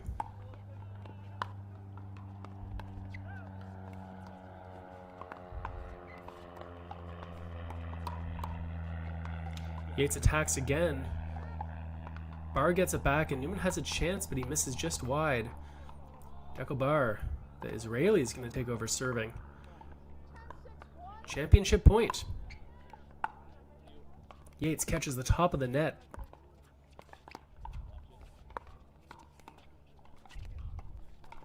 And with that backhand error in the net, Deco Barr, Adam Stone, take out Riley Newman and Kyle Yates.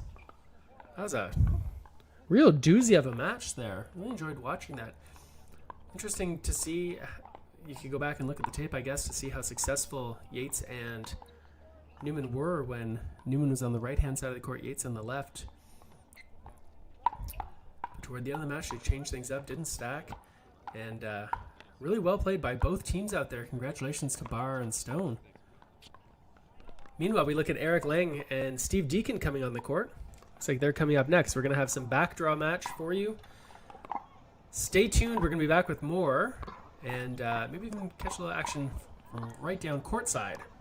Coming up on court number 1 will be the Open Pro bronze medal match. As you can hear, bronze medal match coming up next. Versus Rob Dickinson and Brian Miller and referee at the Juan Ponder. Coming soon. Pretty happy about it. Played two studs in the finals. A lot of thinking. Everyone was scared to speak up. Everyone's got good hands. So just to have a lot of panels, getting a little tired, guys. It's over. Thanks for watching.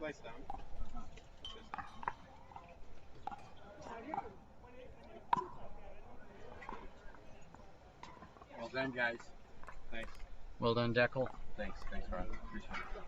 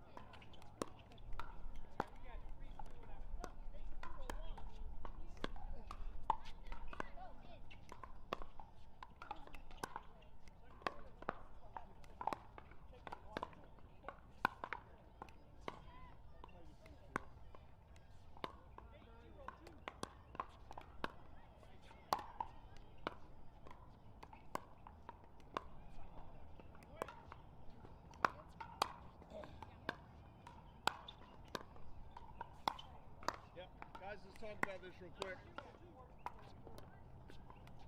Rob, you still my first shoulder? Man. And to Eric, Steve? Eric?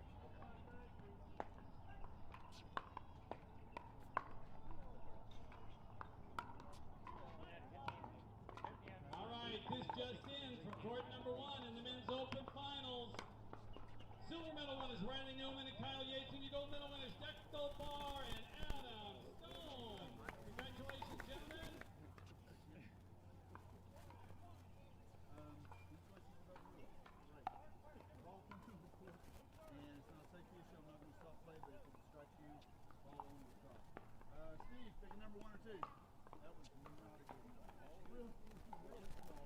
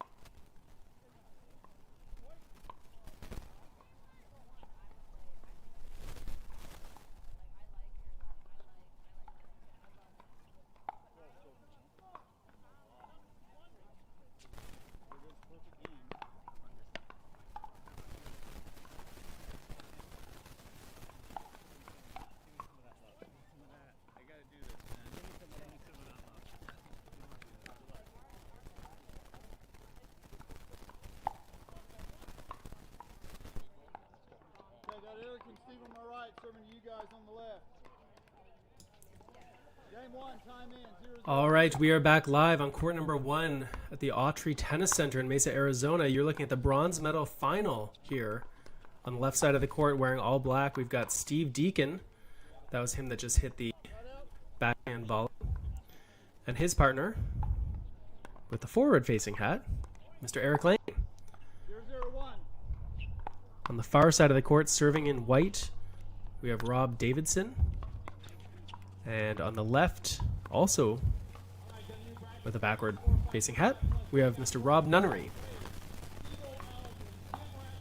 out of Estero, Florida.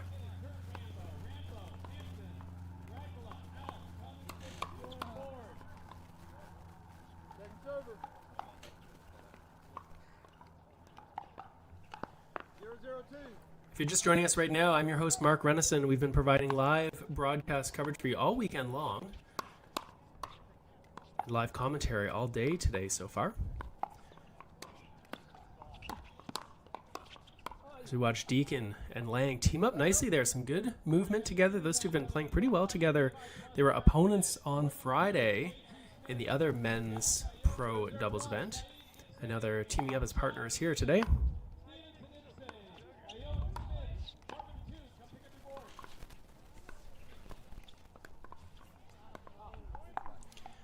Steve Deacon not able to handle that ball out to his backhand. He's going to take over serving at 0-0-2.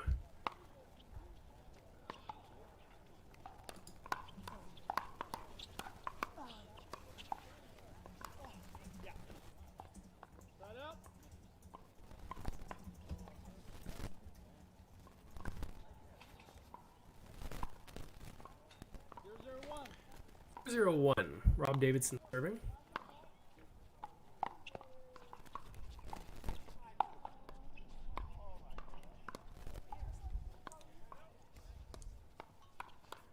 Steve Deacon, you're going to see this a lot from him, that ball that is going to be slowly falling below net height. He's very good at reaching forward and generating speed, even off that backhand side, so he can poke it at his opponent.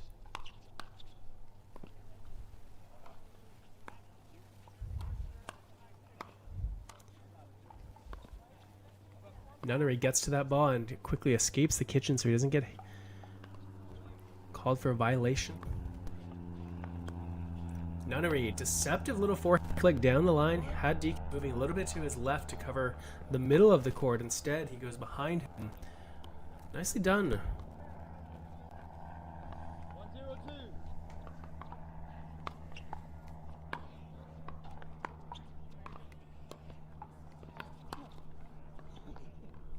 Point. 2-0-2. And with that, Davidson Nunnery, 2-0-2.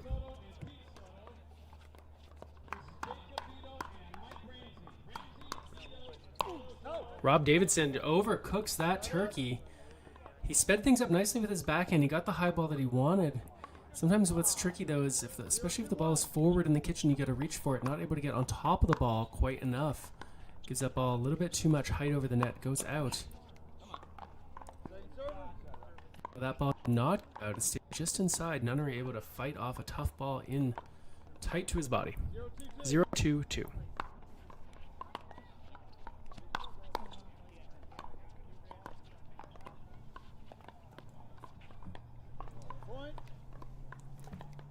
And with that, Deacon and Lang are on the board. 1-2-2. Both Deacon and Lang reside in a similar part of the world, different countries. Lang is just outside of Portland.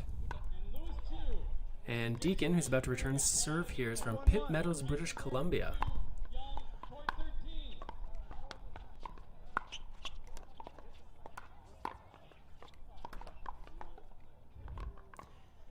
So Deacon and Lang right there have to ask themselves whether that was a decision-making error, really that wasn't a ball that they should attack, or whether it was an execution error, meaning that they made the right choice there, just didn't hit it as well as they needed to. I think it's probably the latter rather than the former. There's that backhand we talked about from Deacon.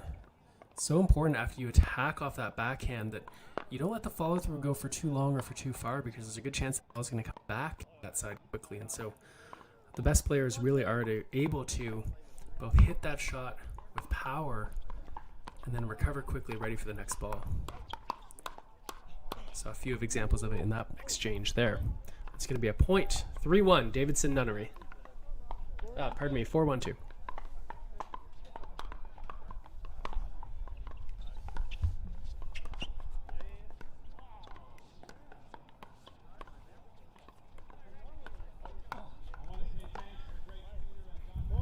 Davidson, quite a tall player. Not quite as tall as Lang, but quite a tall player. He's got a good reach. 5-1-2.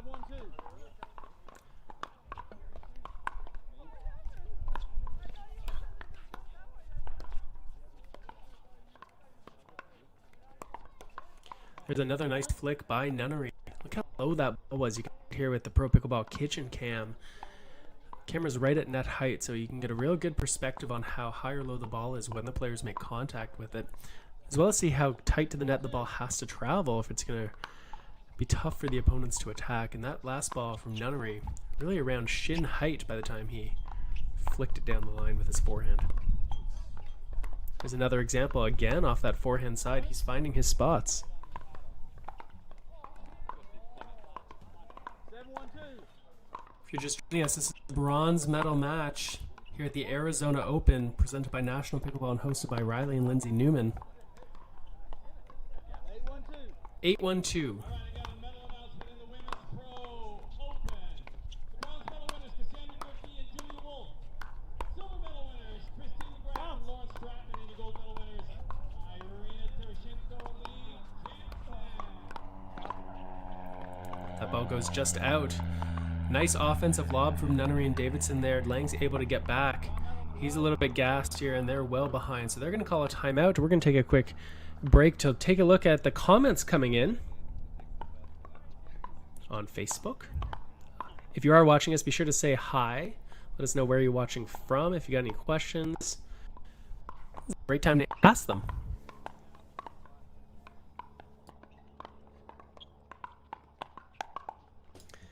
We had someone asking about whether this is a best 2 out of 3 or a race to 15, because it is a consolation, or it's a match that comes out from the consolation side.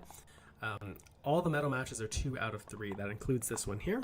So it's going to be, doesn't matter what you lose the first game by. A loss is a loss. So this is game number 1 in this best 2 out of 3 match. 15 seconds. Mark Dodd seems to think that Deacon and Lang will be a little bit flat right now.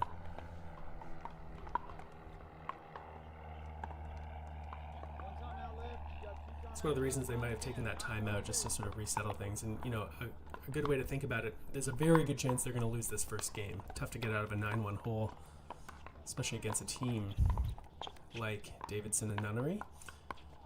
So you may not be able to come back and win this game, but what you can do is make sure that if you do have to go into a second game, that you're going in with a positive mindset. And the way that's going to happen is by stringing together a couple points here, or at least playing the points well, even if you don't win them, because that mindset that you have going into the next game really matters. And so probably have taken that time out here to say something like that to themselves, like, hey, even if we don't win this one, it's okay. We can come back, but let's play strong. Let's finish it out on a positive note. 192. 192.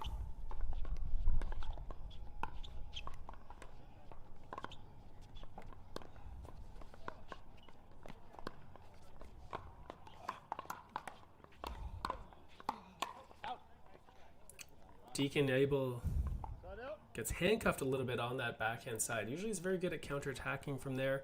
Not able to that time. The ball sits up high. 9-1-1. Davidson Nunnery.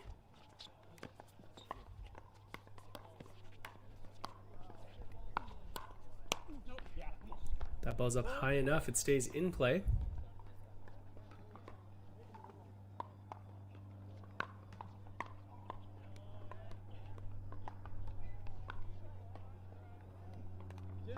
10-1. That's up our first game point here. Davidson Nunnery looking to close it out. And with that, ball that sails just a little bit long off of Lang's paddle. They're going to try to regroup, and we're going to be back in a second with more live action from the Arizona Open here in Mesa.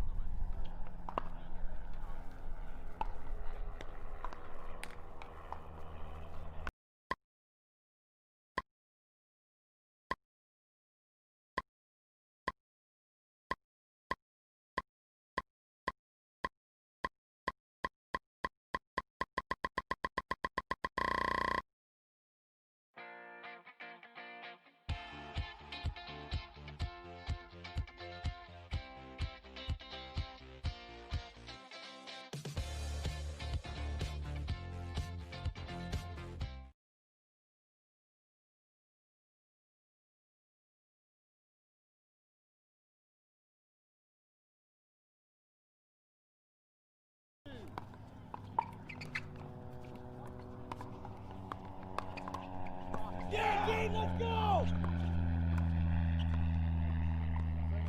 Side out. 0-0-1.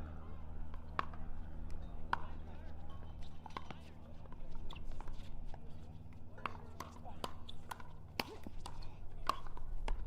that over. Point. 1-0-1. Yeah, Yates, let's go! Welcome back to the live action here in the bronze medal match, the Arizona Open 2020, hosted by Lindsay and Riley Newman and presented by National Pickleball. Mark Renison here bringing you this live coverage along with Pro Pickleball Media.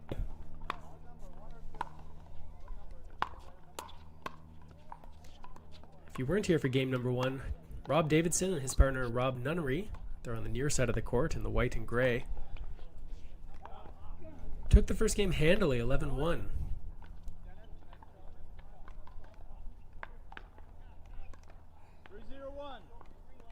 Meanwhile, the score is now 3-0-1.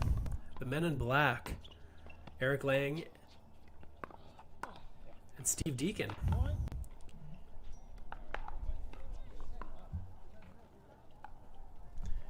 4-0-1. They're off to a little run. We talked about how important it is to come into a new game with a good mindset. Wondering whether Davidson and Nunnery are thinking a little bit that this is easier than we thought, taking that first game 11-1, and it's easy from that position to sit back on your heels a little bit. Lang and Deacon, they can build on this lead here.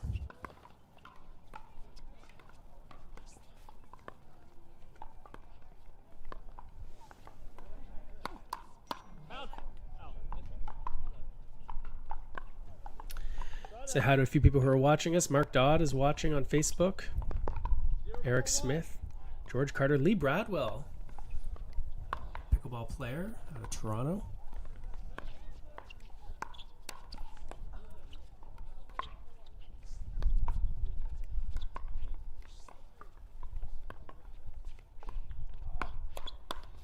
Later on today, you might want to head over to the Third Shot Sports Facebook page. I posted a video of Ms. Bradwell hitting a third shot backhand slice from a year and a half ago. It's one of the most viewed videos that we've had out there. It's really sort of interesting third shot, and a lot of people had some comments about it. So later on, take a look at that over at the Third Shot Sports Facebook page, also on our Instagram.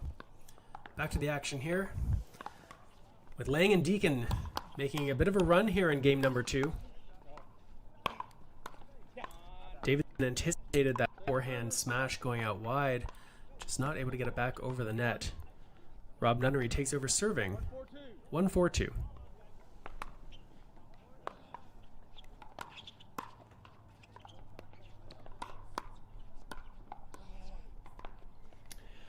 Deacon looked a little more controlled with that backhand attack there. We saw a few misses earlier, and it looked like while he hit the first one with a fair bit of speed, the second one seemed to take something off of it, and that seemed to do the trick. 4-1-1. Nicely done by Davidson, poking that backhand forward.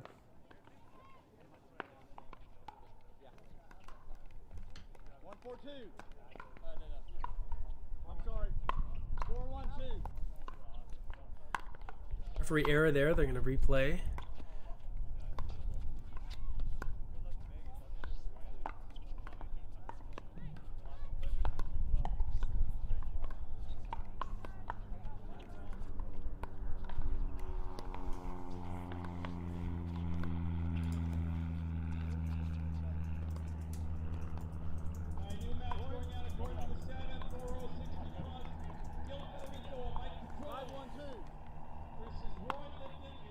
One, two. Deacon and Lang. Things are going pretty well for them. Not during that point. You hear the apology that, and this is something that sometimes intermediate players don't always understand. Why do they keep apologizing?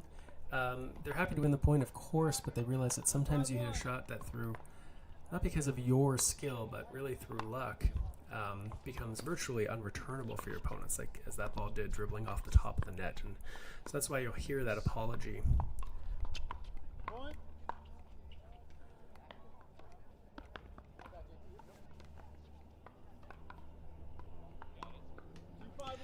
2-5-1. Davidson Nunnery trying to get back in this game after winning number 1, 11-1. It's a bronze medal match, best 2 out of 3. 2-11, winning by 2.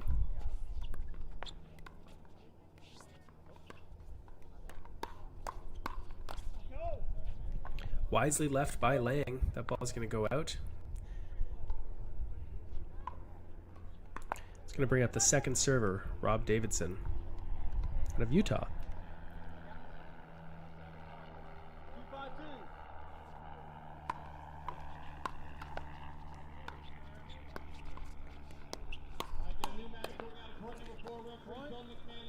Nice 1-2 punch there from Davidson into the body of Lang.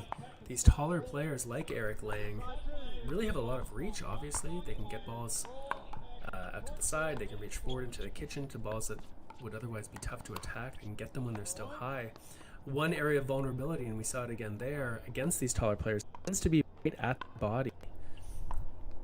They have a large wingspan, but sometimes have a bit of trouble defending when things are in tight, and you can see Davidson and Nunnery using that strategy against Lang a few times in a row here. It's going to be a side out.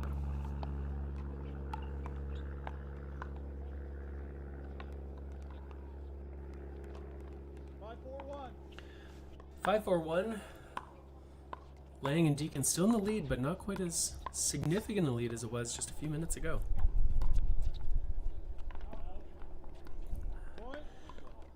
That's at least the third offensive lob we've seen from Davidson. He was successful in the first, but since then he's made 2 errors. Very risky against good movers and tall players like Deacon and Lang. Quick shout out to referee Ron Ponder, doing a great job out there. Referees doing their job well when you barely notice them. And Mr. Ponder is one of the best we have in our sport. Rob Nunnery, who hasn't seen a ton of action lately, misses that backhand. 7-4-2.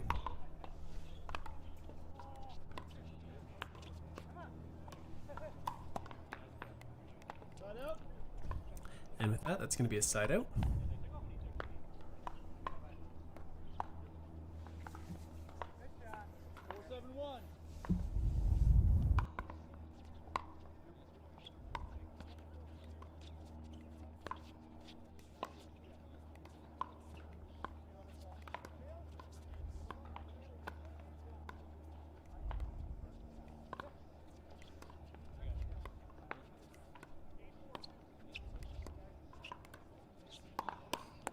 Eric Lang, we talked about that jumping backhand counterattack, moving backwards, in tight to the body. Love watching him hit that shot.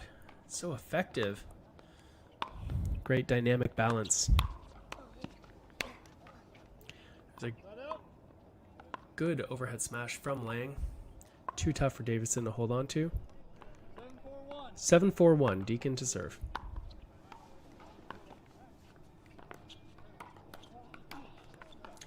There's that backhand flick from Deacon.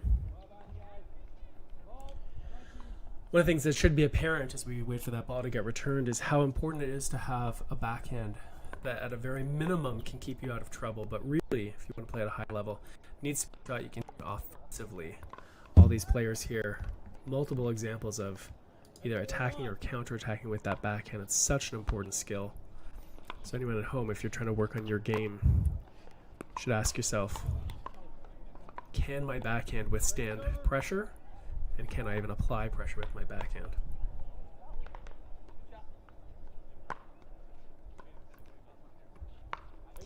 Eight 4-2. Eric Lang serving low and spinny to the backhand of Rob Davidson.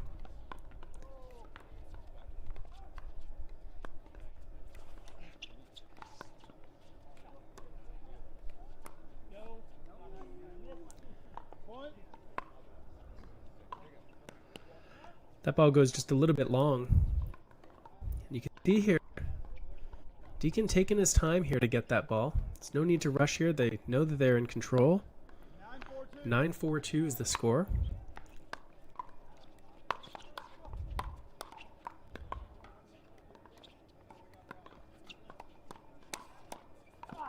That ball is just out of the reach of Deacon. And again, he's going to stroll his way. It's almost like a walking timeout when you can go chase those balls. And by chase, I mean slowly meander to them. 4-9-1, Rob Davidson serving.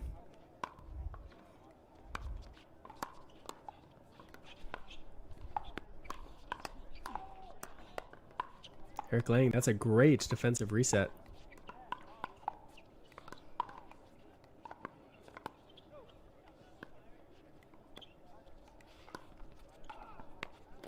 Oh, Rob Nunnery. Rob Nunnery with a great attack. Lang gets caught in tight. That ball ends just barely out. 5-9-1. Davidson delivering to Lang.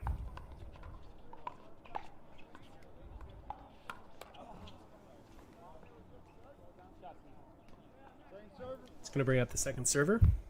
Good shot by Deacon there.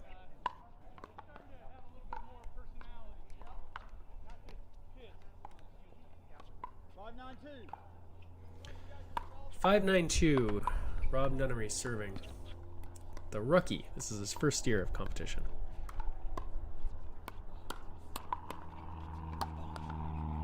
Of course, the other players out here, real veterans of the game. Rob's also the youngster. His 20s, I believe.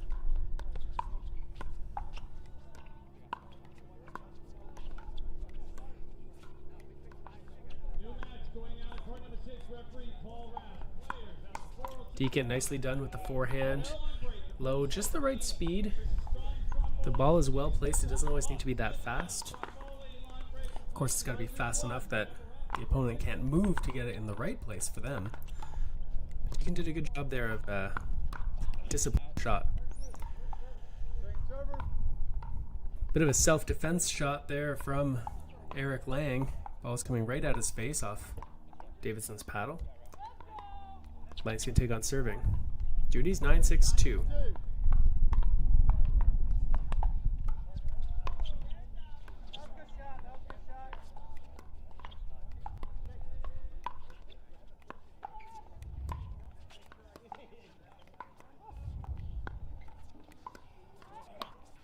Ball sits up just a little bit too high, and the long reach of Lang comes in very handy there.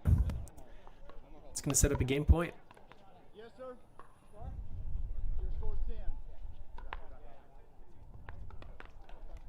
10-6-2. Game point to send this to a third and decisive game here in this bronze medal final.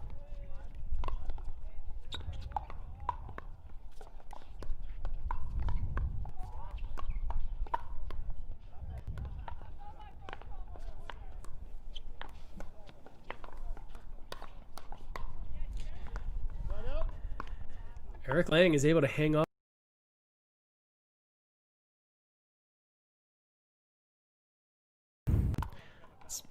all things considered, that's where they want to be.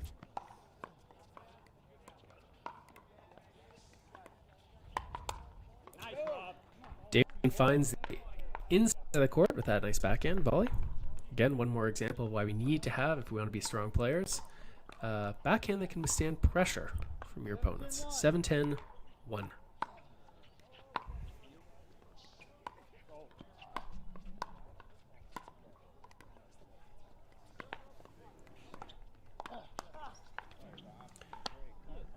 Lang once again reaches forward, takes that ball out of the air, able to apply some pressure. 7-10-2. 7-10-2. Lang catches the top of the net with his return. Playable.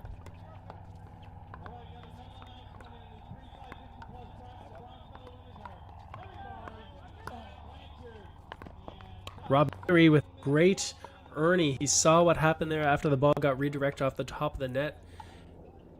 Lang didn't have much choice but to hit something down the line because the ball got behind him. That's the time that you want to attempt the Ernie, and Nunnery astutely get in position for it. 8-10-2. Let's go. Come on. And all of a sudden we're at 9-10-2. After a commanding lead here in this second game, 9-10-2. Lang and Deacon run the risk of their opponents tying it up right here.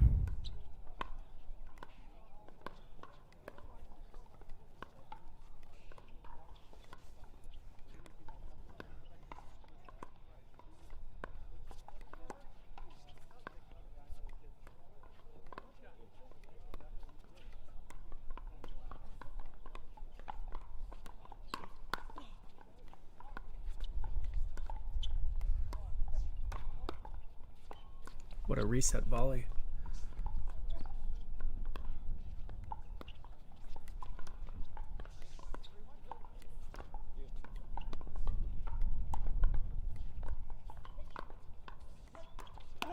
Oh, another reset from Lang.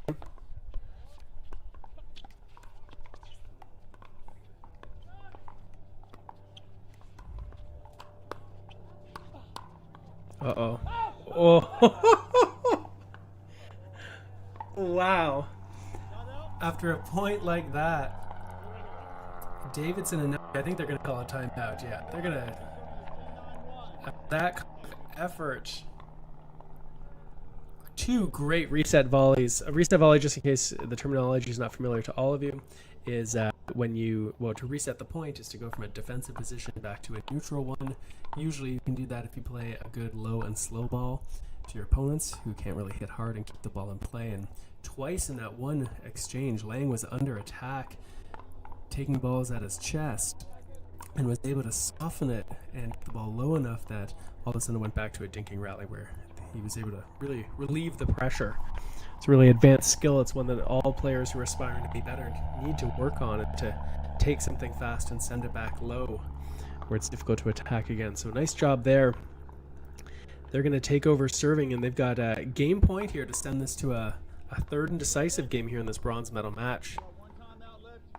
Eric Lang serving to Rob Nunnery. Let's see what happens.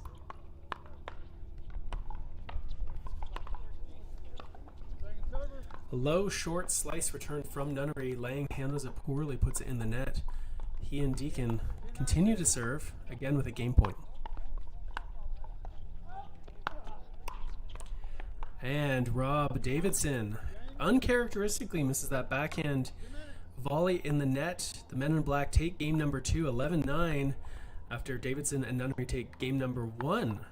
So that means in just a moment, after these players have a quick hydration break, we're going to be back with more, with the conclusion of this bronze medal match at the Arizona Open.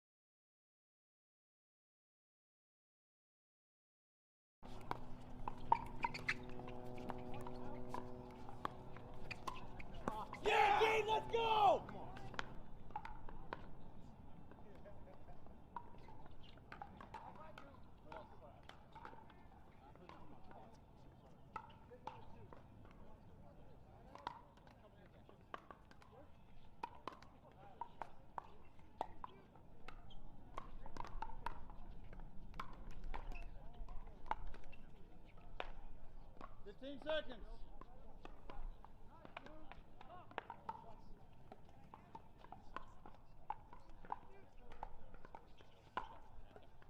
Guys, we want to change ends on 6. Game 3, time in, 0-0-2. All right, we are back live. Game number 3, men's pro doubles bronze medal final. In the black, we have Steve Deacon.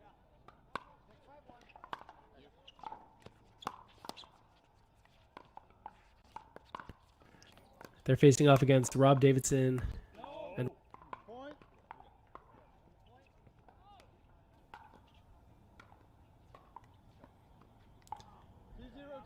2-0-2. 2-0-2 is the score right now.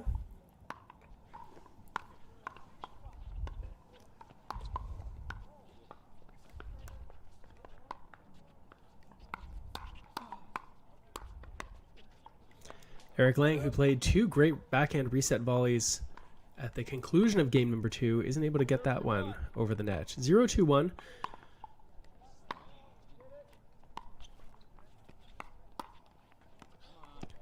Point. Nicely defended by Davidson. He's able to put that ball down low near the feet of Lang. He's not able to get that ball back in the court. 1-2-1. 1-2-1.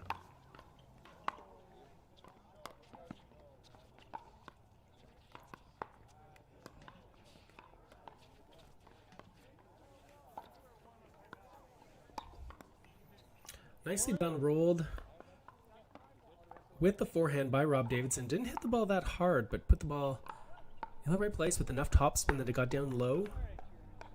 It's very often more important than hitting hard is to get that ball down. 2-2-1. We're locked at 2. First server.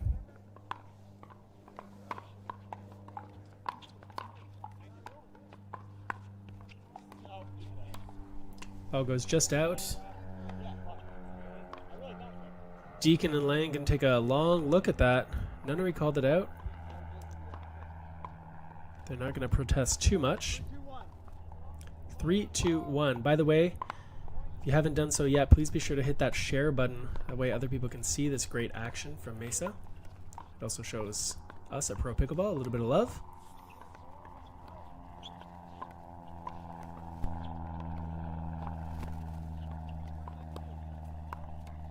Once again, Rob Davidson using his reach to spin that forehand at the right hip of Steve Deacon. And that's often a good place at home if you're trying to speed things up against your opponents, especially from close in. Aim for their forehand hip. That's a really tough spot to defend. 4-2-1. Nunnery Davidson going on a bit of a run here in game number 3.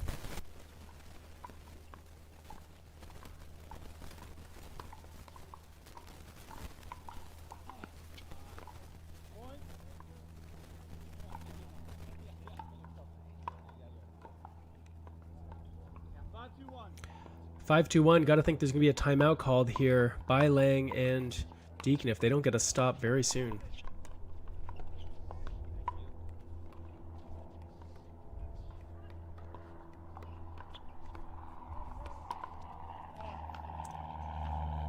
Deacon flicks it down the middle of the court. Not sure if it caught off the top of the net or not. Rob Nunnery took a swing at it.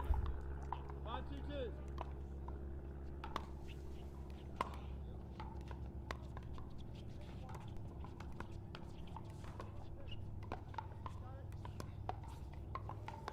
Point. Change in. As that soft shot finds the net, this essentially is a timeout as the players switch ends after 6 points.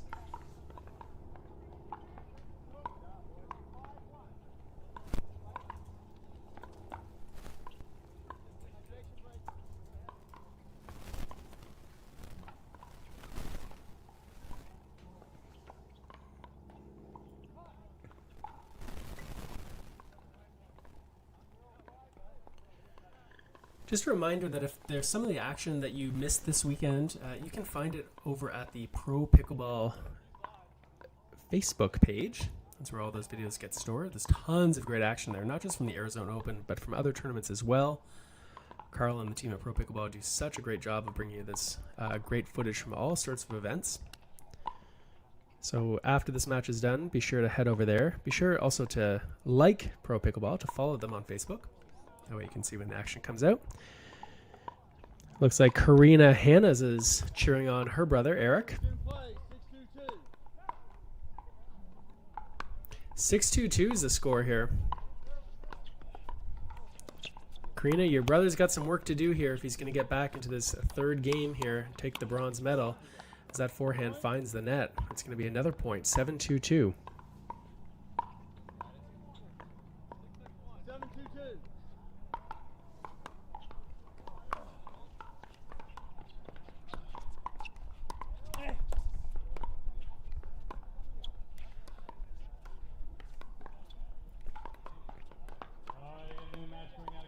Referee Daryl Wynn, 4-5-35 plus Rob Hagman, Chase DeStefano versus Saeed Ibsen and Sean Stevens. Deacon tries to dodge that ball, and he does so successfully, except the trouble is for him and Eric Lang. That ball had enough topspin that it managed to catch the back of the court. 8-2-2. Davidson, Nunnery running away with this third game here, although Nunnery misses the ball in the net. We're going to see if Lang and Deacon can claw their way back a little bit. All right, 3.5, 8 plus 35 plus going out of court number 9. Players Young and Lewis 2 versus Sully Sullivan and Ryan Mitchell. Sullivan 2-8-2 is the score right now. Steve Deacon serving Rob Nunnery. Low backhand slice return. That backhand volley finds the net. Rob Davidson takes over serving. Got to think they're going to be a little more aggressive with the serve here now that they've got this comfortable lead.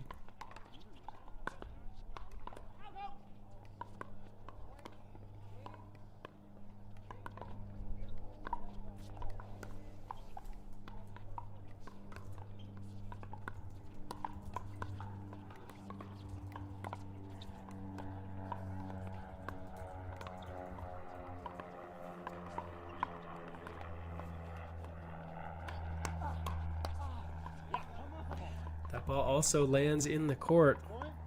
We had a few people asking about the nets here. C&D Pickleball nets. They are the official net of this tournament. They make really great equipment made by pickleball players. Cammie McGregor, the brains behind C&D Pickleball nets. Also, Jigsaw Health is a presenting sponsor of this tournament.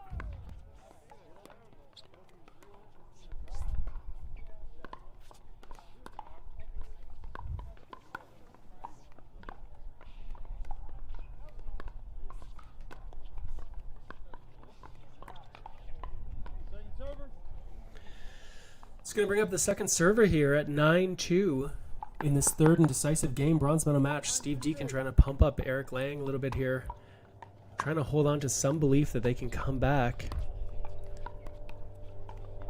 like they did earlier in this match.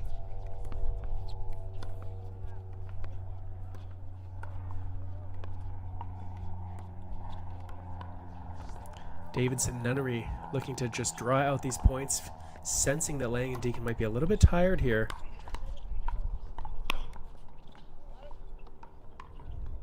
Bit of a swing and a miss there from Davidson, who checks the ball. Nothing seems to be amiss, so Eric Lang is going to try to build on that side out and try to get a few points here.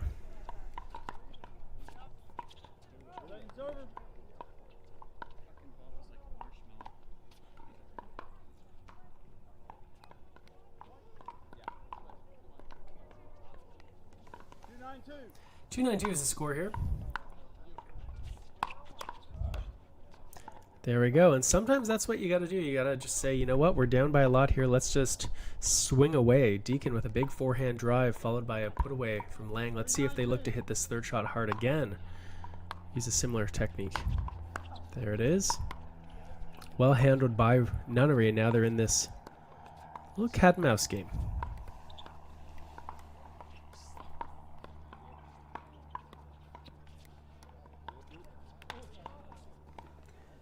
Bit of a miscommunication there by Davidson and Nunnery. That's going to be a point. And if I'm the men in black right now, I say, hey, we drove our third shots 2 points in a row and won both of them. Let's do it again. Let's see what they decide to do. Third shot drop. Great call, Mark.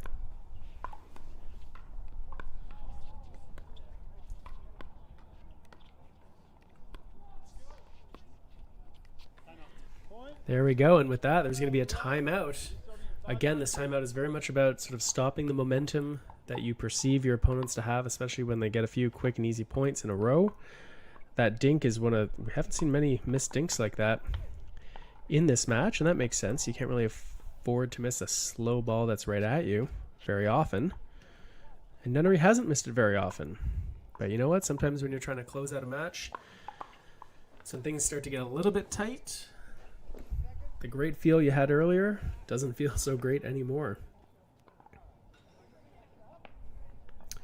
Anyway, I might use this as an opportunity to let you know there's going to be, I believe, some more pickleball coming up on this court afterwards. I'll try to find out what I can from you. You can see Carl Schmitz from Pro Pickleball taking care of it. That is a 360-degree camera hanging on the net post. And I told you Pro Pickleball does some cool stuff with video, so you're going to want to check them out on Facebook.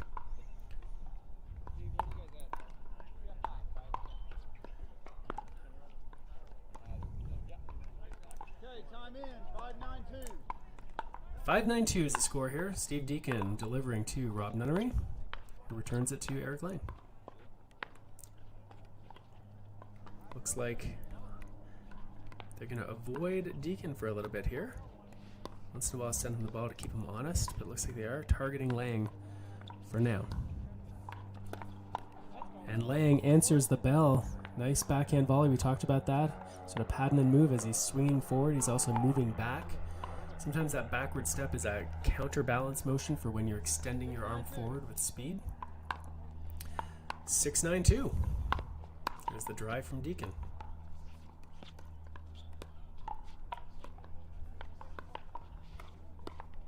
Good reset volley from Lang.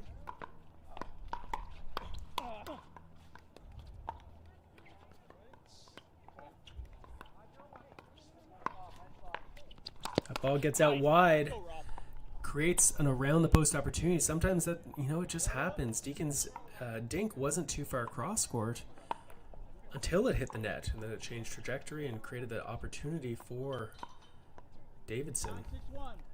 9-6-1, Rob Davidson and Rob Nunnery in the lead.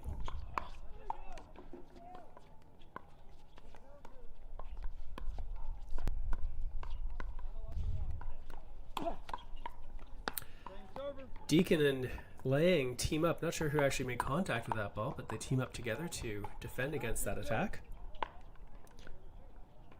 The other Rob, Davidson, takes over serving.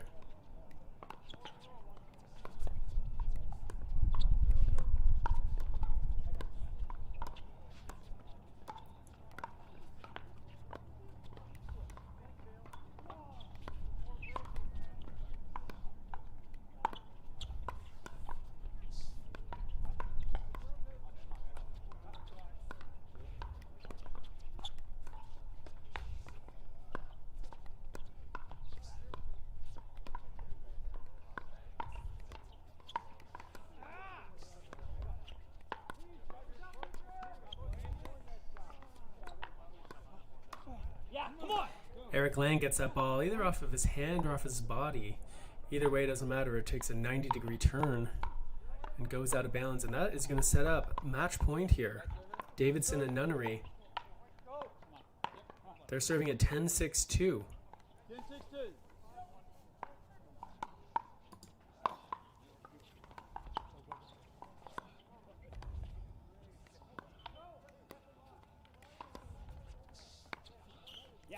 And Eric Lang goes for the Ernie. Nunnery sees it coming, goes between him and Deacon, who wasn't able to get across there to cover in time. And that bronze medal is going to go to Rob Davidson, Rob Nunnery. Well done by them. Eric Lang and Steve Deacon did a nice job of bouncing back after that first game loss, taking game number 2, 11-9, but just sort of ran out of steam, it seemed, in game number 3. And Rob Nunnery, the rookie, teams up along with Rob Davidson, the veteran, put together a nice bronze medal finish. Let's go down to courtside and hear from the players.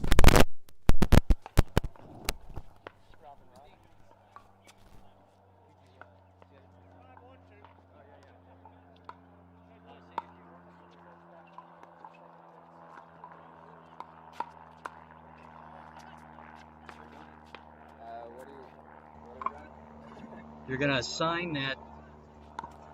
Yeah, step in, say hello. Yeah, little, nice and tight, and sign it right in the middle. Hey, this is Rob Davidson, here with Rob Nunnery. Just finished the bronze medal match at the Arizona Open. Lots of fun, good competition. Hopefully see you next year. Right in the middle, Rob. Rob Nunnery here. Right in the middle. Thanks for watching. Watching you, Rob. Yeah. See you next year.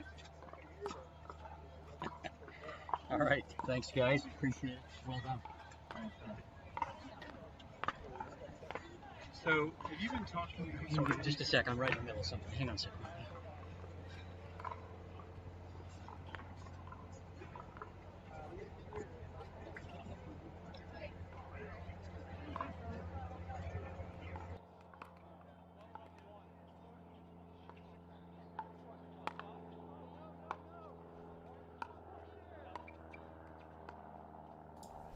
All right, so you just heard from Rob Squared over there. Rob Nunnery, Rob Davidson taking the bronze medal match. Good effort by Deacon and Lang, but on this day, Davidson Nunnery just too strong. We are going to, I believe, be showing you some more pickleball here on this court. Just waiting to get a confirmation of that. Meanwhile, I'm very happy. If you want to use this as an opportunity to talk to me about anything pickleball related, treat this as a ask me anything kind of situation. And post your questions here in the comment section on our Facebook feed. What do you want to talk about? Technique, tactics, etiquette, equipment, anything goes. You want to talk about some of the projects we're working on? Happy to do that. If you got a question, I probably have an answer. So go ahead, shoot, and as soon as I find out what is coming up next on this court, I'll be sure to let you know.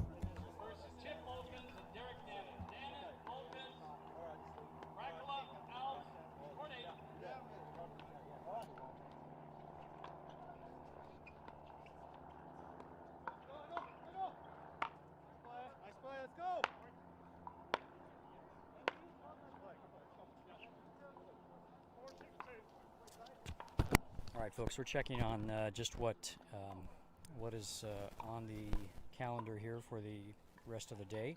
Please stand by. Don't let us go yet.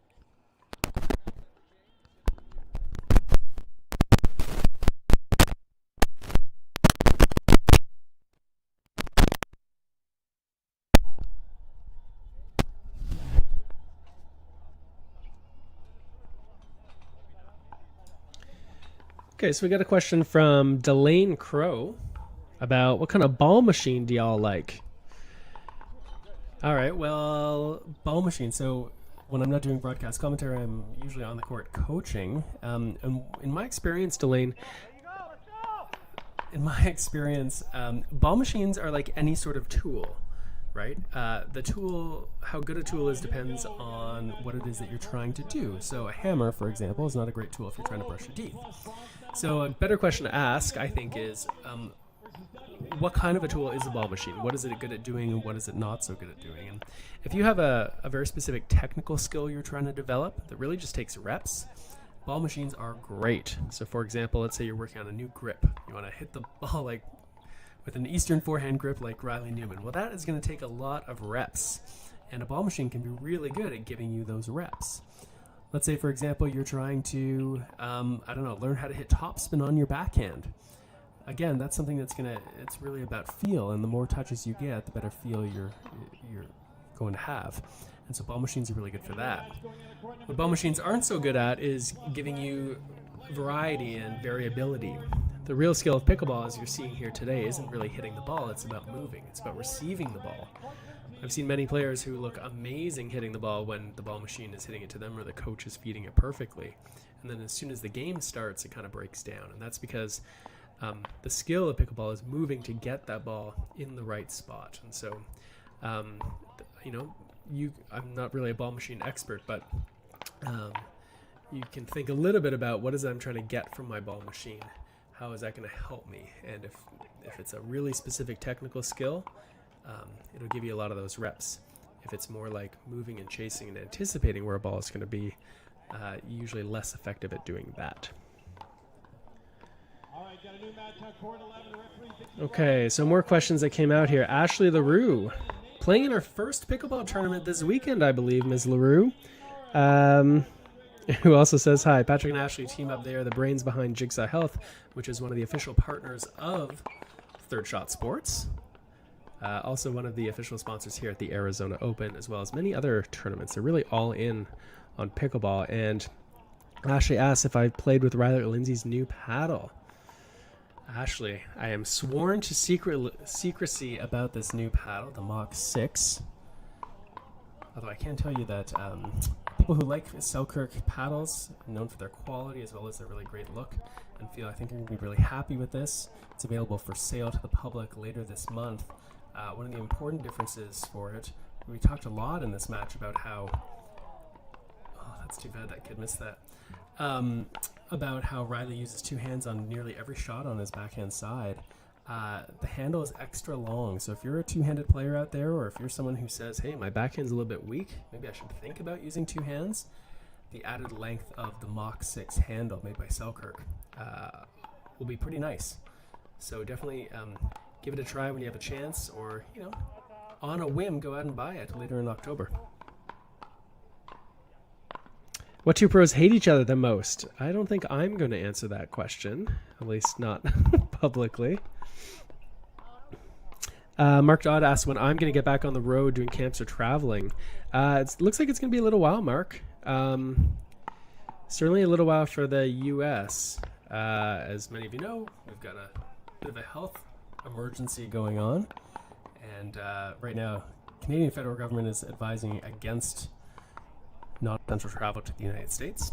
And sort of heeding that advice, even here in Canada, we're having a bit of a resurgence in COVID-19. And so all the public health advice is to really limit groups, as they're doing here at the tournament.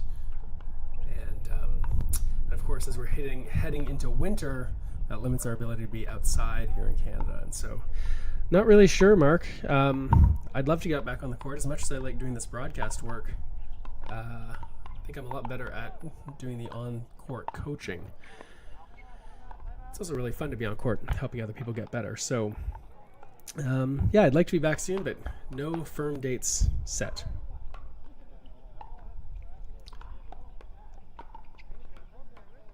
Brandon Knox is asking about paddle technologies. My favorite: the honeycomb, the gel, the carbon tubes. Exciting to see new stuff. Yeah, I mean, I'm probably going to not answer the question exactly the way you'd like, Brandon. We've been partners at Third Shot Sports with Selkirk now for about 4, maybe 5 years even. We've got a really strong relationship with them, both through Third Shot Sports and our other projects like Pickleball Coaching International. We only team up with partners that we really believe in the product and in the quality of the product and the company itself. And so that's why our official paddle company, Selkirk, it's been such a strong relationship for us. And so I'm really excited about their new line of paddles, the Vanguard paddles. They had a little bit of a supply chain issue earlier in the year related to COVID-19, but it looks like that's all set.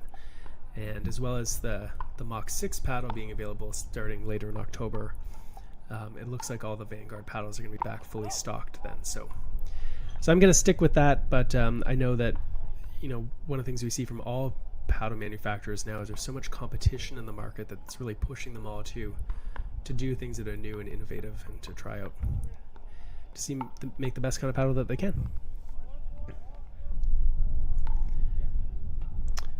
Delane Crow is asking, is it worth the investment to get a ball machine if no one else is available to play? Yeah, I guess so. If you're stuck without players to play, could be a good idea.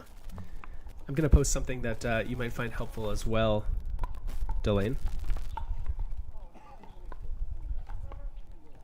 All right, got a new match going out of court number 5, 4 rows 60 plus. Ed Smith and Mark Howard versus Jeff Johnson and Jim Jensen.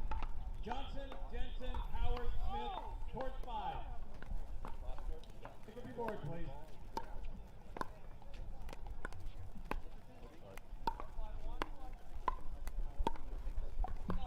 Oh, sharp. We're gonna play here. They move this. All right, I just threw a link onto the Facebook chat. Delane, you were asking about if you don't have partners to play with, what can you do? That's one of the reasons I wrote 31 solo pickleball drills, because I heard that story a lot hey Mark, I want to train, I want to drill, I want to get better, but I can't find people who want to do it with me. So I wrote this drill guide that's available as a digital only copy or digital and hard copy, and you can do it with on your own or against a wall. Sometimes even if you have a ball machine, you could use that, but this is really designed specifically to do things on your own. So take a look, see if you're interested. Brandon Knox says it's nice seeing Bablock getting in the game. Yeah, I've noticed that too a little bit. It's interesting seeing companies that come from other sports now sort of make the foray into pickleball. That's a sign of the growth of pickleball. Jack Thomas says Jigsaw Health is a nutrition and hydration game changer. It's fun to feel good. It's true. Jigsaw Health is great. I mean, I talked earlier about how we choose the companies that we're going to partner with. It has to do with, first and foremost, the quality of the product, and then second, the quality of the people and the company itself, and that's why Jigsaw is the official hydration company of Third Shot Sports.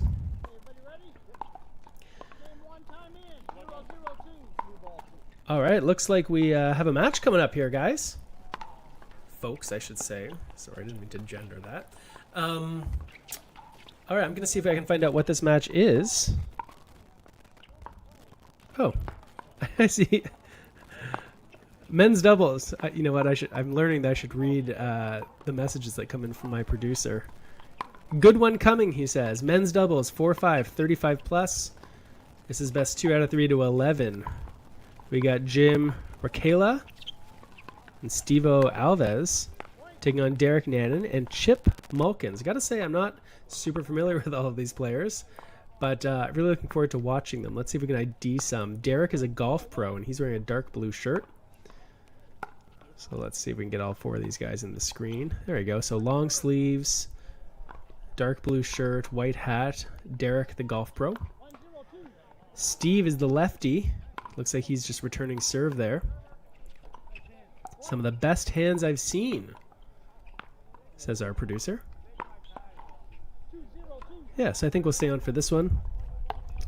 It's nice to be able to watch, especially kind of contrast here. We're looking at 4-5, is that right? 4-5, 35 plus.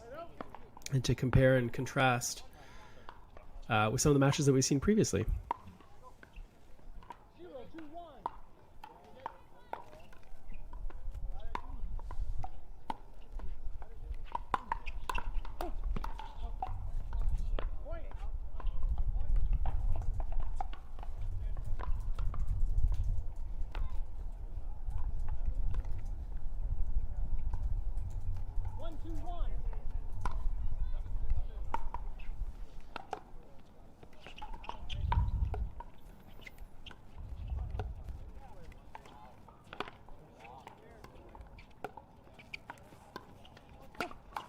There you go. Nice reach from the tall player over there.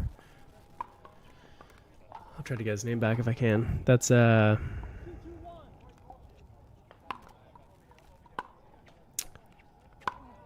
believe that's Jim. I just had someone ask about promo codes. Yeah, we do actually in fact have one for Jigsaw Health. It's PB3SS10. I put it in the code here or in the chat. It saves you $10. Okay, back to the action here. Enough talking about me and promoting our stuff and our friends. Again, nice reach there. So one of the differences I'm predicting that you're going to see, we're not going to do scoreboard for this, so I'll do my best. Ref's usually pretty loud here.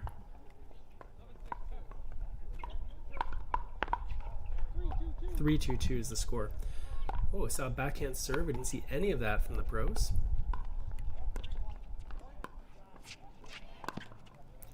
One of the things I think we'll see as a difference here is when you get high balls, we said how important it is to be able to get that ball down into the dirt to really finish the point. And I think we're going to see here less of that. Well, there's the lob. Ball lands in play.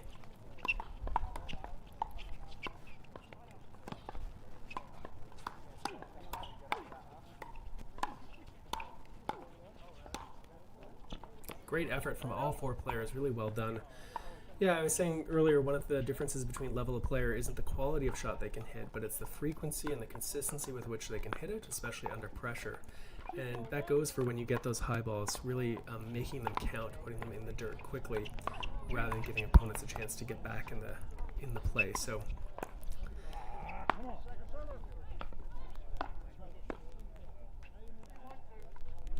We got Lester Tang, who's cheering for Team Scottsdale. Chip and Derek.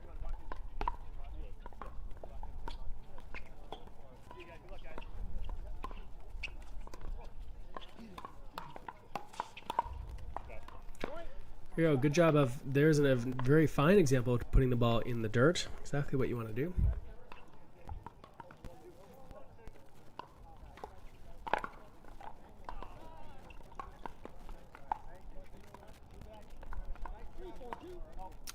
If I heard correctly, it's 3-4-2 we're looking at. This best 2 out of 3 match.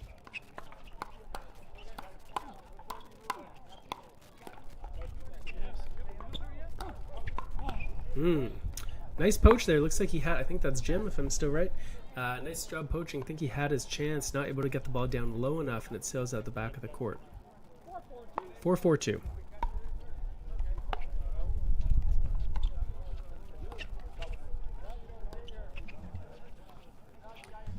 There we go. That's a good cross-court dink. Gets behind Steve, is it? I believe so. Gets behind Steve a little bit, not able to get the ball back in play. Referee does double duty as a ball boy. 5-4-2.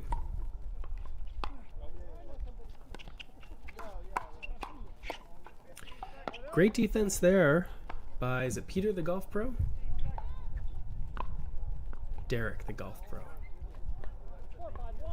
Derek and Chip. Chip returning serve here.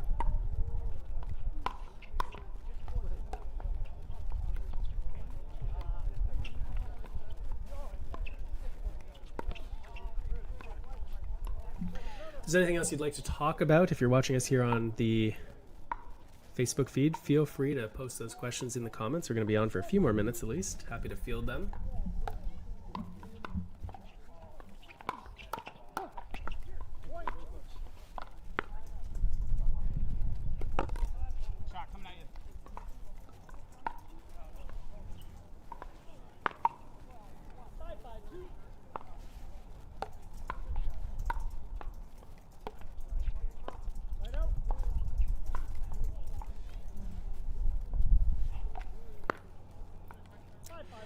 If you enjoyed this feed, if you like this kind of broadcast, be sure to follow Pro Pickleball Media on Facebook. While you're over there at their Facebook page, you can check all sorts of other live action from this tournament and elsewhere. Some of which will have commentary, some of which won't, but if you like watching good full pickleball matches with really great production quality, can't do much better than Pro Pickleball Media.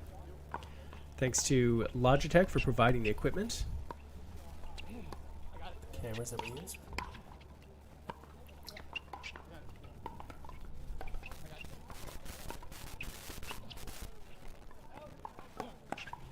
There you go. That's a nice attack with the forehand. Amy Tang asked about women's pro. It was a significantly smaller draw, Amy, in the women's pro. We did, I believe, capture a bunch of those matches on film. And we'll be showing those at a later date. It's really tough when 2 matches are playing at the same time. And so you'll be able to find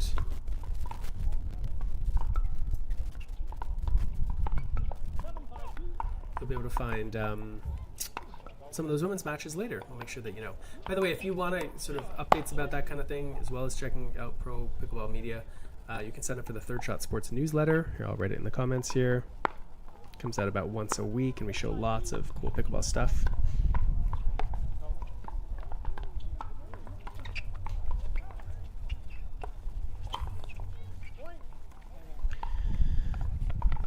Rick says Steve has a vicious inside-out forehand cross, scored very deceptive, and you haven't seen it yet. Well, it might be coming after this timeout.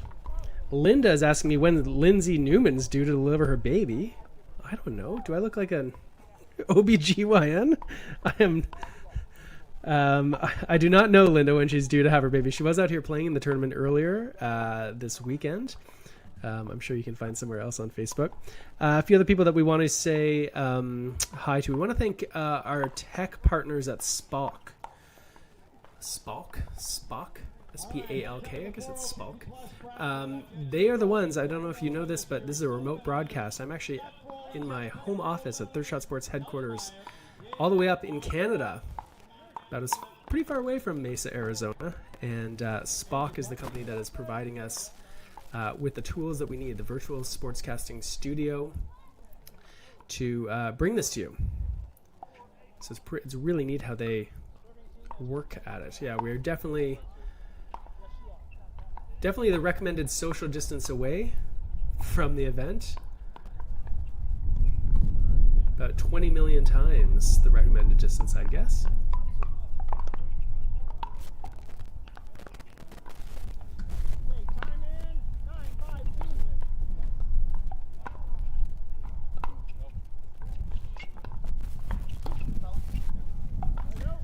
Brandon was asking about where to hold the paddle, how high up. We did see some players occasionally, I believe on Friday we saw Callan Dawson, who really holds the paddle pretty far up on the handle. So does Robert Cassidy. I don't know if you've seen Rob Cassidy lately. That looked like it was an around the post attempt. It was, but looks like it's just out.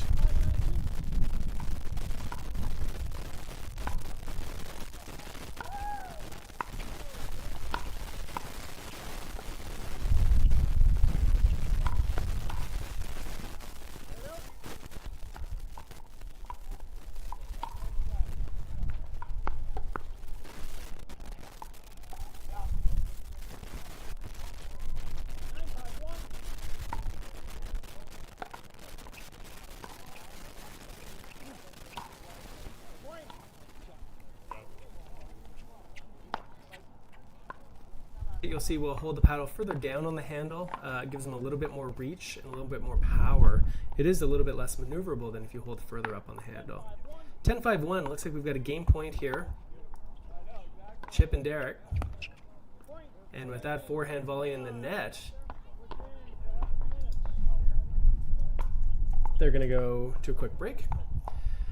We're going to answer a few more questions here. So let's see. You've got friends playing on the far side of the court. Brandon, I'm happy to hear about that. Lester's still cheering for Scottsdale. Amy, we told you that I believe we're going to have some coverage of the women's matches on the Pro Pickleball Media website at a later date.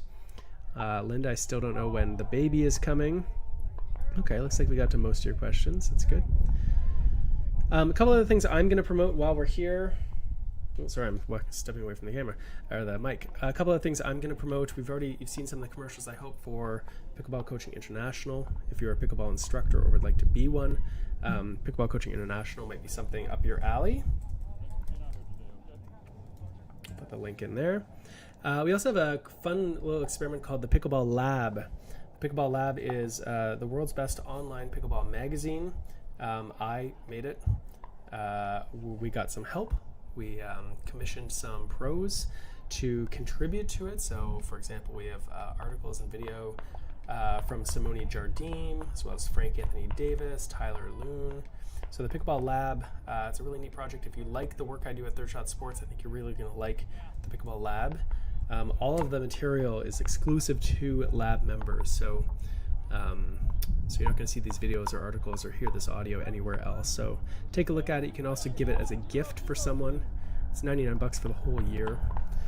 Anyway, that's enough promotion of me right now. Steve and Jim should be stacking, says somebody. Rick says they should be stacking the whole lefty-righty thing.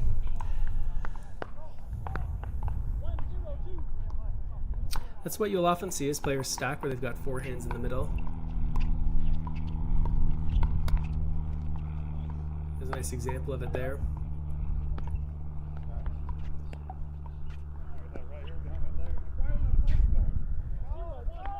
Zero 1-1 is the score.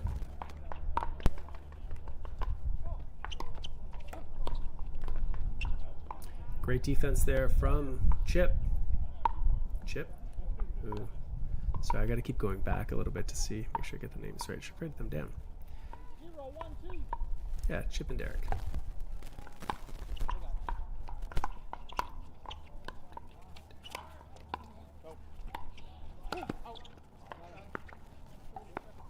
That's a big poach, but it looked like, even though the ball was going way out, it looks like it caught the shoulder of Derek.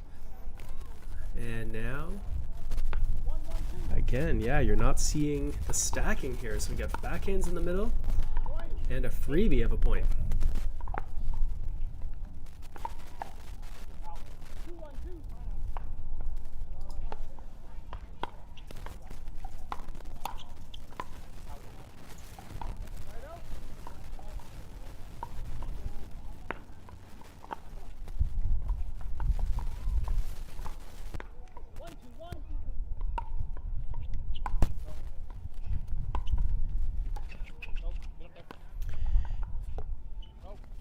Yeah, Rosemary Yakubowski, sorry, says not everyone likes to stack. And it's true, not everyone likes to stack. Sometimes people find that they spend so much mental energy trying to remember who should be where and whose turn it is to serve or return serve that they can find that a bit of a distraction from them. And that's sometimes why people won't stack. What I would argue, though, Rosemary, is that especially if you're playing a match that you care about winning, you know, like any other sport, if your team finds that you have an advantage playing one way over another, then it makes sense to use that advantage as much as you can. And so if what's really preventing you from using that advantage is kind of the overwhelming nature of not being able to remember who's on what side or what the score is, then maybe the trick there isn't so much to give up on stacking, but to really develop a very clear sense of how to ensure that you're always playing on the right side without that taking up a whole lot of mental energy. And one way to do that is to watch a great rally here.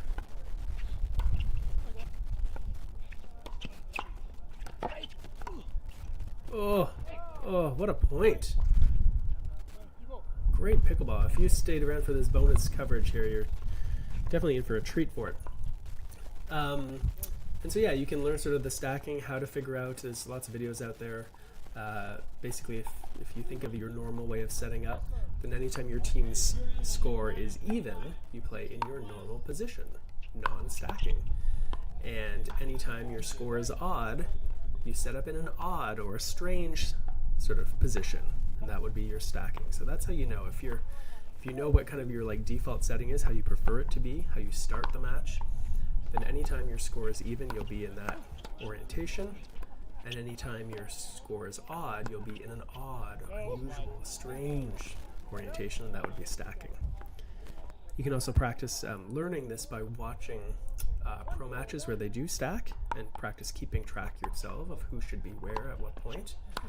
And you'll find that it becomes a little bit easier and you won't have to devote so much energy to it. Anyway, that's my advice about stacking.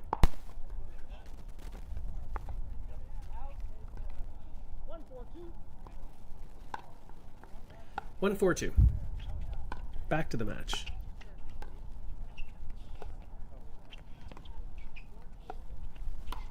Derek with a nice reach on that high forehand volley.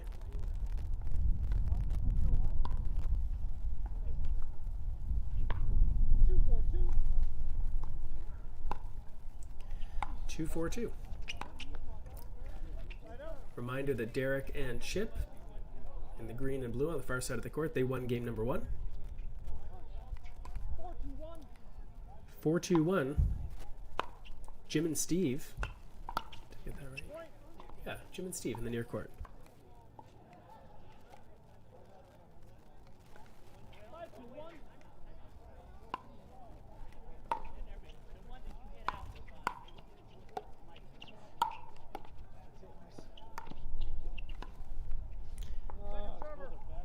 Can really hear the difference. Someone was talking about paddles earlier. You can really hear the difference. The person serving right now, either Jim or Steve, uses a gearbox paddle, and you can really hear the different sound when that ball hits it. Very distinctive. 2-5-1.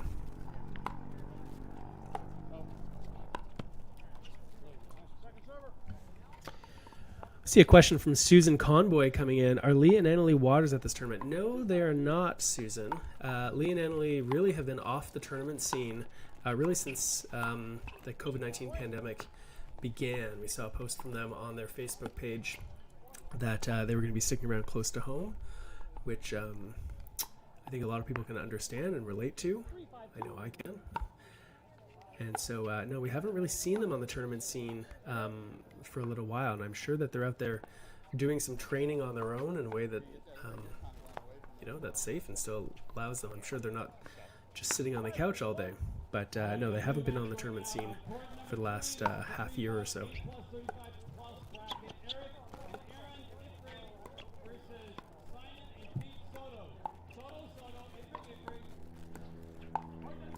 Ball catches the top of the net and dribbles back. It's going to be second server. 5-3-2.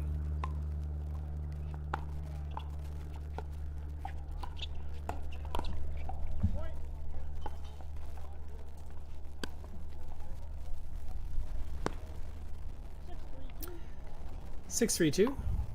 Steve serving.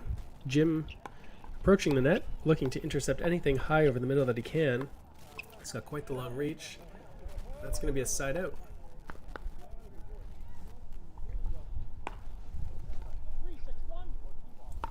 3-6-1. Chip and Derek, far side of the court, looking to come back in game number 2 and build on their win in game number 1.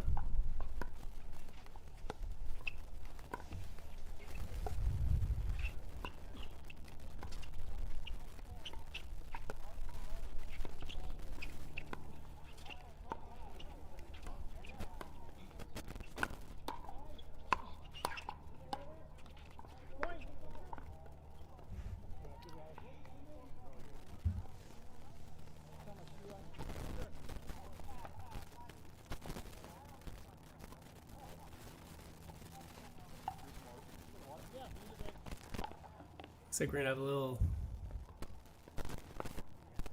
I'm not even sure this is gonna be a timeout. I think that this was a hydration break right now. It's sort of different from a timeout. Not exactly clear how that is. As you see, Carl Schmitt's now head out to the court to check on that camera. There's a really cool 360-degree camera in the middle there that I'm sure he'll be collecting some footage for. And this is part of a overall project to really bring a new and innovative way to approach viewing pickleball, looking at pickleball, recording stats on pickleball. Really exciting time.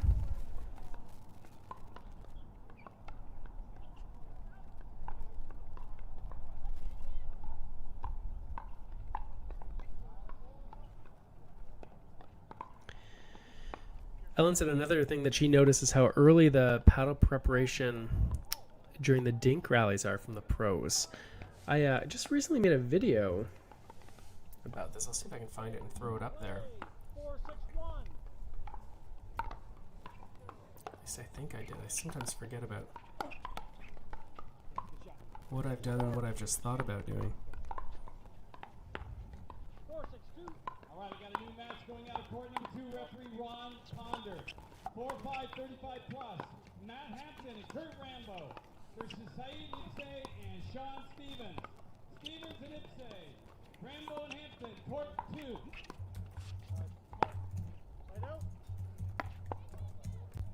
Okay, so I just posted a video in response to Ellen's comment about the early preparation that she seemed to notice being a little bit different between levels of player, and I threw the video up there. It's not specifically about dinking, but it's more generally about an early setup from the pros. And so after we're done our stream today, you might want to take a look at that video. Really nice example of these little details. Ooh, so close. Of these little details that can make such a big difference. And to me, it's related to, you know, earlier someone said the pros look so calm when they play. Well, it's a lot easier to be calm when you feel like you have more time. And you feel like you have more time if you prepare a little bit earlier. I sometimes think of it as when you have dinner guests, right? You're probably a little more frantic when someone tells you that, oh yeah, by the way, so-and-so is coming over for dinner right now, rather than saying, hey, so-and-so is coming over for dinner next weekend, right? When you have more time to prepare, it's usually a lot easier to be calm at that critical moment. And so setting up your paddle and body early is something pros do, and is one of the reasons why they appear so much calmer than, you know, us mere mortals. It's a really nice backhand attack there from Chip. Goes on the forehand hip of his opponent, Jim.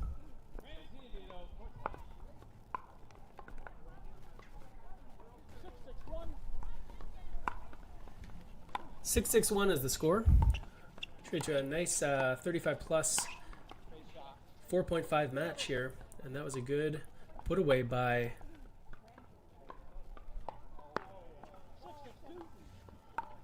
team on the near side.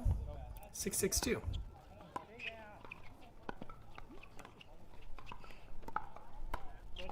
Steve goes for the lob.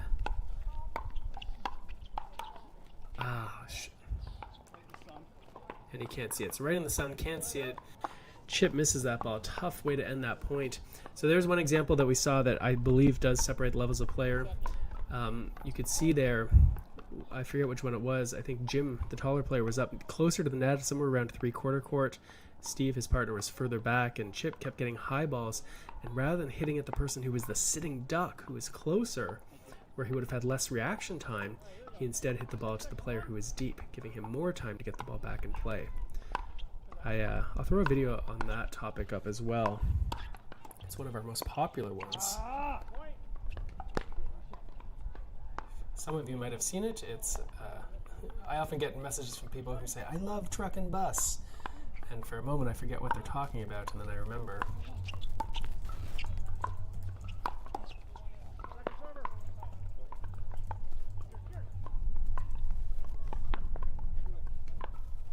This is a video now, looks like 4 years ago that we made it.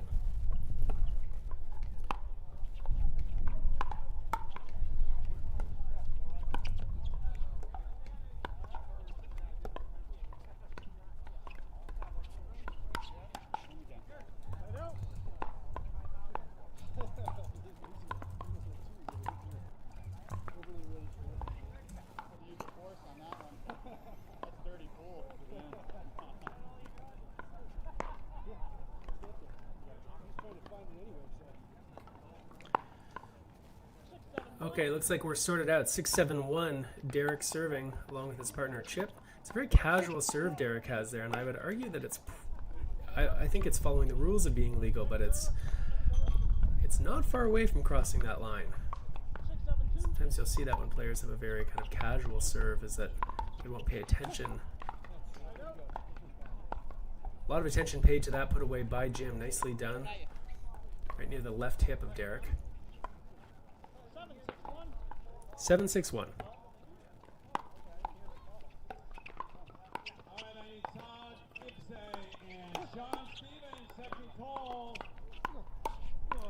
And there we go, right through the middle by Chip, right past those double backhands over there. Good job to not just hit through the middle, but also to get the ball down a little bit. So tough to defend when the ball's down there.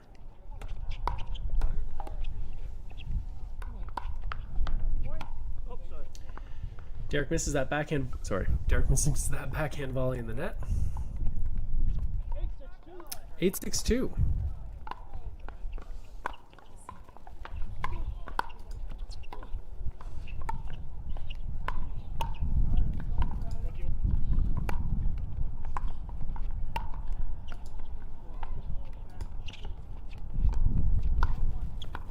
There's one more example. This ball should be going down the line at the sitting duck. Finally, he does it, puts it away. And I mean, so that's an example between the 4.5 players and the 5.0, is that the 5.0 players typically do that the first time when they have the opportunity, realizing that they can't afford to give these opportunities. So really nicely done by Derek there at the end of the point.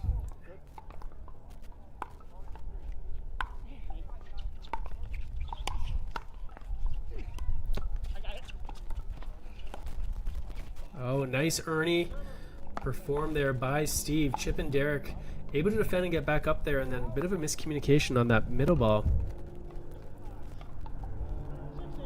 6-8-2 is the score.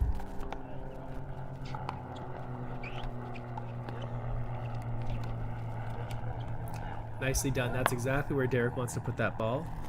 The person who's going to have the least amount of time to react in that case.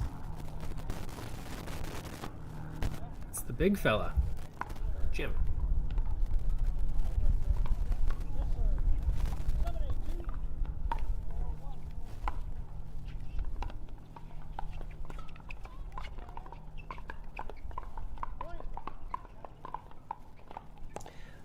That backhand dink finds the net. It's going to be another point, and this match is getting a little bit closer here. I think if I heard correctly, it's 8-8-2 here in game number 2. Derek misses that forehand swinging volley in the net. Looks like he sort of changed his mind. First was going to let it bounce, then decided to take it as a volley. Scores 8-8-1. Players on the far side of the court, Chip and Derek, won game number 1. 8-8-2.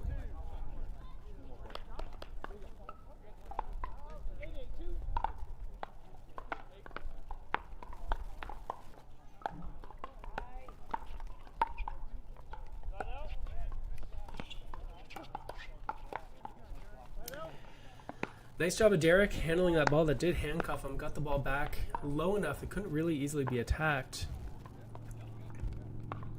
by Jim. We're at 8-8-1. Derek serving.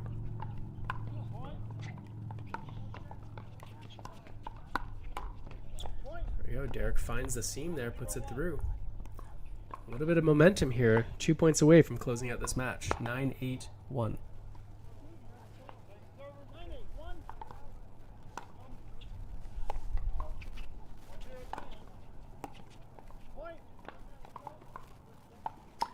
Couple loose points near the end there. The later part of this game from Steve and Jim sets up match point 10-8-1.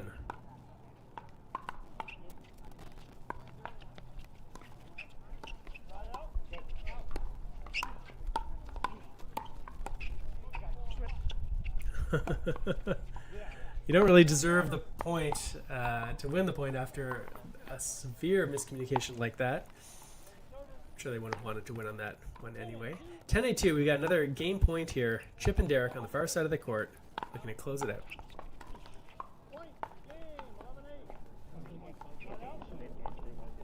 And with that,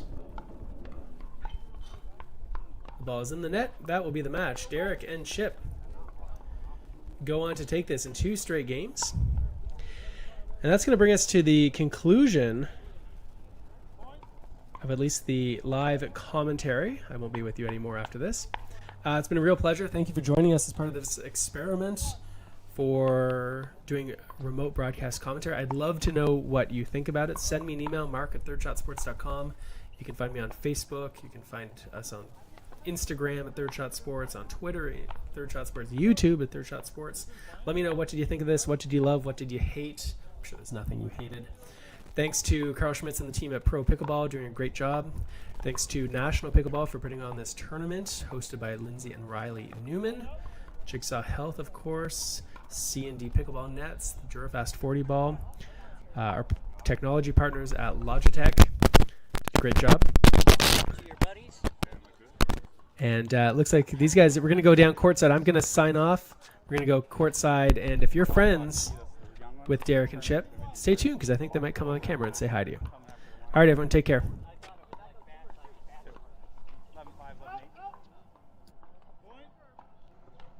All right, come on in close. All right, say hey to your friends and chat about your victory there, if you like. Hey guys, we're at the Arizona Open. Great tournament here. Shout out to FPP and my partner Chip. Excellent job today. More match to go. 3, 2, 1. Hey, Mom, this one's for you. Man, love you, buddy. Awesome, great job, guys. Hey, thanks. So that live stream to my to the Pro Pickleball platform after the pro matches. Yeah, so you're on the same stream. Oh, okay. As that, so. That's awesome. So you've been doing this for quite a while? Oh yeah. That's awesome. You got what, 1, 2, 3, 5 cameras? 4 cameras? A lot more than that. Yeah. So. Are you the one in the show? It depends on the event, actually. So there's one of the top videographers and pros that I work with on the bigger tournaments. I'll send you a link. Nice play out there, guys. You bet. Yeah. I thought you'd like that.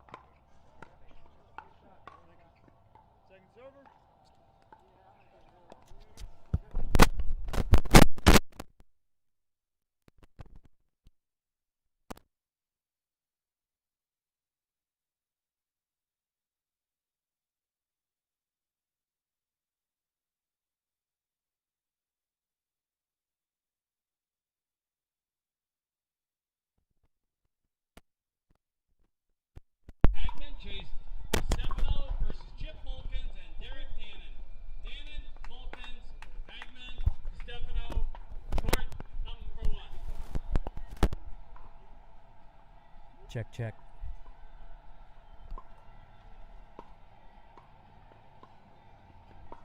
All right, I don't hear Mark on the mic here. Hopefully you enjoyed that today. We were experimenting with the new software platform, at least to us, by Spalk. This is a remote broadcasting platform. It's very slick, very cool dashboard and controls for the producer, which was my function this weekend, and also for the remote commentator, which was Mark's role. It went very smoothly today, all things considered. We had a very early startup though, in order to get the production running as early as possible, and so I didn't have quite the time I needed to get some of the components together. That's why I was off the mic all morning. Anyway, Mark handled it very well, and we just chatted using a embedded IM function. I think we're going to go ahead and wrap it for the day here. We've had a long day already. We've still got some more 4 or 5 matches and stuff, but I'm going to shut down the remote broadcasting solution. If it looks like we may have a chance to broadcast some 4 or 5 golds, I may start it back up. But if you're following Pro Pickleball, you'll receive a notification if that's the case. And would appreciate it if you do follow us. Every share and like and follow helps out. So thanks for joining us this weekend, again at the Arizona Open, hosted by Lindsay and Riley Newman, and run by National Pickleball. I've worked with them now in a couple tournaments. I've got a couple more with them, more than likely later this year and early next year. So looking forward to that. Really great team with Ryan Treffery and Seth as well. The venue here has been very good as well. They've worked with us for our long hours. I'm going to go ahead and shut down. Yeah, you can stand wherever you like.